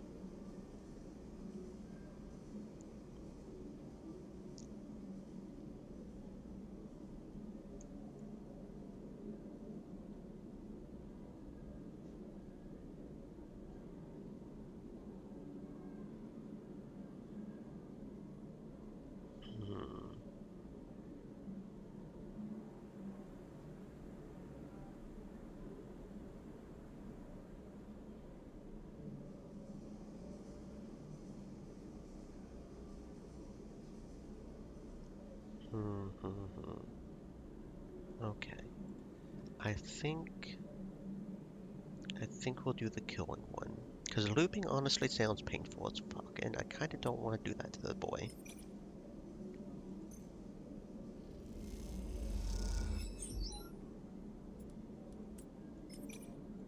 Here's hoping we get good. I probably should have rerolled that actually, but whatever. As you blink into the cloud, you see the last flickers of life from the mainframe. This vast machine once ran the whole station, span it up, directed, processed the flow of energy, water, data, fed the lives of thousands of people. Now it is finally dead. Navigator is beside you. You both watch as the branches flash, twist like forked lightning, until they recede, fade. Killer flickers across the scene, blindly flailing as the system breaks down. They thrash as they blink in, out, all around, parts of them disappearing with each return, until only the blade-like head remains. Then that, too, is broken. It all goes dark. Erlin's eye is now without a center, yet it is unmoved by the change. Along the rim, the master control points that Erlin, Havenage, Haifa installed run strong, steady, puppeteering the station from its periphery. This was a long time coming, says Navigator, drifting faintly around you in a lazy orbit, as if to shake off their imprisonment. Killer had been wandering blind for so long. This place was their domain, prison. They had followed their directives for the many decades they roamed here. They cut the threads of the mainframe, executed its administrator's AIs, then kept slicing. At some point they cut away their own ability to see, sense, taste, speak. Yet they kept cutting until only those three threads remained from millions that once thronged here. Only their blindness, chance, kept them from making those final three fatal cuts. There is a ceaseless violence in the kind of system that creates beings like this, those that will execute commands endlessly, even to their own destruction. It is good you ended it here. You watch the data points of the station spin around you, blending with the fixed stars. There is something satisfying about finally wrenching the last threads of control from this central point. It was little more than a ghost by the time you reached it. This place deserves to be haunted by better ideas than a totalizing system of control. Navigator floats beside you. It is free now. The station no longer presents a hazard for illegal entities like me. They turn to you, their face a cloud of shimmering light. In fact, in time, perhaps it can be a refuge. A refuge. That sounds like something of value, something worth building. A dark shape passes across your vision, a distant curve of something like smoke, oil, a fluid, shifting tank of total darkness.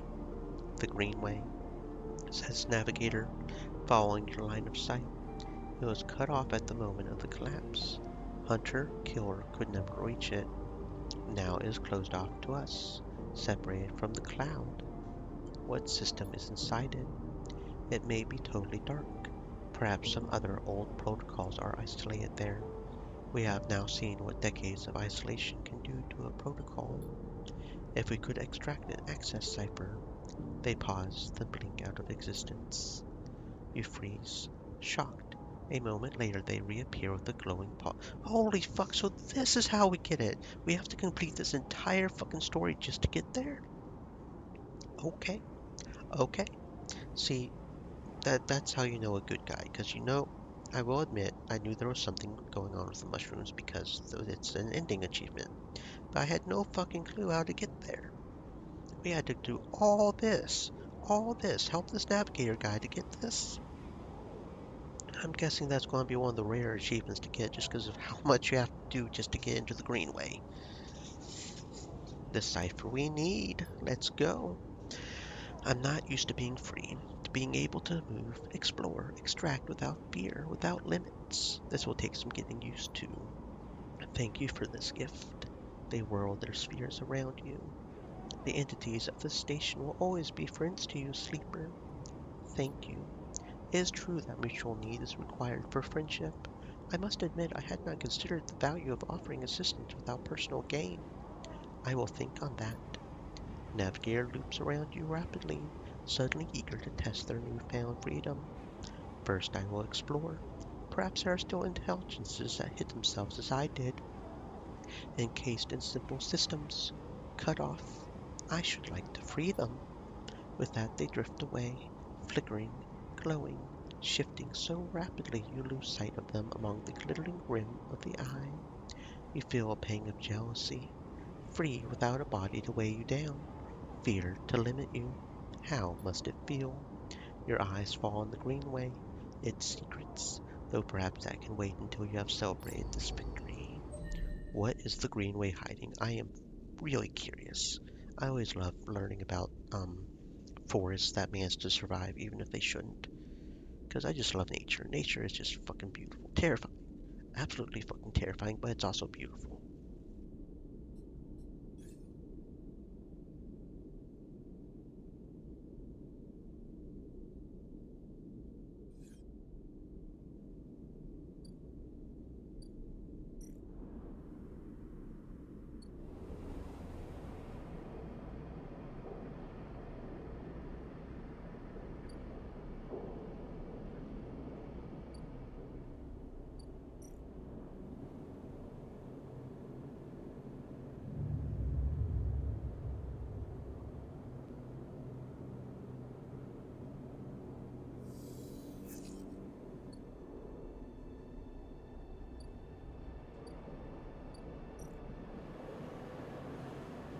Okay, you know what? I am curious what kind of random items we can get from here, so let's check this out.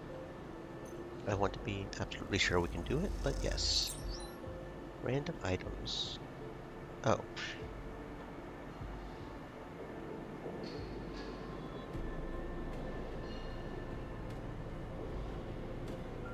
So it always ups it. What did we get? We got scrap components, I guess?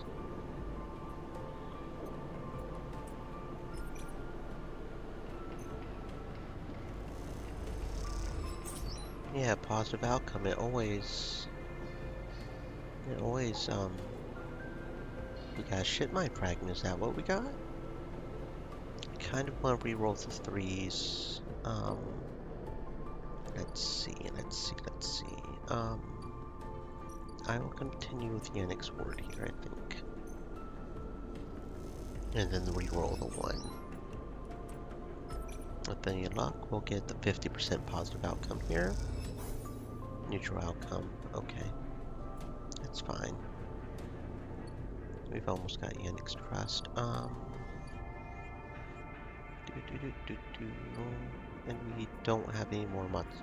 No, we have 2 more Matsutake. We're fine. Go over here. Cook up some Matsutake. Re-roll and hope for a 5 or 6. There we go. Yeah. Okay.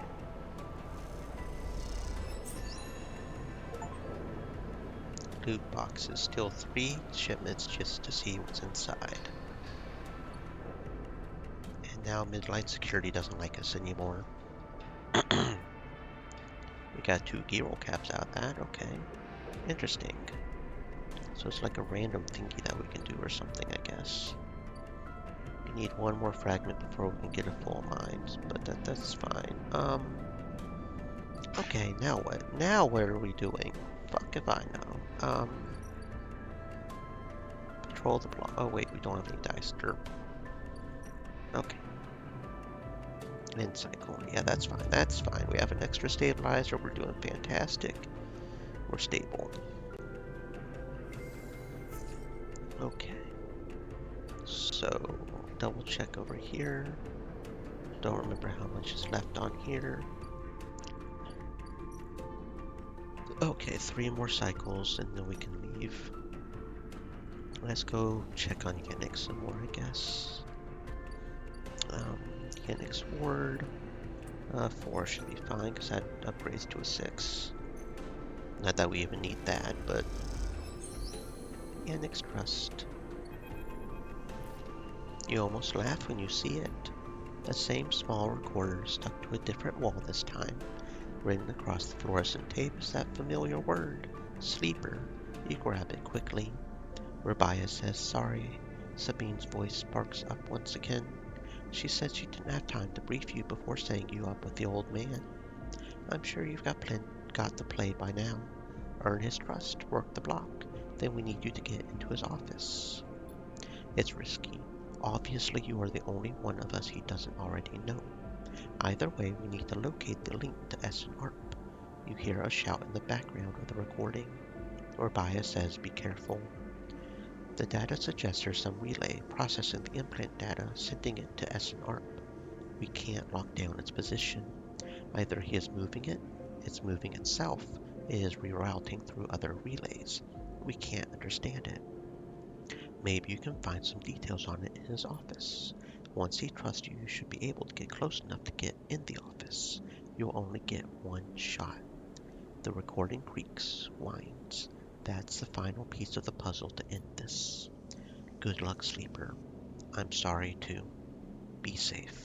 The recording clicks off, leaving you in silence. You pocket the recorder, just in case. Walk away. Looks like it is up to you. Okie dokie, Yannick's office. Find the relay at the critical action, and we have a 6, so we don't give a Yannick has asked you to collect his medicine from his office. Now is the only chance to find that SNR relay. We have a 6, we're guaranteed positive reaction. Yep. You spot the countermeasure on the drawer moments before you touch it. This has to be it. You can't rush it. You look at the countermeasure on the drawer. It looks like some kind of shock trap. If you had grabbed the drawer, you would likely have thousands of volts running through your system right now. You wince. Once you find the anchor points, it comes away easily enough. You prise it from the door quickly, quietly, then listen for footsteps in the corridor outside. Nothing. All clear for now. You slide the drawer open, looking for other countermeasures that might be inside, expecting to see a chunk of tech, the relay. As you slip it open, all you see is a handful of wires, an empty implant cradle. Is this some kind of mistake? You freeze for a moment, unsure what to do next. Why keep an implant cradle so carefully guarded?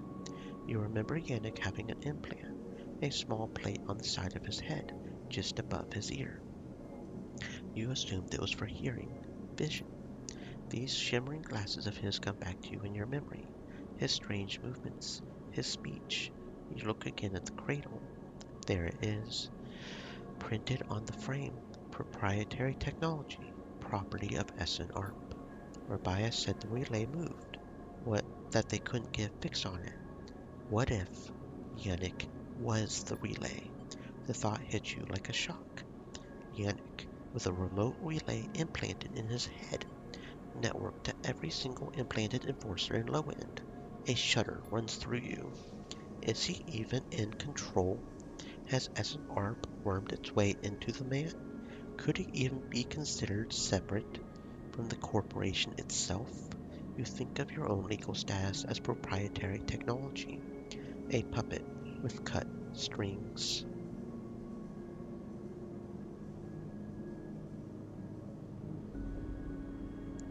Time to cut Yannick's strings then.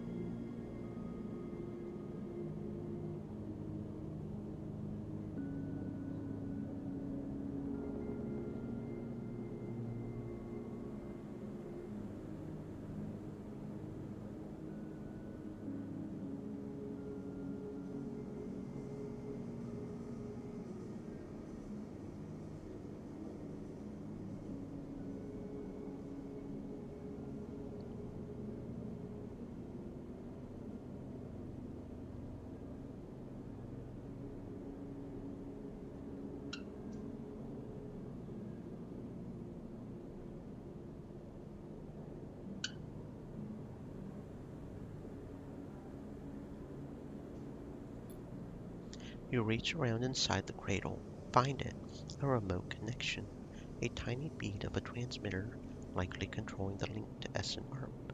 There it is. You pause for a moment, then you squeeze it, snap it from the frame. It crumbles, sparks, dies.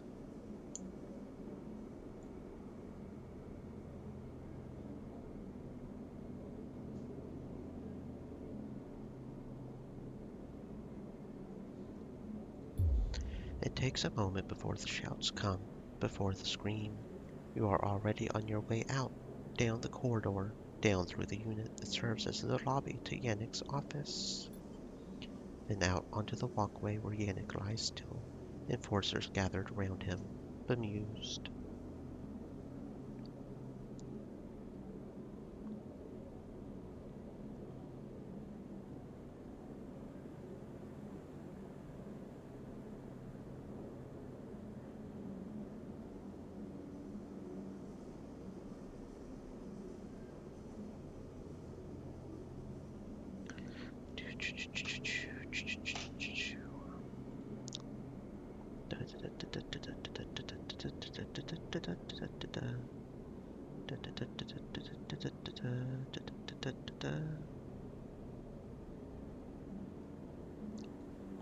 Approach. You push through the crowd. There he is, still crumpled. You arrange him a little, lie him down properly, feeling how thin his body is under his suit. You wonder how long he has been like this, a puppet for Essen Arp.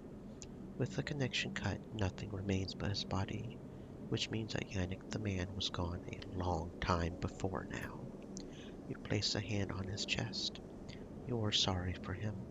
It is done now. You did not kill this man. You've seen enough. The connection is cut. Whatever Yannick was, had become, is gone. Your anger is a hard core in your chest. All of it is focused on Essen Arp. Bro's over here really doing a technological necromancer shit. That is some sick stuff right there. Damn, bro. That is some seriously sick stuff. Rabia's office. The low end is wild with stories about Yannick's death. You are still waiting for Rabia to get in touch, but you trust that she will. That's some messed up stuff, man. They literally had this man walking around living dead with an implant in his head controlling everybody and shit. That's fucking scary right there. That's some scary stuff.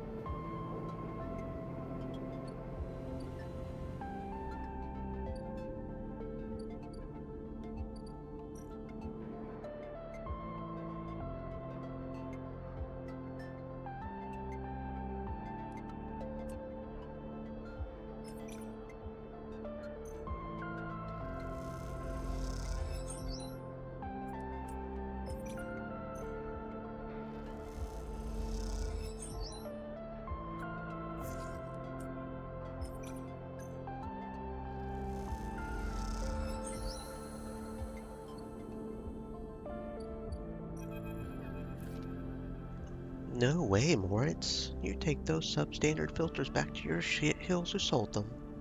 You hear the voice echoing out of the bay as you pass. Moments later, someone who you assume is Moritz drifts out within, dragging a pallet of filter cartridges by a tether. You, out there, the same voice echoes out the entrance. Looking for work? Yes, I'm always looking for work, buddy. I just need a hand. Get in here. The voice is coming from someone shorter than you expected. She is floating in the microgravity of the docking bay beside a half-deconstructed life support unit that looks like it might have exploded at some point. She points a wrench in your direction. You know anything about these things? She doesn't wait for an answer. Scratch that, just help me with the casing. Okay then. She deftly moves around the unit, making space for you beside the central seam in the dented case. Just take a grip here, lift out, up. Then I can get in, unbolt it. She whacks the unit with a wrench. Whole thing is twisted as shit. You dig your fingers under the casing, lift it away, the metal squealing from the force. She puts her hands under, spinning the wrench to slip out the bolts, catching them in her other hand when they spiral free. All good. The casing lifts off, revealing the ornate piping of the unit's interior. She whistles at the mess of ducts, filters. By the way, everyone calls me Bliss. She pats you on the shoulder, offering little in the way of an explanation. Is this your bay? Is for now, yes, whether I like it or not. She looks at you like that should mean something. Bliss starts pushing, pulling at the ductwork, looking for fractured pipes. We haggle for contracts. The good ones get snapped up quick by the bigger bays. Here I am trying to get this M2 unit running again for one of the freelance tugs. Small time stuff. Hold this. She rips out a ribbed pipe and hands it to you like a freshly caught fish. We turn stuff around fast, neat. Maybe we get a chance at something bigger. Something starts hissing in the unit. Bliss quiets it with a precise whack.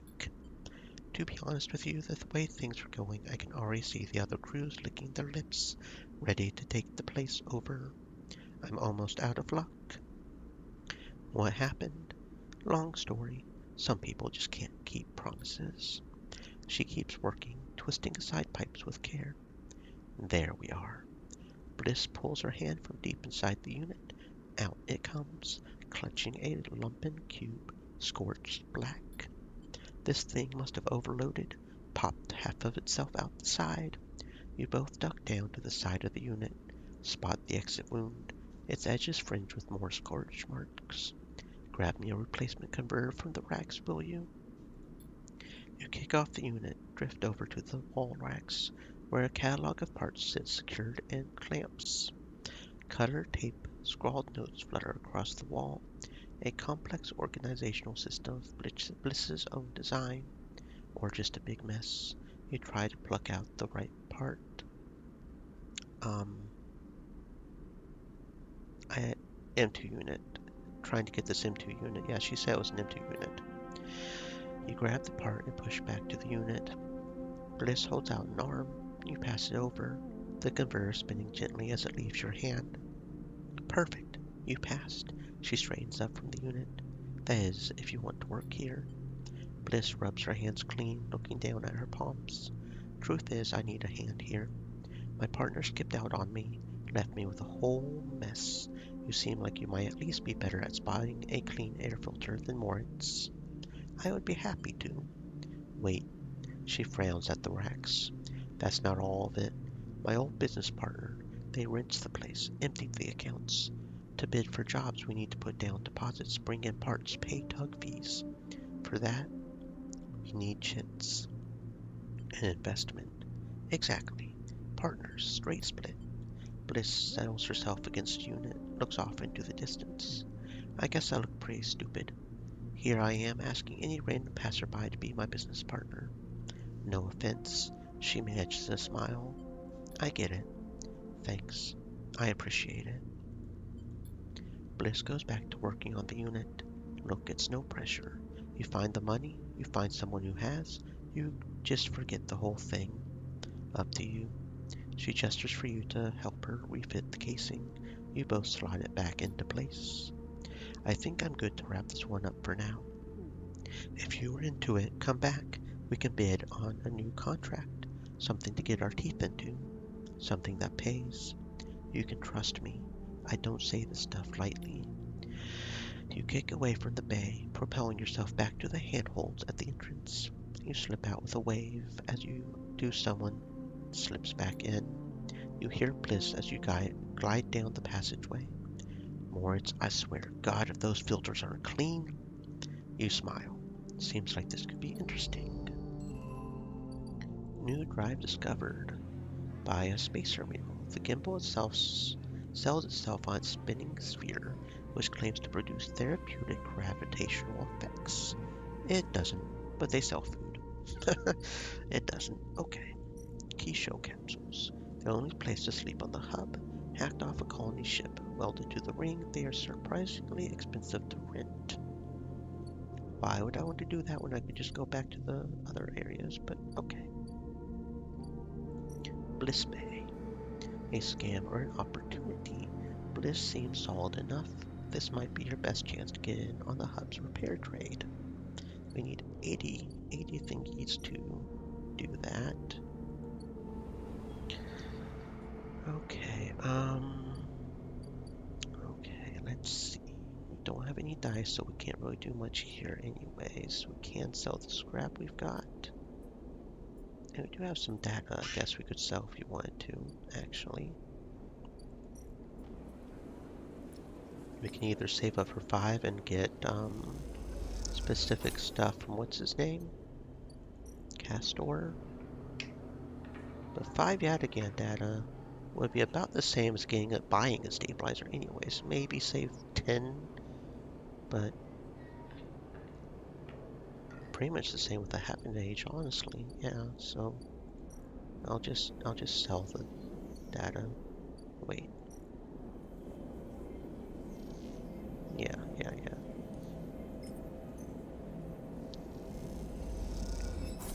Okay, I should have enough to go ahead and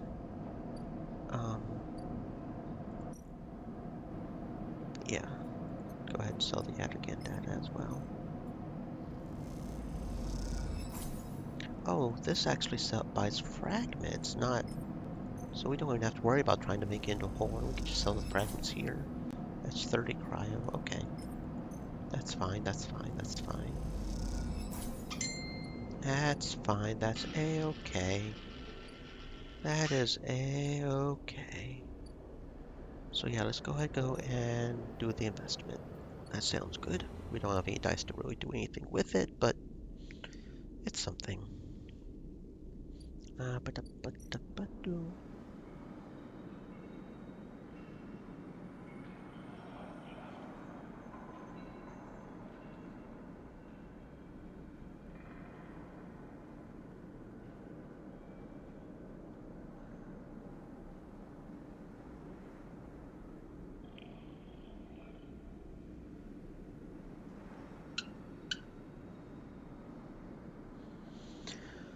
Seed money. Let's get that seed money going.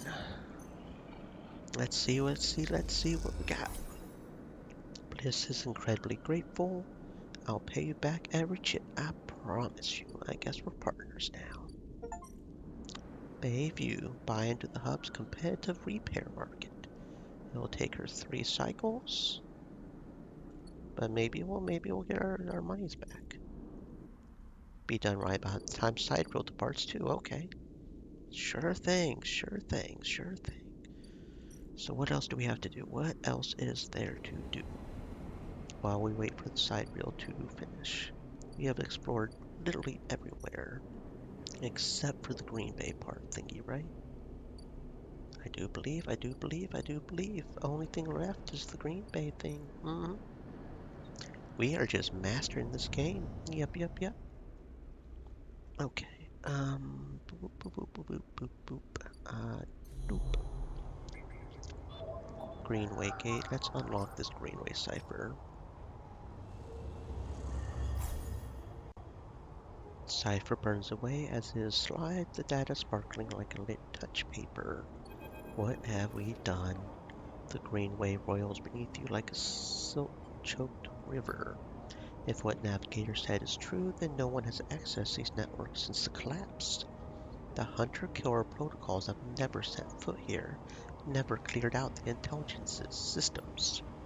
Why then, you wonder, does it look so dark?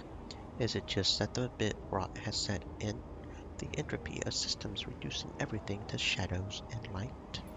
You watch as the slide cipher fizzles in the one open, distorted gateway on this entire rim of the station. It flickers, winks out, then you are falling into the flow. A river of swirling darkness. You are spun by it, twisted by it, lost in it. It's not that the Greenway was hiding in the darkness. It is made of darkness. It is filled by the substance. This process is swarm. Now you are among it. You notice that a swarm is exactly what it is. A billion individuals moving in a flow.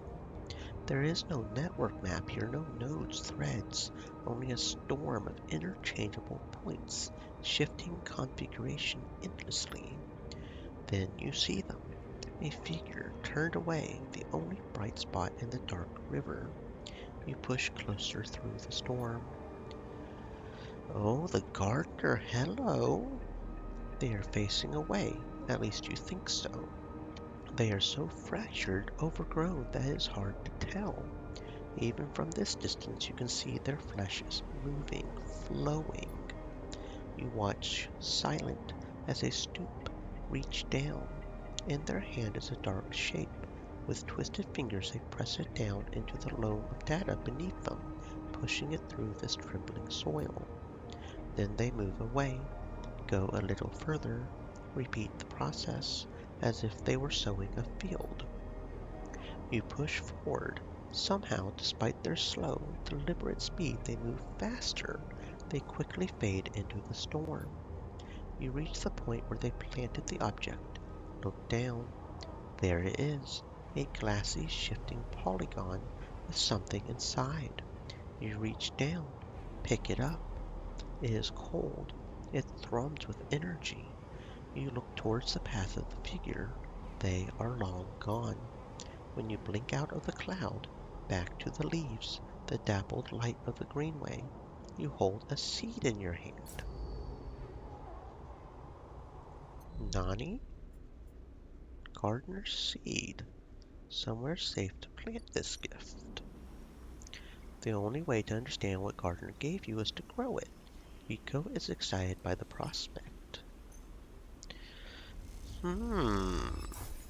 I'll take good care of it, Sleeper. Don't you worry. And that'll take 2, 3, 4, 5, 6, 7, 8 cycles.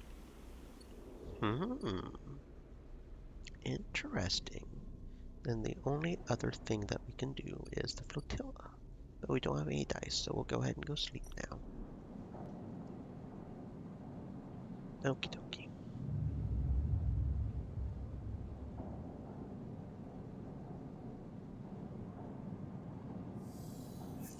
And we're starving. That's okay. Let's see. We don't have a +2 on any of them. Don't think we have enough to get a +2 on anything. Okay, so we can either potentially lose condition or energy.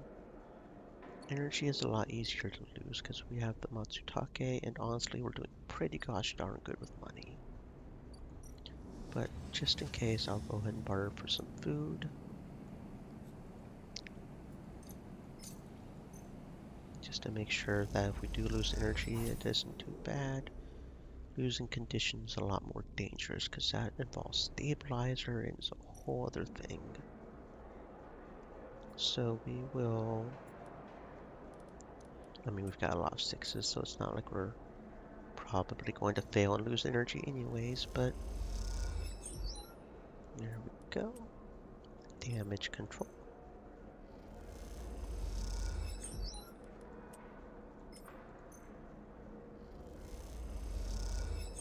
Okay, one more positive outcome and we'll be good. Oh, we got a neutral outcome, of course. So that means we're going to have to do this. That's okay. There we go. Someone told me I should be thanking you. The voice comes from behind you, cutting through the chaos of the crowded, cavernous bay. You freeze. Don't be afraid now. I've been hunting you, sure, for all the best reasons. You turn to see bright eyes set in a rough face framed in rusted metal. Soul. He holds out his hand, the other clamped firmly around a knotted wooden cane. He grips you firmly with a heavy, calloused hand. Forgive me.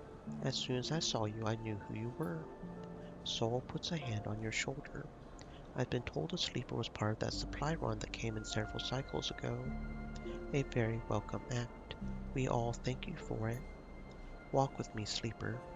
Soul sets off through the bay, his partial suit hissing, creaking as it helps carry him through the busy crowds. You notice people making way for you, Soul standing back, letting you pass.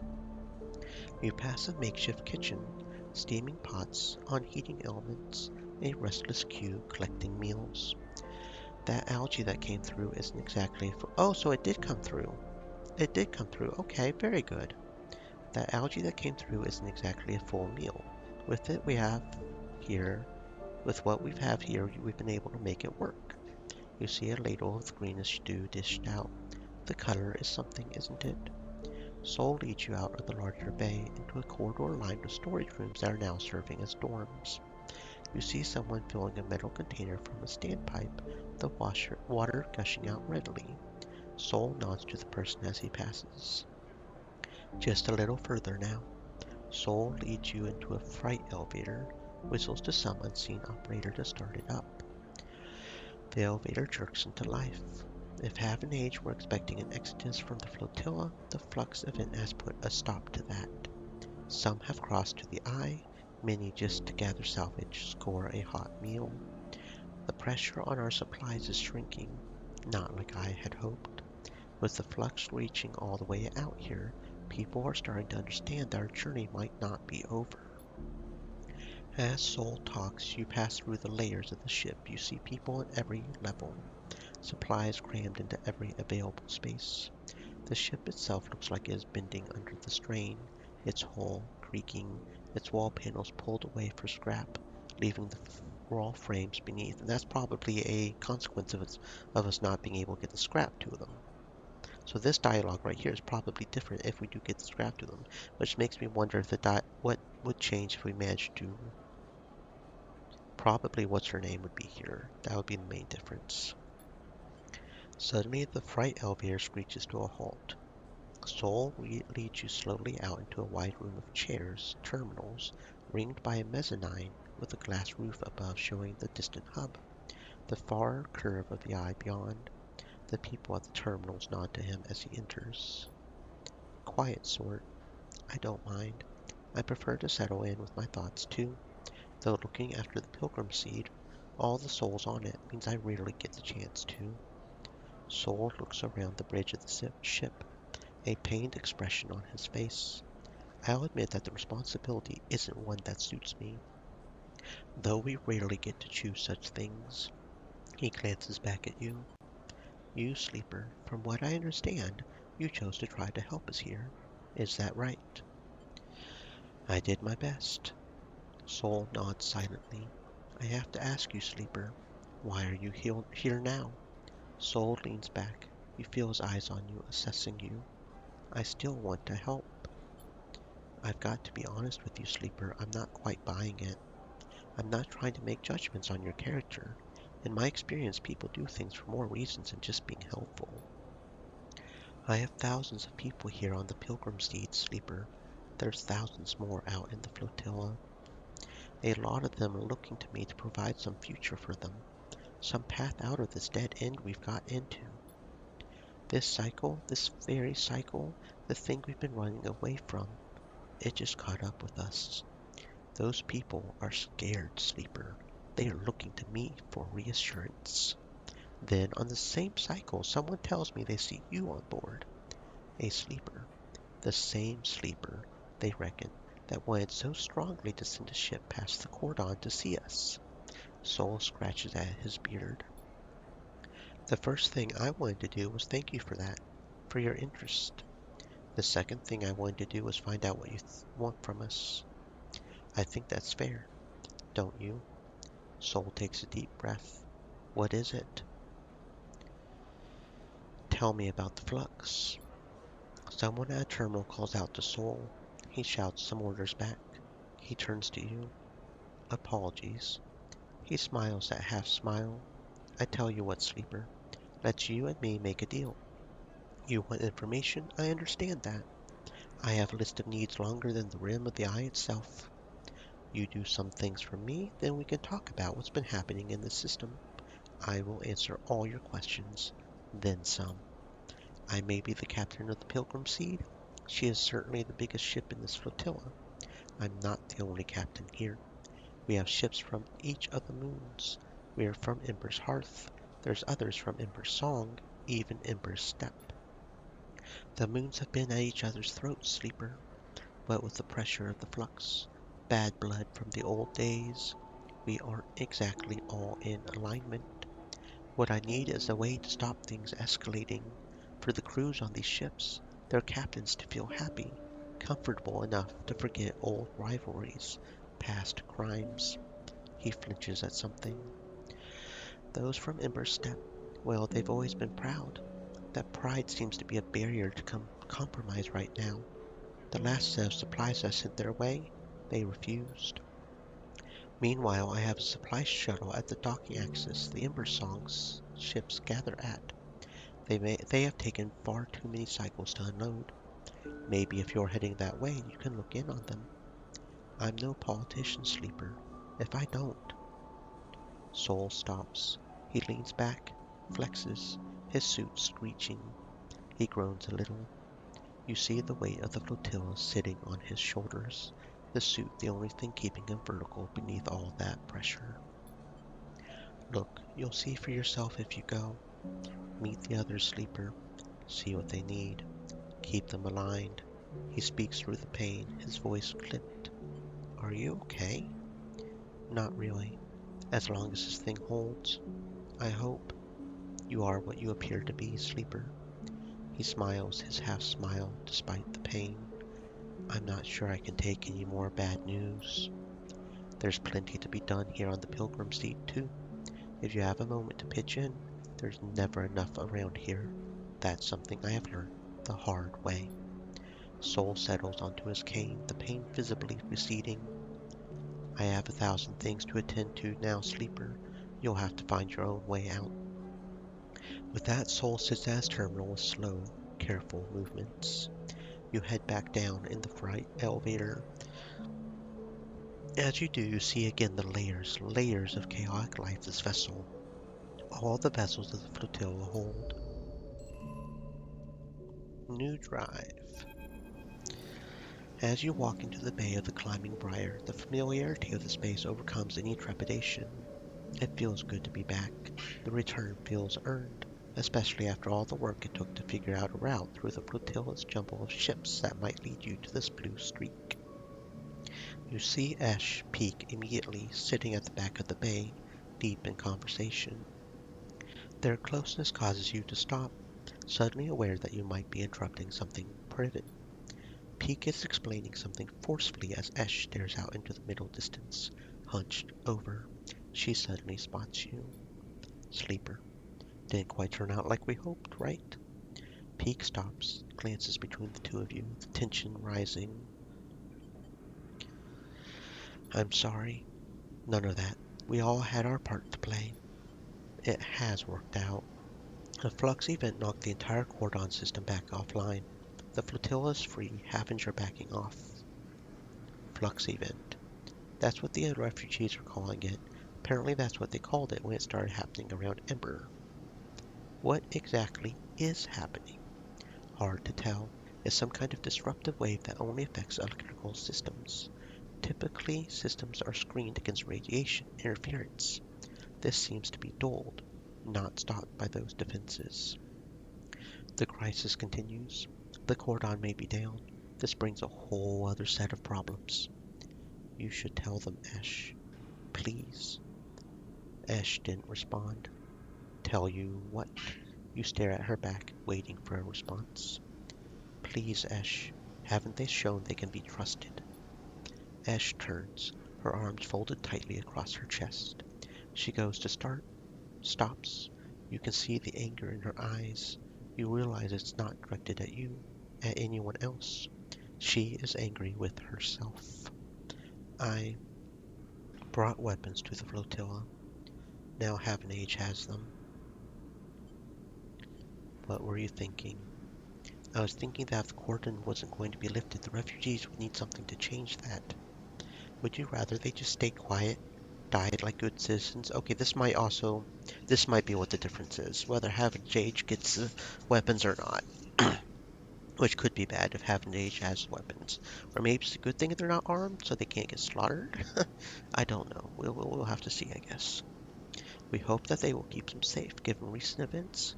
We aren't so sure that Haven Age is the right place for the weapons to be. I wouldn't put it past them to use them to take the cordon back by force. They are scared, losing control. In my experience, that's when institutions do dangerous things. Whether that's true, we can't do anything about it right now, Esh, short of marching into the yards at the other end of the eye, taking them back. Esh looks like that's exactly what she would like to do. Peak smiles nervously. We have other things to be getting on with. I want to understand the Flux Sleeper to study it. This thing is changing the entire system, causing problems across the inner system, driving refugees off Ember's moons. Now, it's here. If we don't do something about it, it's a problem for all of us. I can see more immediate problems. I've been looking at the networks. When the flux event hit, it changed things. Shuffled systems, corrupted nodes, broke open data stores. They take out a slate, show you a flickering polygon. Some of these flux nodes have appeared near the epicenter of the event. I can't get access. You, however. I saw the way you worked with data when we were preparing for the run. I think you can get into these things. I want you to find a flux node. Bring me anything you can extract. They come, go. Most can be found in the barely functioning networks of the wastes. Start there. Perhaps together we can find something that might point us to what the flux is, where it comes from. Okay, I knew you would agree. Don't waste too much time chasing Ghost Sleeper. There are people on this flotilla that need any help they can get. I'm sure Sleeper can do both, Esh. I'll see you here when you have something. Good hunting. They wave you out as Esh stomps away to make plans of her own. It's a strange sight, given your time spent in the Greenway, to see a greenhouse choked in red dust. It piles up along edges, gathers in curving waves, is carried by some unseen wind to whirl in front of the glass ceiling. It is a desert in miniature, a captured landscape of iron-rich sediment, unseen life. Beautiful, isn't it? The remark comes from another figure standing at the viewing window, so quietly that you hadn't noticed them. Did they just arrive? Were they here before you?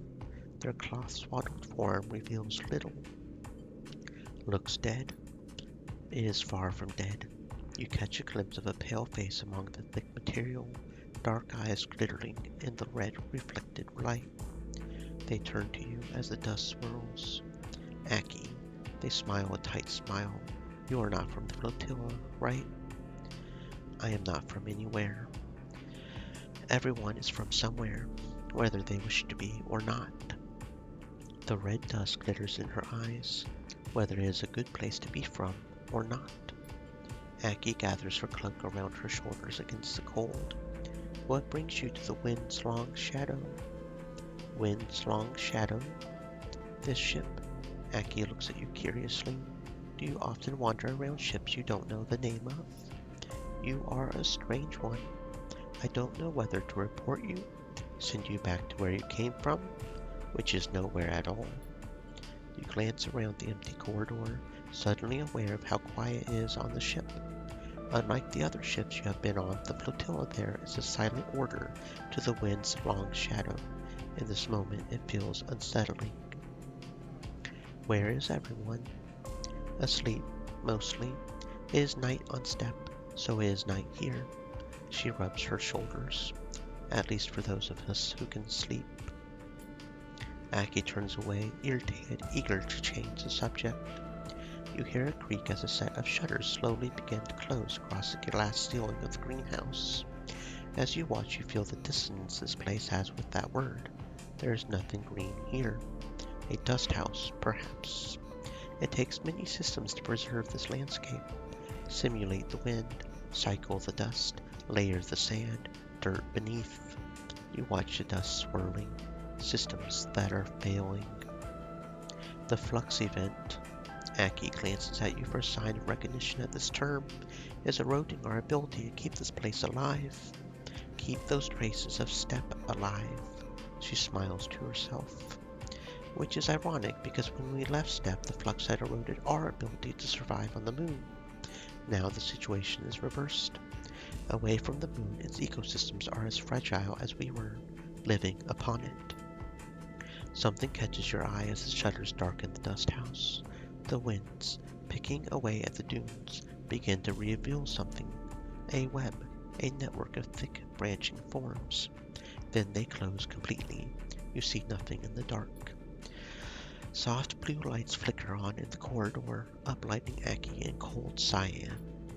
You have piqued my curiosity. I'm so tired. If you do not have a purpose here on the ship, I recommend finding one. Otherwise, I'm afraid you'll need to leave. Make yourself useful. Perhaps we will get another chance to talk. I would like that. With that, Aki pads away along the corridor. You stand for a moment in front of the dark dust house, trying to imagine the network of roots under the sand, dust, then trying to imagine the moon that once housed them. Okay. Docking access.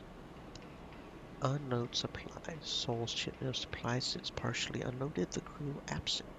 If you want to help, the best way would be to finish the job. So it gets done no matter what. Either we get 1 or 2. So that's something we could put a 1 dice on if we need to. Dust house. Systems repair. The crew won't let you into the dust houses. There are plenty of supporting systems that could do with some love and care. We either make ourselves useful or we lose energy trying. Aki warned you that if you want to learn more about the wind's long shadow, you'll need to prove your usefulness. Peak asked you to help them extract data from a node in the waste, one that appeared after the recent flux event. Pilgrim Seed support. Even Soul's own ship requires help. Figuring out what jobs need doing first, who to help, is a challenge. Well, we'll get no matter what. It's just how many we get, and it needs a lot. Damn. 1, 2, 3, 4, 5, 6, 7, 8, 9, 10, 11, 12, 13, 14, 15, 16, 17, 18, 19, 20, 21, 22, 23, 24. That is a lot. But that's still at minimum 6 if we do perfect, so that is a lot. Pilgrim Seed Supply.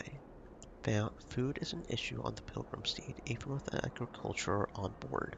A supply of Matsutake will fill the gap. It doesn't say... I mean, I'm assuming that does quite a lot. Kind of tempted to put the Matsutake in there just to see how much it fills up. Stability in the flotilla means relieving the pressure on the refugees from all 3 moons of Ember. Whether Ash got her supplies through the cordon or not, Pilgrim Seed Hearth refugees needed desperately to help. I'll just see how much this helps. Neutral outcome, 2 Hearth Survivor. Okay. Okay.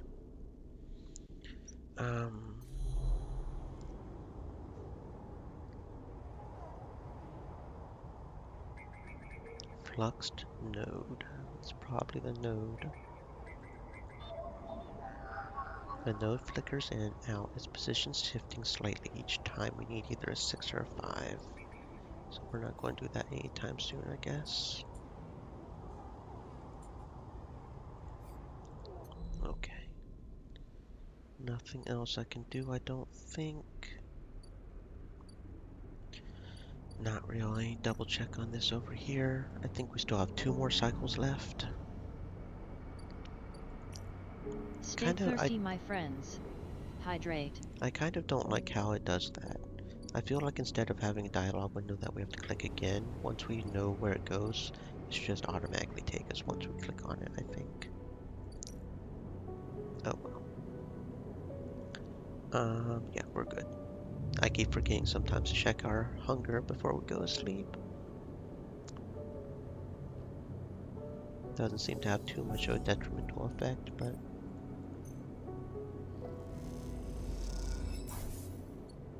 okay. So this is the last cycle before we do that, and I really hope what I read was right, because that would kind of suck if it wasn't, but okay.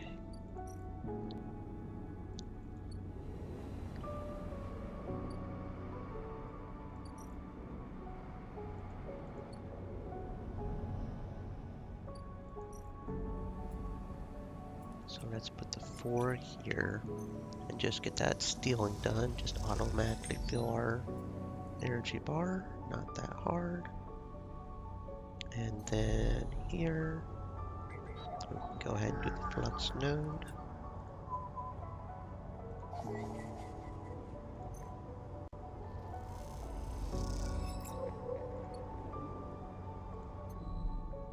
Get that flux data going.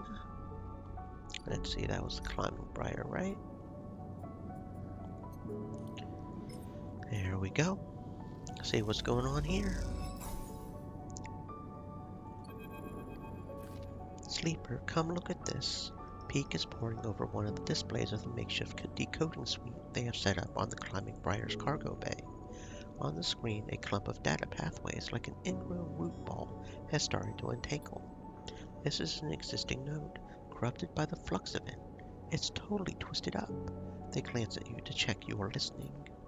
Inside, you watch as the unwinding pathways leave behind patterns of negative spaces, like shadows staying behind despite their caster leaving. It's a whole other data set. Peak's eyes shine bright in the pale screen light. The flux event somehow seeds its data deep into the gaps in the node, wrapping them around it. What's in there? Not sure. It isn't being very cooperative. You watch the screen, the pattern of shadows becoming obvious now as each layer of pathways is pulled away. The flux event itself really did a number on unprotected nodes like this one. Most of the ice systems are screened against radiation interference. These exposed nodes. Peak makes a ripping motion with her hands. Torn apart. Peak points to a thick tangle of threads on the screen. Look, here. It looks like it's been tangled purposefully. It's actually that all the points within the node have been randomly rearranged. It's as if the node was a bag of ball bearings. The flux shook them. The pathways tried to account for the rearrangement once the system came back on, hence the tangle. Peak pauses as the node continues to unwind. Although, it was less like shaking a bag of ball bearings, more like making them all simultaneously occupy a superposition of every possible position in the bag before locking them back into a new configuration. But that's a technicality. Does any of that help us? For now, not especially. It explains the damage flux does to systems. The method is an exotic one. What we need to know is what is causing it. Where is it coming from? Peak turns away from the screen, meeting your eye. There's something else. Have you spoken with refugees? A little. What they are reporting: massive systems failures, cascading collapses of life support, terraforming systems, total data corruption. The flux shouldn't do that. It can fundamentally rearrange the structure of systems, especially those poorly shielded, totally collapsing heavy-duty industrial systems, fail-safes. That doesn't make sense. These kinds of solar systems are built for deep space. Solar flares, radiation, the flux might penetrate them. Any reconfiguration should have been repairable.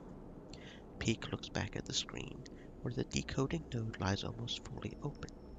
A shadow pattern of the negative spaces that existed within its scrambled interior darkens the screen, like a set of bruises showing the pattern of the object that made them. I need to look into something. I have an idea what might be causing this wave, triggering the flux. I need time to research it. Can I help? I'm sorry, Sleeper. I want to keep this to myself for now. If you need something to do, the flotilla could surely do with the help. From what I heard from Esh, things are tense there. Where is Esh? Must be out. I've been focusing on this, so I can't say I've noticed. Although the quiet is nice. Give me some time, Sleeper. I'll have some answers soon enough. I hope. You take one last glance at the uncoiling node as you leave, the dark shapes it leaves behind somehow troubling. You try to shake them from your mind. There are things to be done elsewhere. Okay, so that will take 6 cycles, I see. And at that point, I guess we're supposed to help these other guys out with their stuffs. That one will take forever. But we can unload supplies, I suppose.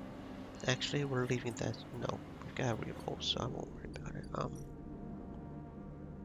Yeah, let's do the 5 here. That gives us perfect possibility. Okay, so we still need 4 more, but that's fine. Reroll, we got a 3.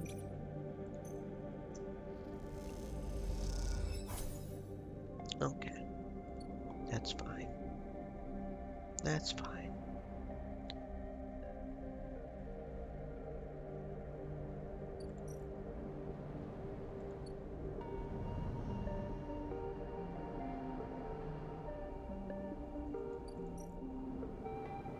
Two more cycles for that. Okie dokie, okie dokie.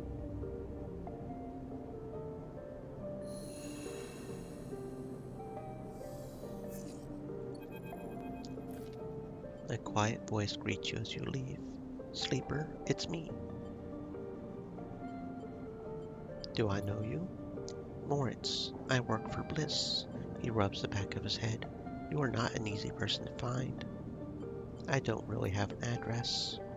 No judgment. It's cool. We both stand there for a moment, each waiting for the other to speak. What's up? Bliss needs you. A job just came in. A real big one. She's asking for you to come up, help her out. I'll be right there. Nice.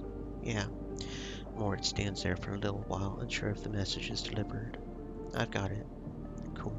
Cool. Bliss just likes me to do a thorough job, you know? He rubs his hand together before burying them in his jacket pockets. See you, Sleeper. Moritz ambles off down the corridor, kicking at a filter cap on his way out. Time to head to Bliss's Bay.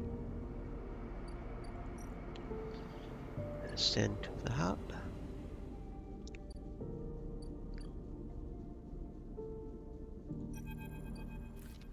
There's a crowd gathered where Stella's security are checking the crew in to board the ship. Those that manage to get up to the hub are crowded near the entrance. Even they must know their chance of getting on board has long gone. You make your way through the loose crowd, trying not to bring attention to yourself, the film clutched in your fist. You are so close now. You join a short line of crew members, nervously waiting in a cordoned-off line. As you wait, you nervously inspect your ID film, desperate for a distraction. As you lift the film up to the light, you see something strange, something that makes you flinch. The face printed in the film is one you recognize immediately. It is not you. At least it is not how you look now. You squint at this ghost, confused why you hadn't noticed earlier. It is a picture you remember being taken, a memory that you didn't know you had. You remember signing the forms, the walk to the sleeper tanks, the cold metal floor. You remember the S&ARP employee who helped you in, her smile clean, surgical. You freeze in place, thinking of the you that still sleeps somewhere in an S&ARP faculty, that won't wake until you are recovered, disposed of. Now you are leaving. Will they ever wake up?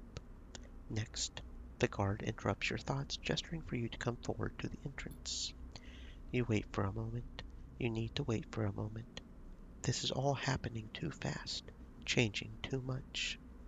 There are so many questions you have, so many threads to catch hold of, yet here you are, boarding a ship to who knows where, on a journey that will take decades.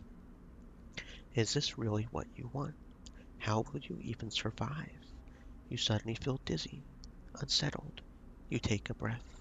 This is it. You reflexively look over your shoulder one last time. That's when you see them. Lim and Mina stood on the viewing platform looking almost like the day you met them. They don't seem to have seen you. Instead, their eyes are locked on the yellow hole of the sidereal horizon, waiting for it to undock from their lives, drift out into the black. You turn and step forward. The guard takes the ID film, slides it across a white machine, much like the one Castor printed them from. You reflexively rub the puncture mark on your hand, even though there is no trace of it now. It seems to be your destiny to be someone else's tool. You move up to the entrance, refusing to look back. You keep moving, up into the docking bridge, then along that thin, glass-walled connector. It feels like you are gliding among the stars themselves. You stare wide-eyed at the vast hole of the sidereal horizon, try to think of this huge machine as home. It is still a picture of the old you, the person that signed up to have their consciousness copied, placed into the ownership of Essen Arp. Impulsively, you decide you don't need to think about that person anymore. You crumple up the film, let it drop, then step through the threshold onto the ship. Later, you lie back on your bunk as the thrust of the sidereal's vast engines kick in. This feeling, rumble, will be your constant companion for the next decades. It will be there when you work, sleep, when you dream of the planet at the end of the journey. It will stay with you when your body starts to fail. As the years stack up, it exceeds its safe operating period by a decade. It will underscore the debate between the other crew members as they discuss whether they have enough resources to try to keep you alive. It will be the final thing you hear as they solemnly shut down all but the most vital of all your functions, telling you that they will awaken you on arrival at Celis 1. For now, in this moment of departure, it is still a new sound, a new feeling. Because of this, it is filled with the promise of the future. You settle back on your bunk, close your eyes. In moments, you are sleeping a perfect, dreamless sleep, the most peaceful that you can ever remember. Solo ticket. Nothing will get in the way of your escape apart from you. We'll play the credits on when we do the last end scene, because there are so many more end scenes to do. So many more end scenes to do. Can we continue where we left off? Can we do it? Loading, loading, loading, loading, loading, loading, loading. It does look like it. Yep, it does. Okay. So that said, I'm almost tempted to go ahead and do the ambergris, but I kind of want to see if it changes if I get the super awesome ship core from Paz Import Export as well. So we'll see. But that's good to know that if we do an ending, we can just keep on going from that ending if we don't want to do that ending, if that makes sense. Ember's Wake. Okay, so we can help with this, I guess. Full system flush. Bliss has an idea. A full system flush with tracer fluid to reveal the leaks, which means an emergency venting of all tanks. Brilliant. Dangerous. We could potentially almost completely seal the leaks, or we could get hurt. Tank recladding. Typically the way to fix this kind of leak is to painstakingly inspect, reseal the entire ship's cladding. Is there time? Ember Wake contracts. Somehow Bliss swung a tanker contract. The catch is that the work needs to be turned around fast. The tanker's crew have detected a set of leaks. They need to isolate, seal them as soon as possible. Well, we've got 6, so we can guarantee that this full system flush will work, which will pretty much immediately get that done. So we only need 2 more of the tank recladding to work, and we've got a 5 and a 6, so yeah, we can do this pretty quick, pretty efficiently, get it done pretty much immediately. There we go. As you both wait in the airlock for it to cycle back to the bay, Bliss thumps you on the arm. Nicely done, Sleeper. We cleared that contract, no problem. Once we are back in the bay, we can check if the repayment has come through. Divide it up. Feels good. The airlock clunks. The lights flicker. A moment later, you are back in the bay, where Moritz is at the racks, trying to figure out where the mess of tools Bliss left in her wake should be hung.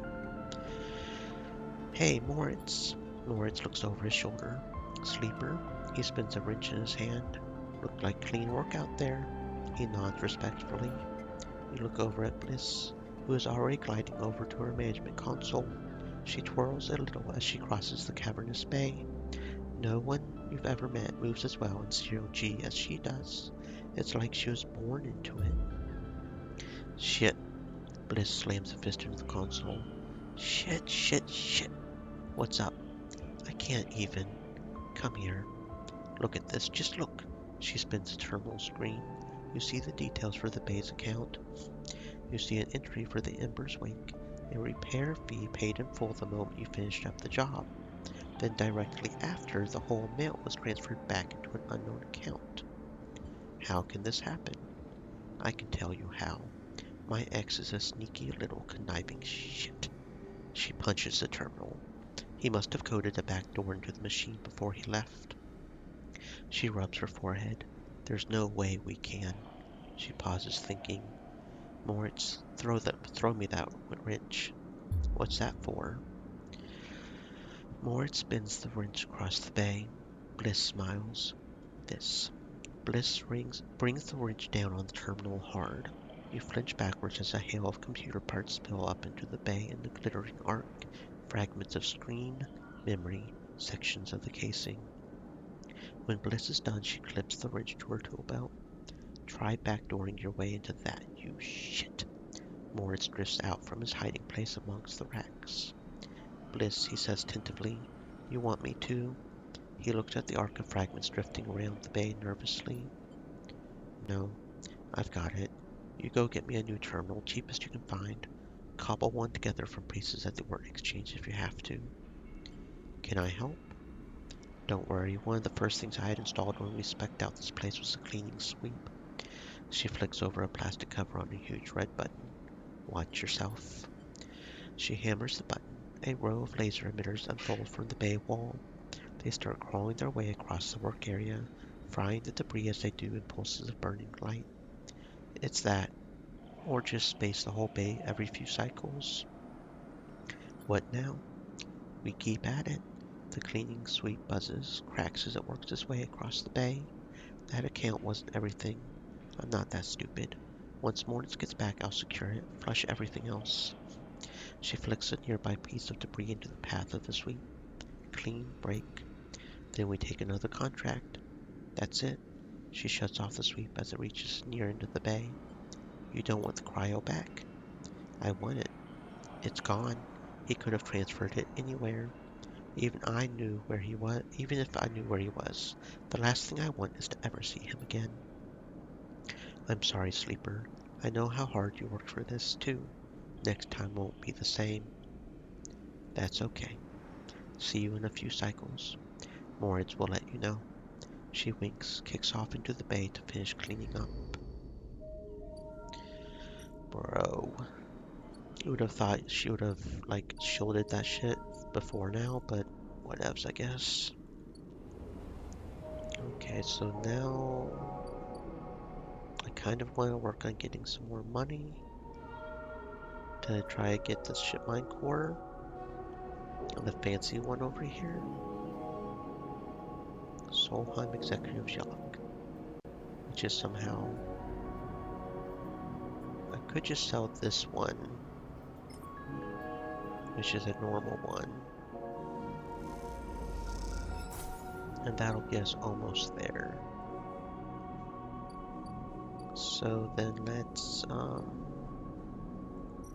work at the Bantayan a little. And that should get us all the way up.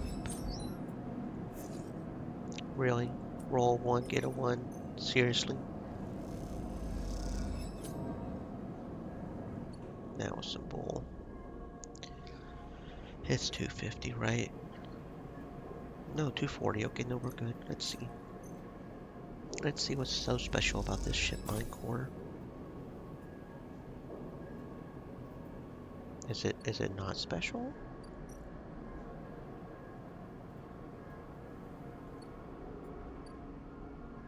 That seems weird if it isn't special and we had to pay 240 for it, because that seems extremely unnecessary. But let's get some more endings here. Deliver the ship mine.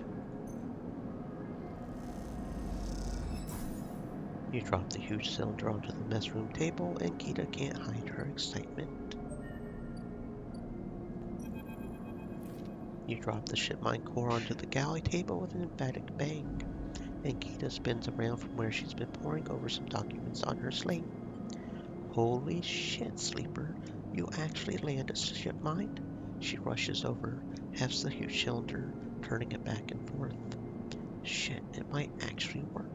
She smiles wider than you've ever seen. Where did you get it? Bought it. For 100 cryo. No, we put a little bit of our own money into it. You must be really good at haggling. Hear that, Amber? The Sleeper got you a new ship mine. The sound echoes down the ship's passages. You have to admit, being in a small space with Ankita when she's this excited is a little intimidating.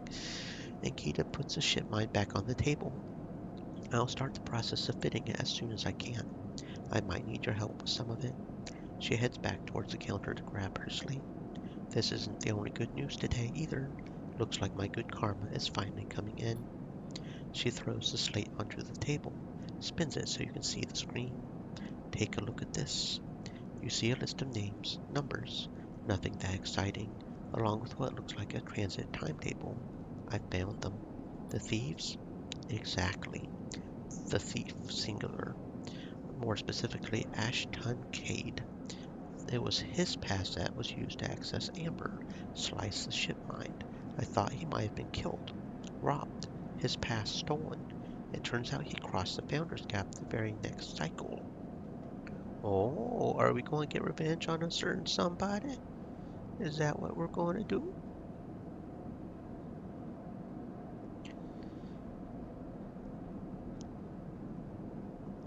Okay. Okay.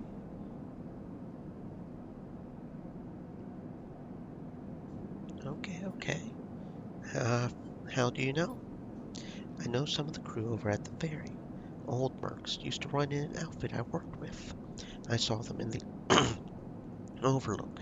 They mentioned they saw Ashton crossing. I checked the manifest. There he was. Looks suspicious. He hasn't said a word since the theft. Anyone wanting to hide out might head to the Greenway, go to ground. He won't get far enough. There's no real docks out there, only a couple of jetties in the wastes. What now? Now I fit the ship mind.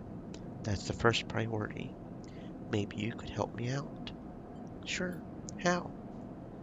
It's like this. I head over there, especially in Amber. He'll spot me a mile off, go underground.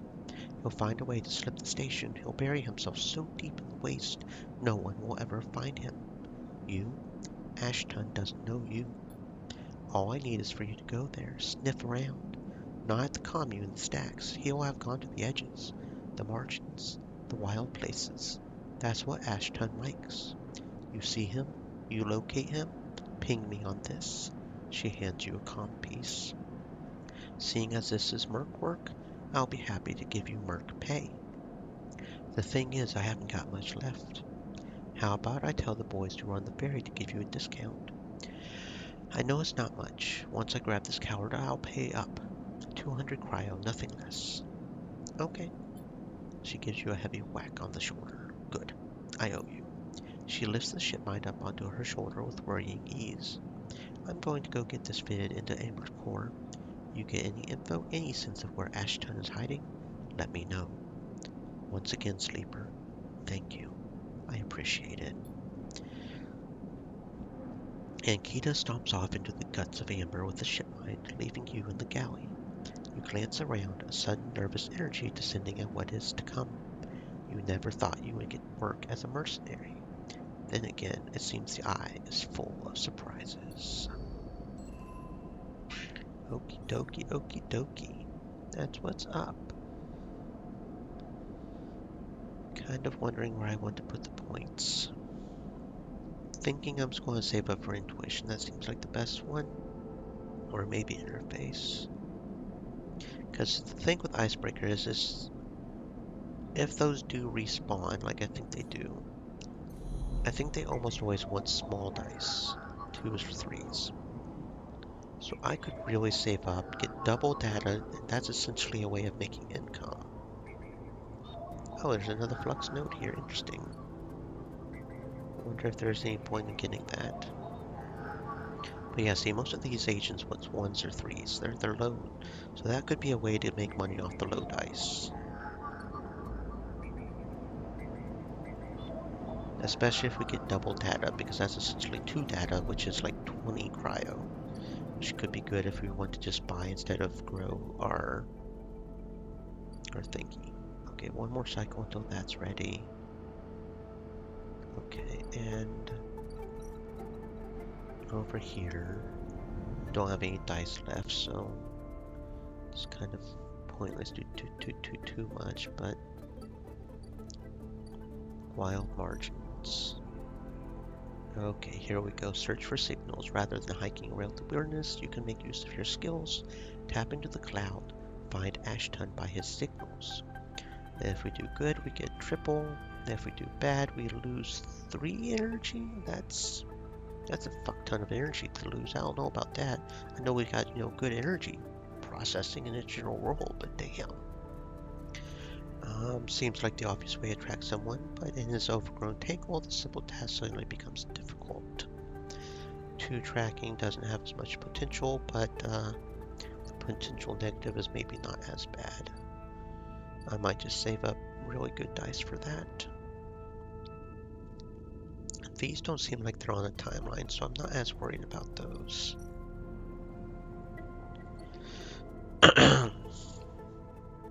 So how do we do this? I mean, we have to complete active scenes to end the cycle.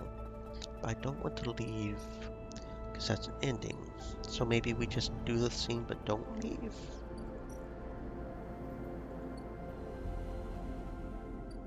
Because it won't let us end cycle if we don't do this. You take a minute. This is happening so fast. You just need a minute. There's a tension in the air. You aren't sure if it comes from the gathered crowd, the fear of being caught. You take a moment to reassure yourself. You can do this. And then you make your way through the loose crowd. Okay. You call out. You aren't sure why. They don't seem to hear you. The guard asks you to come forward again.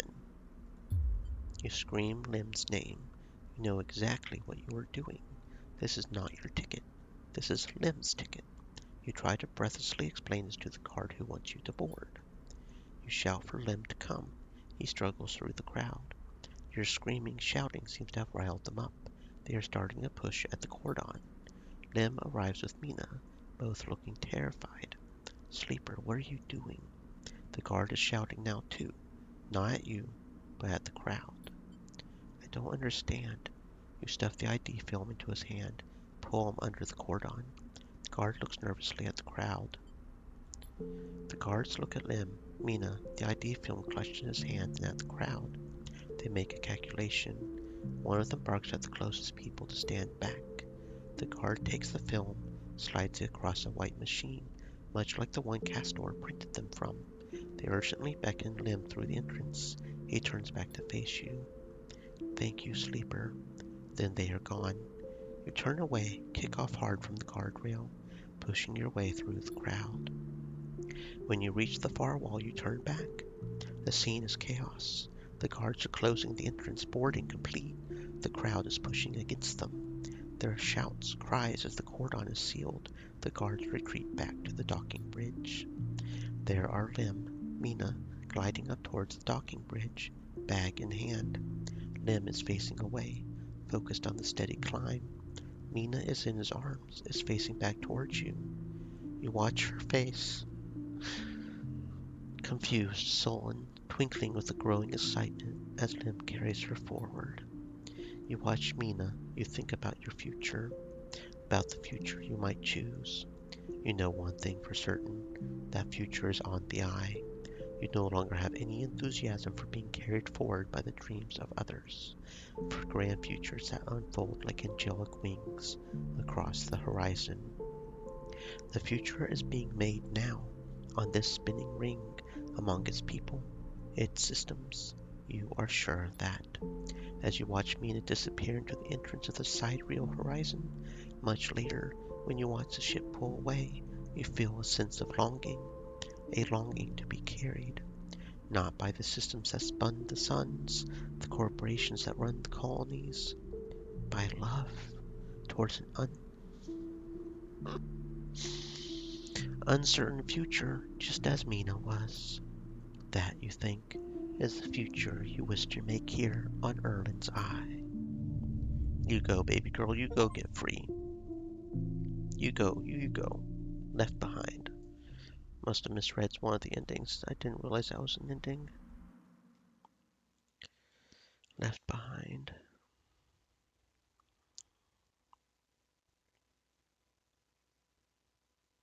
Okay, that's why I didn't realize, because we didn't help Lem and Mina. I didn't help them get. Okay, so the guide is a little bit wrong. I assumed it said when we help Lem and Mina, that means,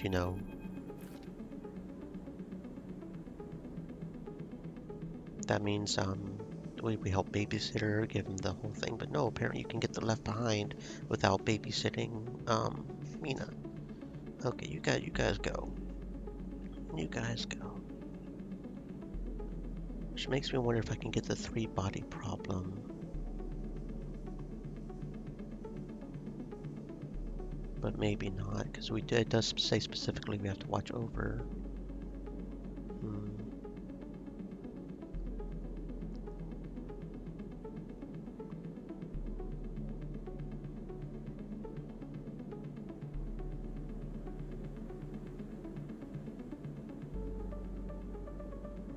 Okay. Okay. Okay. A strange choice. Castor stands beside you at the rail, watching the pinpricks of light from the sidereal horizon's drives disappear. Perhaps not unexpected. You turn to look. Castor is beaming at you with an unsettling warmth. What do you want? Please, sleeper, we know each other by now. I only wish for you to exercise that strong drive of yours. If it happens to align with my own, then that is pleasing to me.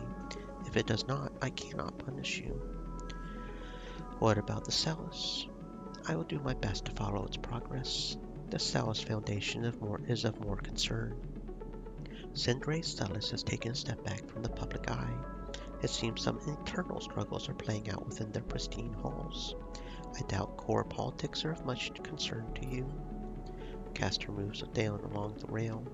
The eye, though, that seems to be your primary concern. Am I right? It is my home. Then we are fellow residents. This place has been a good home for me. Though, like all places, it has its phases. Do not idle here too long, sleeper, unless you wish to be once again caught in the movement of systems much bigger than yourself. Castor turns, starts to clunk away in his mag boots. I will be keeping an eye on you, if you don't mind, sleeper. He waves as he walks. My curiosity remains piqued. Once he leaves, you stay a little longer at the rail, watching the stars, imagining the look on Mina's face when she sees Celis 1 for the first time, imagining the excitement when she first touches its soil, the joy when she first stands outside in the rain, laughing. Those images, though they will not happen for decades, are what will carry you through this cycle. Perhaps the next one too. Fuck yeah, that's what's up.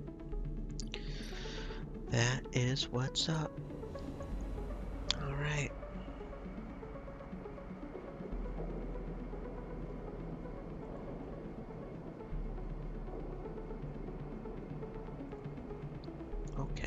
Okay. Okay, so now we should be able to rest. End cycle. There we go. Slowly getting all them endings. And we're starving again. Yay. Oh, and Rabia's ready. Okay. Even before you enter the office, you can hear the sound of Rabia working the heavy bag. She is hammering it, the chain creaking as it shakes with each hit. She's been like this since... Sabine doesn't finish the sentence. They are sitting on a stool looking at the terminal in the corner, searching through the SNARP data you pulled all those cycles ago. How have you been? I'm well, Sleeper. Happy to no longer be hunted. Yatakan has plenty to deal with. Without Yannick, I'm free. They glance nervously at Rabaya. Rabaya stops punching. In the silence, you can hear her breathing hard. Sabine looks over at her. You sense something between them. You realize you haven't seen them together since they tried to kill each other in the same unit. A lot has changed since then. They hooked him up like a puppet, rigged that thing in his head so they could control him, pushed the old Yannick out. I don't know why he let them in. It's a lesson. Don't let them in. Yatakan shouldn't deal with corporations. We never will again. At least Yannick's death has been treated as natural. There's a chance we can come back from this, that Yatakan can hold on. There are opportunists trying to take control. Now the connection has been broken.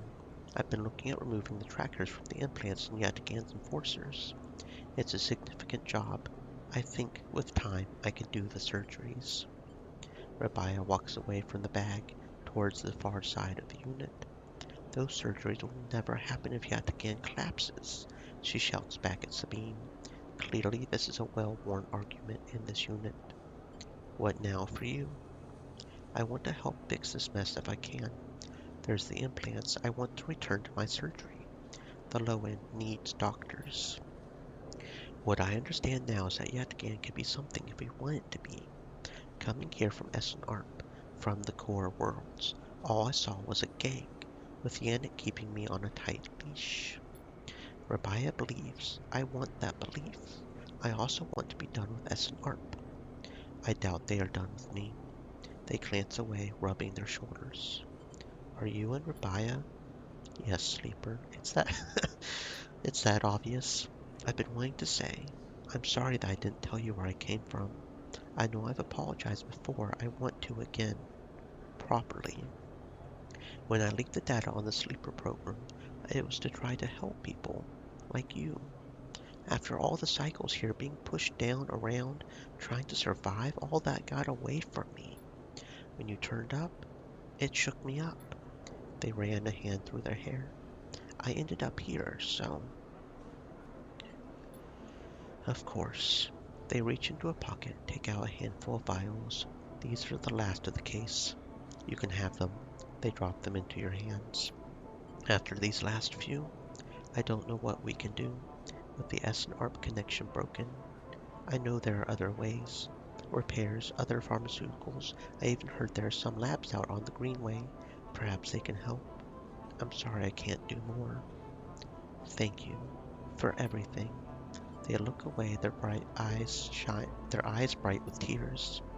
Rabaya crosses back to you both, sits beside Sabine. They look at each other. You can't help but smile at the idea of them together. What are you two plotting? Sabaya laughs. The sound is a welcome one. You watch the two of them teasing each other. Smile. Later, when you leave, you take that handful of vials out of your pocket. Look at them. You can still feel that core of anger deep down inside. You don't know if it will ever leave. SNARP doesn't own you anymore. They can't. This place, these people own you. They are what makes you get up every cycle. They are what keeps you breathing. You put the vials away, walk through the low end, your senses tuned to every sight, every smell, sound, soaking it all in, living. Word. Okay, so that means... Yeah, okay, so now we can't even buy it anymore. So literally the only way we can get the extract now is through the mushrooms. But they did give us 3 stabilizers, so... Okay. Okay, cool. I can roll with that. Which means I will definitely have to start farming the mushrooms now, but... That's fine, we can do that. Go ahead and put 4 here. Steal the harvest, up our energy. Okay, and then that means we'll need to get some spores, so that means I'm tempted to go ahead and put these points in intuition. So that way we can pretty much guarantee to get the spores, so we don't have to worry about that as much. Even if 4 will get a guaranteed positive result, which gives us 2 spores.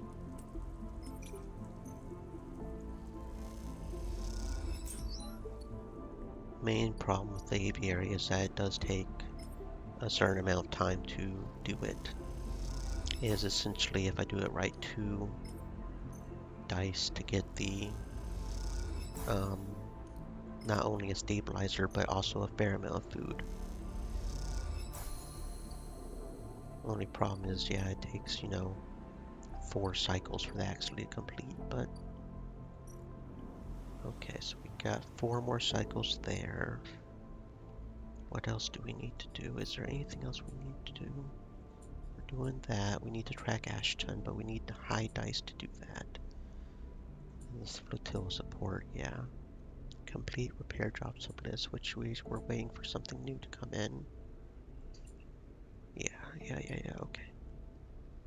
Okie dokie, okie dokie. So, did that help with this any? Yeah, because that intuition also helps here, so that gives us a 5 here, which is, we won't get a bad action there. It's literally impossible. Whether we'll get good or neutral is, yeah, but that's fine.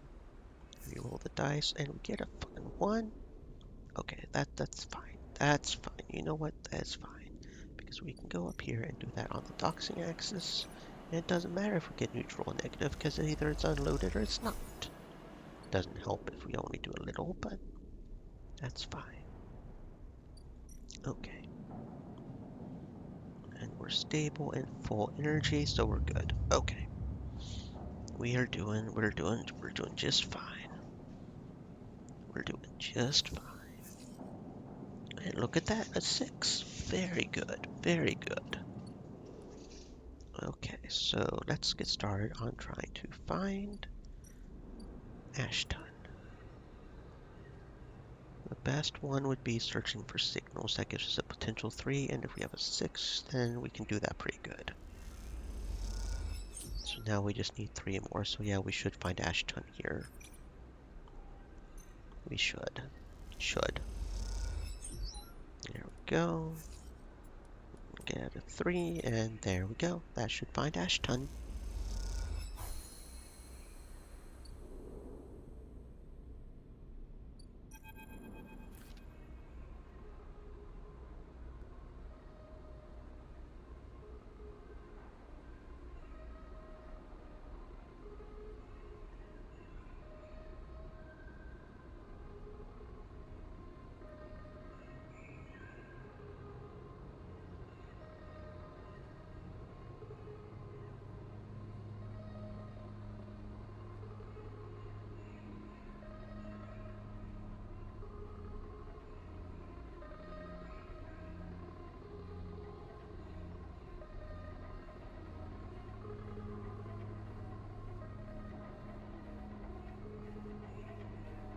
The trail ahead extends deep into an overgrown section of the greenway.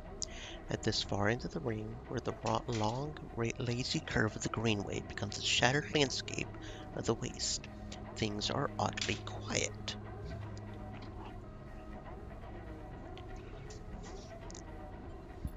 Ahead stands a vast farm stack, broken from its axis by rust or force, lying amongst the overgrown landscape like an ancient temple. It is stained with moss, algae, flows of green running out from its broken tanks like a frozen brackish tide. This is where Ashton is hiding. You are pretty sure. All your intuition points to the shadows beneath this collapsed superstructure. You roll the calm headset Ankita gave you in your palm. You slip the headset onto your ear. It fizzes with static. After a few moments, you hear Ankita. Sleeper, have you located the target? A doubt enters your mind. Can you be sure he is here? Copy. Hold tight until I get there. The static cuts out, the channel dead. You hold your position and watch the trail. Ahead the stars wheel with the motion of the eye. Your mind wanders. You try to imagine what this place looked like before the collapse. All ordered rows of crops, corporate pleasure gardens, glowing farm stacks. Now it is a wilderness, a strange overgrown biosphere bordered by the void of space. You smile. Despite everything, it seems like an improvement. Sleeper, Ankita's hiss brings you out of your reverie. He is in the collapsed stack. Yes. You seem confident. She slaps you on the back. There's no way I'm following that trail. If he's up there, he'll have eyes on that for sure. Let's keep to the undergrowth, work our way around. She heads off towards the central spine of the greenway with you following close behind. It is slow going there, where the overgrowth meets the metal wall. It is so concealed that you can barely see the glass roof high above. Ankita somehow seems to know where to go. Ankita works her way through dense undergrowth, pushing aside branches, fronds. It is exhausting. You desperately want to rest. Ankita shows no signs of letting up. Up ahead, there is a faint glow from the collapsed stack. Ankita leads you around the side to a broken tank. You both step through the opening, trying to avoid the broken glass that sits among the moss, algae. You work your way up the slanted tank, Ankita setting a deliberate pace. Somewhere water drips. You swear you hear birdsong. Hanging plants catch the light, coating the place in a pale, sickly green. Ankita reaches the edge of the tank, where it meets the central drum, holds up a hand for you to stop. You inch forward, look over the edge. The vast drum's like a cistern, with plants growing on all sides, wet mossy islands at its base. It is beautiful. For a moment you can't see anything but tons of green. Then you see the sleeper. In a faint circle of light descending down through the drum, the sleeper lies slumped at an odd angle. They are surrounded by crates. Beside them, on one of the mossy islands, there is an object, a cylinder set on a tarp. It is connected to the sleeper's head. You flinch. Are they one of the others? One of the ones that escaped with you? You squint, trying to recognize them. They are twisted, broken open, wrong. You look away. Ankita doesn't look at you. She doesn't look at the sleeper. She fixes her eyes on the object. That's Amber's ship mine, she says. You suddenly recognize the cylinder. Wait. You turn to Ankita to speak. She is already gone. She drops off the edge of the tank, lands on one of the mossy islands, her armor letting out a hiss as it absorbs the impact. The shot hits her shoulder piece, the ceramic armor cracking, holding as she braces into the impact. Then she launches herself forward, the now activated armor launching her across the drum. Another shot goes wide before she reaches the cover of the crates beside the sleeper. Shit! You hear the shout from one of the tanks high on the far wall. Ankita reaches over, wraps a hand around the thick connection between the ship mind and the sleeper. What is she doing? You better come down here or I'll rip this right out of your head. She screamed at the wall of the tanks. You shiver at the suggestion. There's a long pause. All you can hear is the dripping of the water running down the walls of the drum. Then Ashton calls out, I'm coming down, Ankita. Don't do anything stupid for God's sake.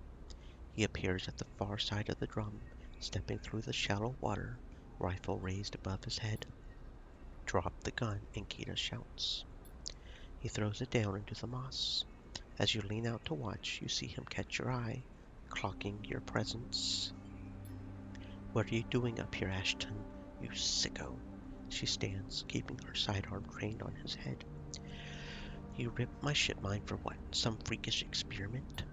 Ashton approaches with shaking hands, his eyes now fixed on the connecting bundle of wires that Ankita still has hold of. Steady, Ankita. It isn't like that.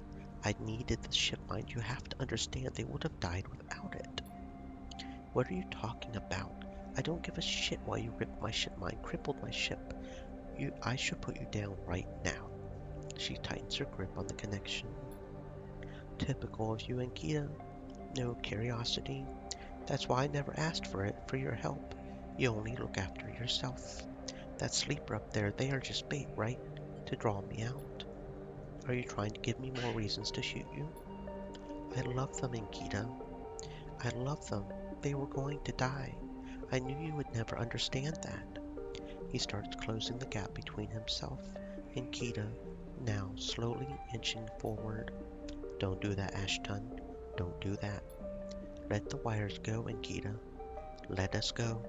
If you don't get out of my way. Please. I can't let you take it, Ashton. You stole from me. You left me for dead. You think I'm going to trust you after all that? I need it, Ankita. I need them to survive. Ashton is in reach of the sleeper now, of Ankita. I'm going to take them now, Ankita. I'm going to take the ship mind. Go. Ankita loosens her grip on the connection a little. Her hand is shaking now.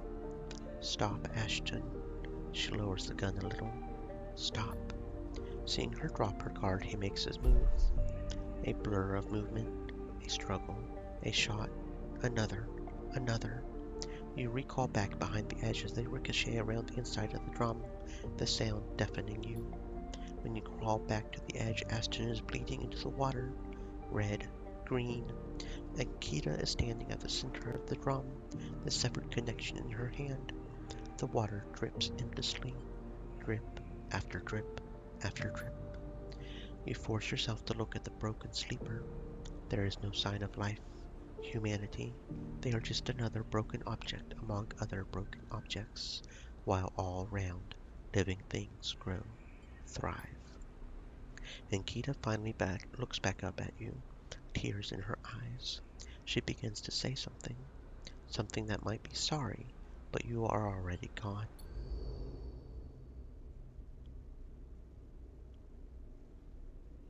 Well, that happened, I reckon.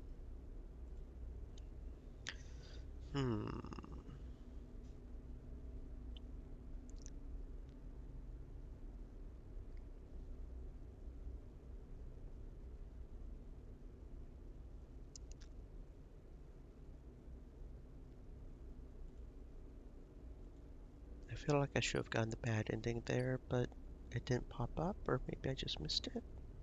I'm not sure. Can't re-roll those ones, so I'm just going to go up here and use them on the docking axis. Neutral outcome.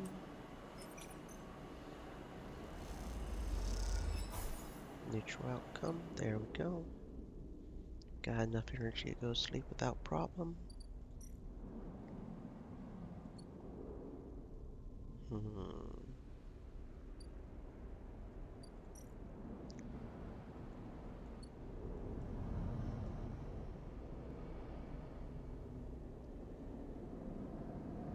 Did she just leave without me or something?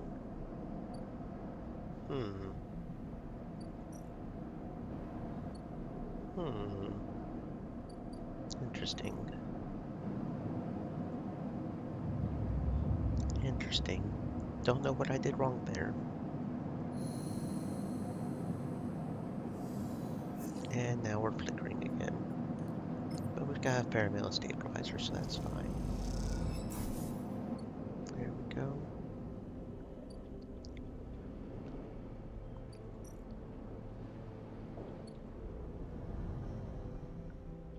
And I'll go ahead and steal from the farm again.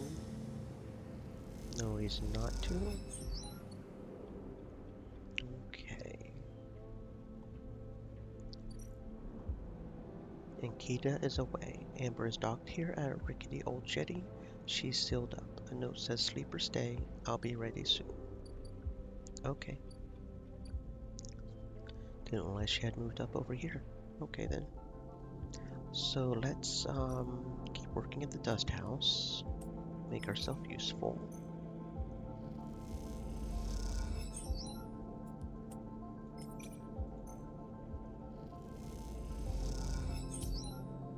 Okay. There we go. That should complete this at least. On the wind's long shadow.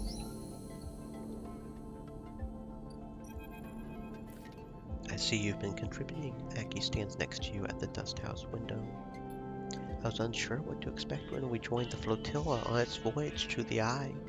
After the journey across the system, then the quarantine, and the flux reaching all the way out here too. Thank you. She bows a little. The other ships have only been interested in sending us supplies. We grow all we need. What the dust houses need, that is the problem that concerns us. Shall we go inside? I would love to. Come.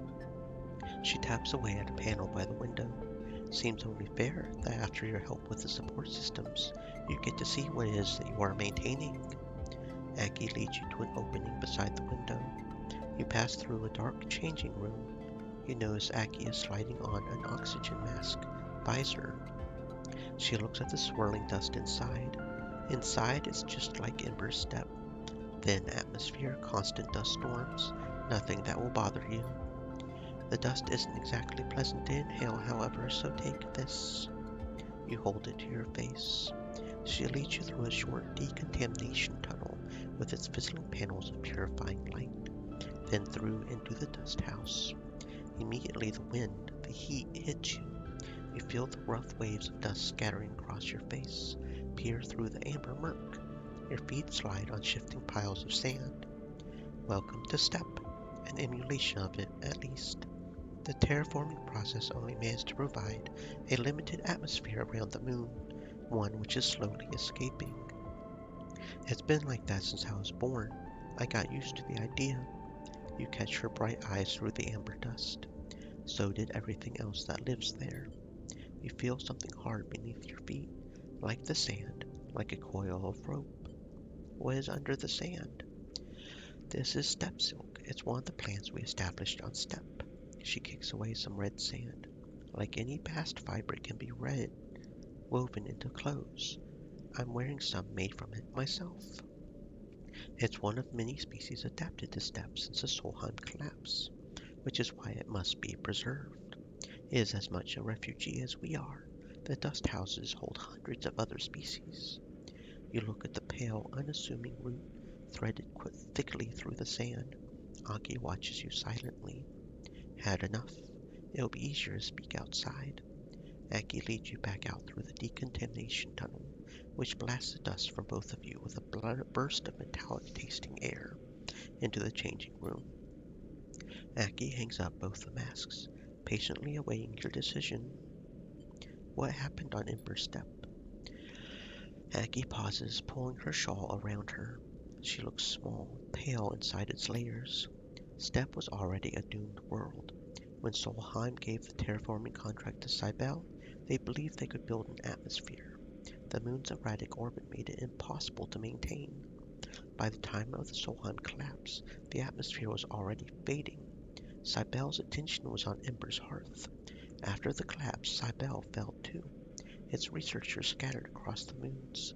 Any central organization lost.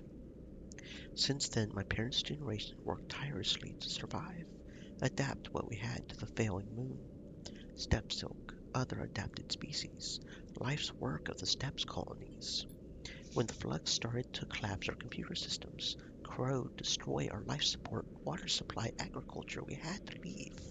Soon the only traces of steppe will be on this ship. Aki begins to cry quietly. You are unsure what to do. Sit beside her. You sit on the bench beside her as she sobs. You understand why this ship, why the refugees from Steppe are so different. Their world was already dying when the flux arrived.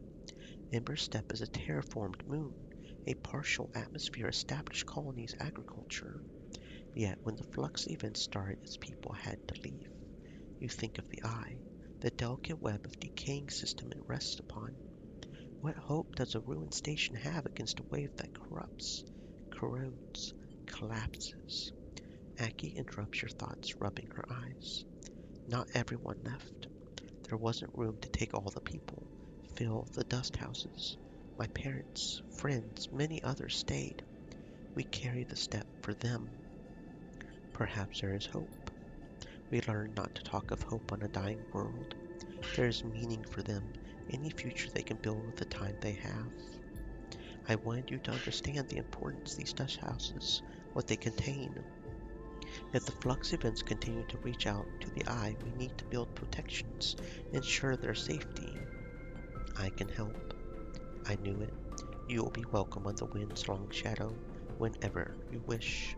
These dust houses are already decaying. I have seen it. We we had thought that they Stay would last quirky, my longer. friends. That last flux Hydrate. event. Help us, please. I will. When you are ready, we will begin the preparations for reinforcing the dust houses. We need to be ready for the next flux event. Aki's eyes shine with the last of her tears. I'm. I will see you soon. Aki drifts away down the corridor, leaving you alone once more at the viewing window, watching the ragged, delicate traces of the moon known as Ember's Step. So there's more to do at the dust houses, I guess? Okay, yeah, preservation. That's going to take a lot. So it makes me wonder if even over there it's going to take like 1620 cycle thingies. Step silk care. Improving the dust houses isn't the only way to sustain step silk. With intuitive care, the plant can be made more resilient. Dust house shielding. Aki has devised upgrades that will protect the dust houses from both flux and their slow decay. She needs you to implement them. Our best bet would be step silk care because it's 3 and we get 2, so preservation. If the dust houses are to preserve their closed biomes, they will need shielding against the flux, protecting them from their slow decay. Okie dokie, okie dokie, okie dokie. That's what's up. Ending cycle should save it. I'm still not completely sure when saves happen. I think I've seen the savey thing. Sleeper, Moritz is waiting for you on your way out. How have you been? Surviving. That's a struggle. He runs his hand through his hair. I've been meaning to ask you, Sleeper, what's it like? I mean, what does it feel like? To be a sleeper? Yeah, if you don't mind. It's strange. I know I can't understand it. With your frame, well, everything else. I want to say I have a lot of sympathy for it. Like having to find a place, having to survive, no future. A lot of people around here understand that. Moritz looks away. You notice him for the first time, not just as Bliss's assistant, as someone with their own worries, their own struggles, life. You feel bad for not noticing earlier. Anyway, got a message for you. Bliss sent me down. We scored another contract. She needs your help. That's the message. Look, I know last time the payment didn't come through. You did good work. Bliss knows that. It's no problem. Okay then. She's doing her best. I know. See you up there. Moritz turns, strides off, leaving you in the corridor. Time to help Bliss. Maybe this time, you think to yourself, it'll work out. Maybe. Okay, I see it's saving right there. It just saved. Okay, yeah, escape. And it tells you the time since last autosave, so that's cool. 4 seconds. Because it is 1800, it's time for me to go eat something, and I am of the hungry. Nom nom. Let's see. Yeah, nobody's even here, so bye.